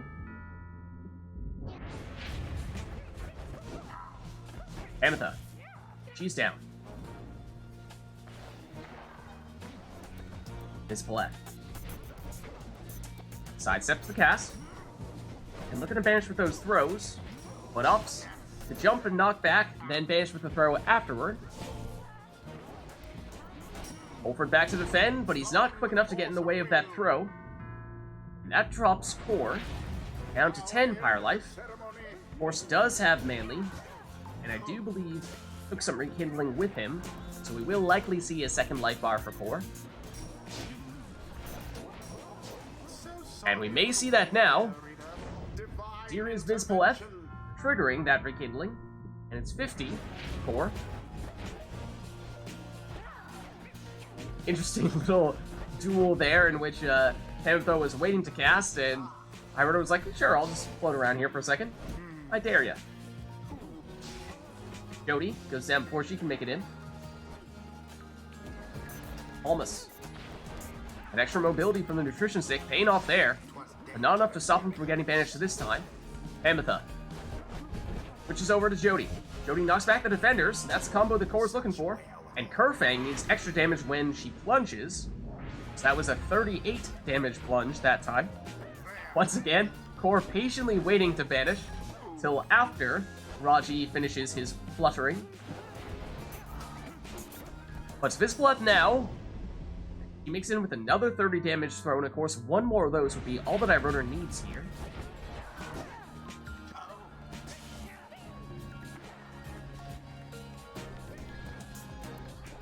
Viz Paleth. Just wide of the mark where she could banish Jody, but it doesn't matter this time.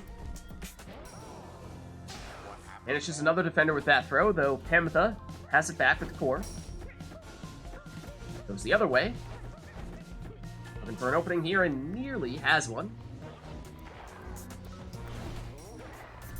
Viz Paleth tries to speed through after going through that portal, but Core able to stop her. Oh, and nearly an opportunity there for Ametha to get the orb back, but now more defenseless for a moment here. Might have had enough time for Iroder to score there. But that throw with Viz Paleth is just an inch wide. Ametha Over to Manly. Sidesteps, throws, gets it off for 25. Ametha gets rid of it, then banishes. Then banishes another defender, has the orb back, gets it back, switches over. Although Manly did not have the orb at the time. Vizpaleth versus Ametha. Vizpaleth wins out. And banishes Jody. Tries to banish Wolfred, but he shields, but the plunge will do the job. Good game. Perhaps they do deserve their freedom after all. Well played. The rite is ended. Alright, let's head on back. Until the next rite.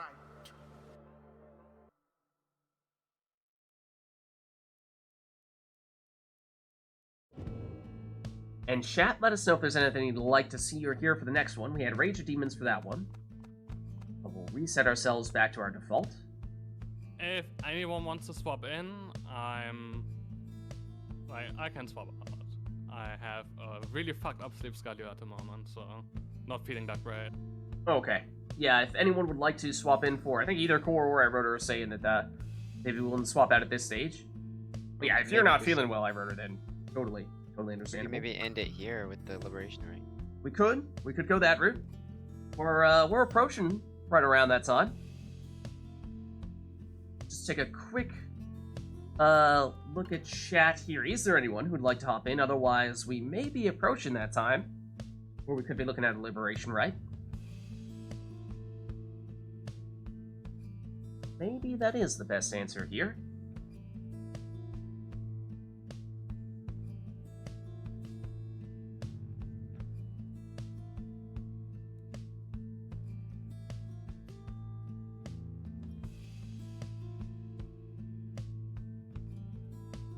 Yeah, not seeing anyone at the moment who seems desperate to get in which case, why don't we go that route? You know, don't want to keep Iroder in here if he's, suffering. So why don't we enter our Liberation Rite protocol in that case? And so we have a way to automate that a little bit more this time, right? So if we go Fall of Solium, Sermon Intro on, and then any version of Never to Return, that is the way to trigger our built-in Liberation Rite protocol? Okay, perfect. Shouldn't matter which one we have here.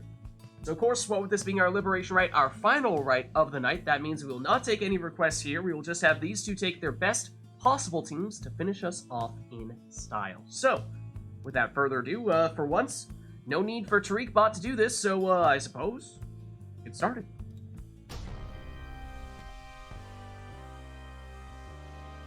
Want to make it more authentic with the instrumentation and the version, would always use the version for player 2, Triumvirate, because then the dynamic, like it's basically like in a campaign if you play against the other team. So dynamic matches. Try not to let the pressure get to you. Pyre hearts, stand prepared. Can you hear me? Yep. The withdrawn Yep. stand prepared. Maybe we don't need to restart this, but generally I would suggest using the Never to Return version for player 2's Triumvirate. Oh, that actually does matter? Okay. I mean, we can, if you'd like. I mean, it doesn't matter for the version, but so it matches the campaign instrumentation, right? Like all the soundtracks are made so that the dynamic versions like play for you as player 1 and when the opponent is player 2. So when the opponent grabs the orb, then like the player 2 grabs the orb, then the like team, like the triumvirate part of the music comes through more. And when player 1 grabs the orb, the basically Nightwing's part comes through more. Okay, so yeah, in that case, sure, let's do it. So withdrawn in that case we should do this Never to Return.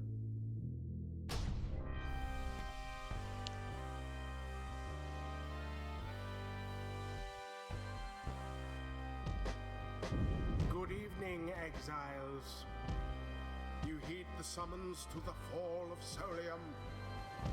At stake here in this rite is your salvation. Cling to whatever shred of hope you have. Pyre hearts stand ready. The withdrawn stand ready. Who shall stand? Alright, so this is, of course, our Liberation Rite, and therefore you are free to take whichever team you would like to take. Your best team, if you will. Sir Gilman. And it's Gilman first, for core.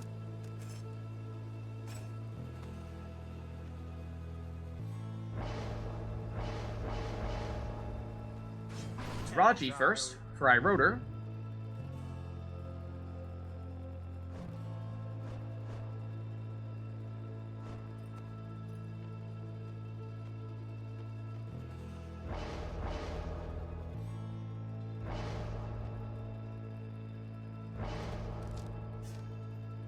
Then at Power Casting, Sacred Bond Sinadra for core.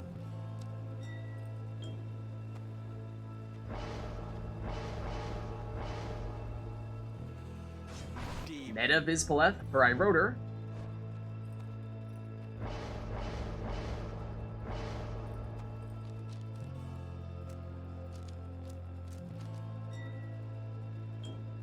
And finally, a Stubborn Flame Quick Throwing Bertrude for core.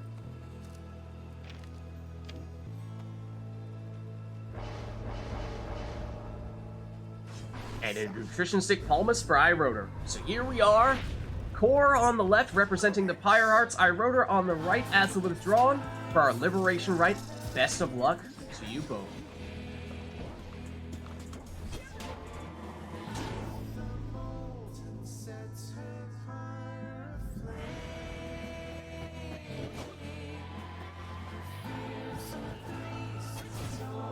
Oh, okay, for a second I thought iRotor was bugged out there, but I think we're good.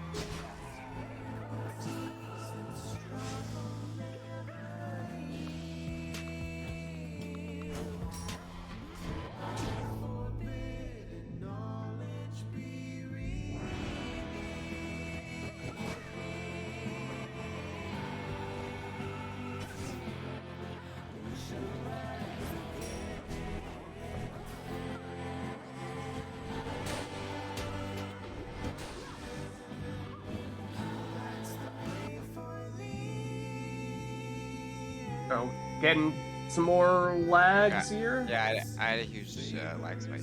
Okay. If you'd like, I can uninvite you or re-invite you. I think I might be fine, but... Okay. And are you doing okay, iRotor?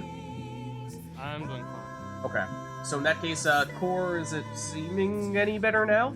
Yeah, it seems better. Okay, so I'll do a countdown here. 3, 2, 1, go. And then on go, I'll click resume. 3, 2, 1, go.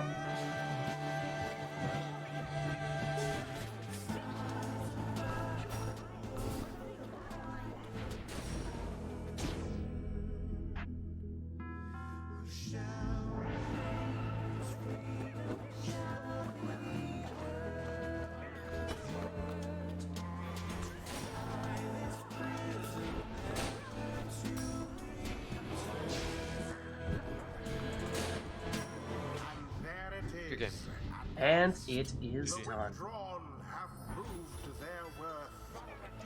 GG? Their adversaries Sorry about the defeated interruption of the first intro, Oh, no worries. but Yeah, not for we're the details. we're learning how the new system works, so you know, it's in the name of long-term improvements. But as we were saying, that was our final rite of the night, our Liberation Rite. So thank you to everybody who was playing with us today, and thank you everybody in chat giving us all those requests. And well, of course, this was our first day trying out the new and improved mods brought to us by none other than iRotor there. So, thank you, everybody, but I'm going to jump out of Discord here. I'll see you next week, though. And let me throw back on the right, we never had to start off the in-game music. What? I don't have to do this anymore? Oh my goodness, no way. It's game-changing. It's game-changing. But anyways, like I said, that was our final rite of the night, our liberation rite. So thank you, everybody, who was playing and giving us the requests today. This was, of course, our Pyre Community Rite Night, which we are doing every Sunday at 3:30 p.m. U.S. Eastern Daylight Time. If you are interested in getting more involved in these Rite Nights, then the best way to do so is, of course, by joining the Rite Club Discord server, which you can do by clicking on that link right there. My name is Lids. I'm hosting these Rite Nights. Other than that, I'm also streaming Mass Effect Legendary Edition, Mass Effect 2 Legendary Edition, on Fridays. I'm also doing Mass Effect 3 multiplayer on Saturdays, and like I said, of course, Rite Night on Sundays. Then on YouTube, Lidsvid's there as well, posting the VODs from all these Rite Nights, so if you missed anything, you can catch it there, as well as the VODs from those other streams. Also doing a bunch of Gwent videos, the Witcher-themed card game, as well as Thronebreaker, which is the Gwent campaign. And, well, of course, other things every now and again when time allows, but, if you haven't done so yet already, you can, of course, hit the follow button to get a notification when I go live. You can also follow me on Twitter at LidsVids. I'll post there live as well. But the best place to stay up to date on all things Lids is actually by joining my own Discord server, which you can do by clicking on that link right there. But that's going to be it for me for tonight, so thank you all for watching. Hope you enjoyed the stream, and I'll catch you next time.